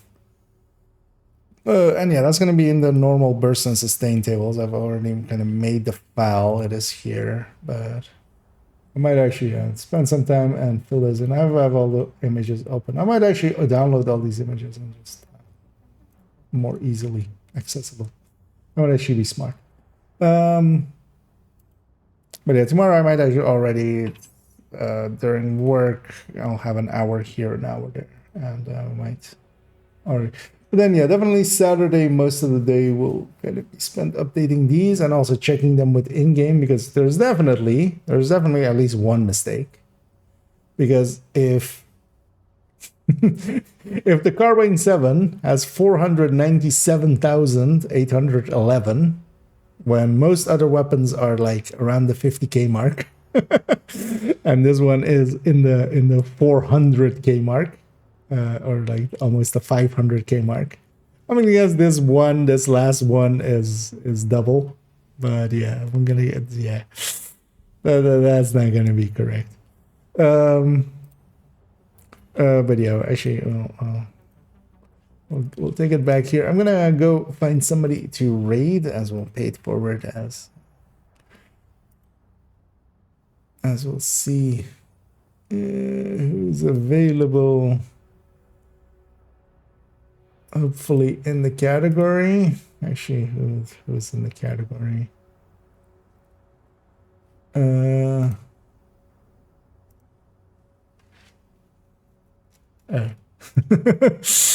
usually don't rate this late, so I don't have anybody that I'm following in this.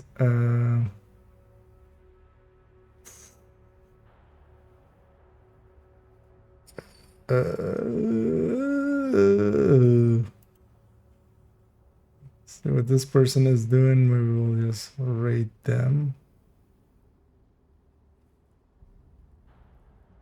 What is? Okay. Complete weirdness is happening there.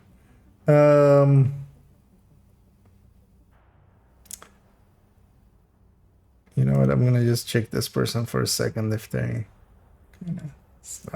and we'll give them a second as well. Gonna catch up some of these as well.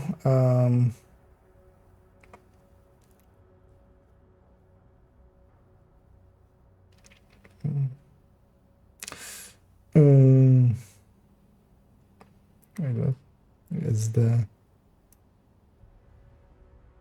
I think IKEA is the last, if I remember. What? To what? What's that? To your vessel with this. Yeah. Luckily for me, I have. I mean, well, I do have a boss, but yeah, that's. I'm also a freelancer, so I get to just, they trust me. But also as well, like I have just generally some like basically chill time, because sometimes you just have to wait for a hall to fill up. That takes quite a bit of time, and then we're just sitting there waiting. So I'll spend some time there. Laying div to you. Exactly. But yeah, we're gonna actually I'm just gonna check this person. Seem okay. But I've been going for 9 hours already. Eh.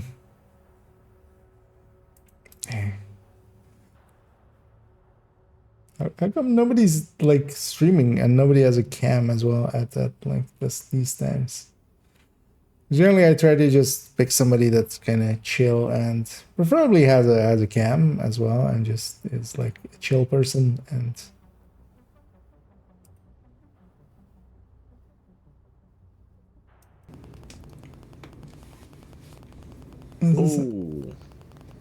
is this in English?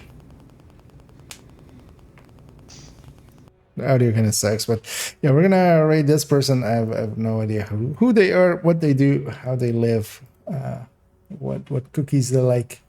But that's of no issue. We'll just send it over there. Seems pretty chill, so we'll take a chance here. And yeah, I'll be back not tomorrow at all, because life is unfair and I'll have to work.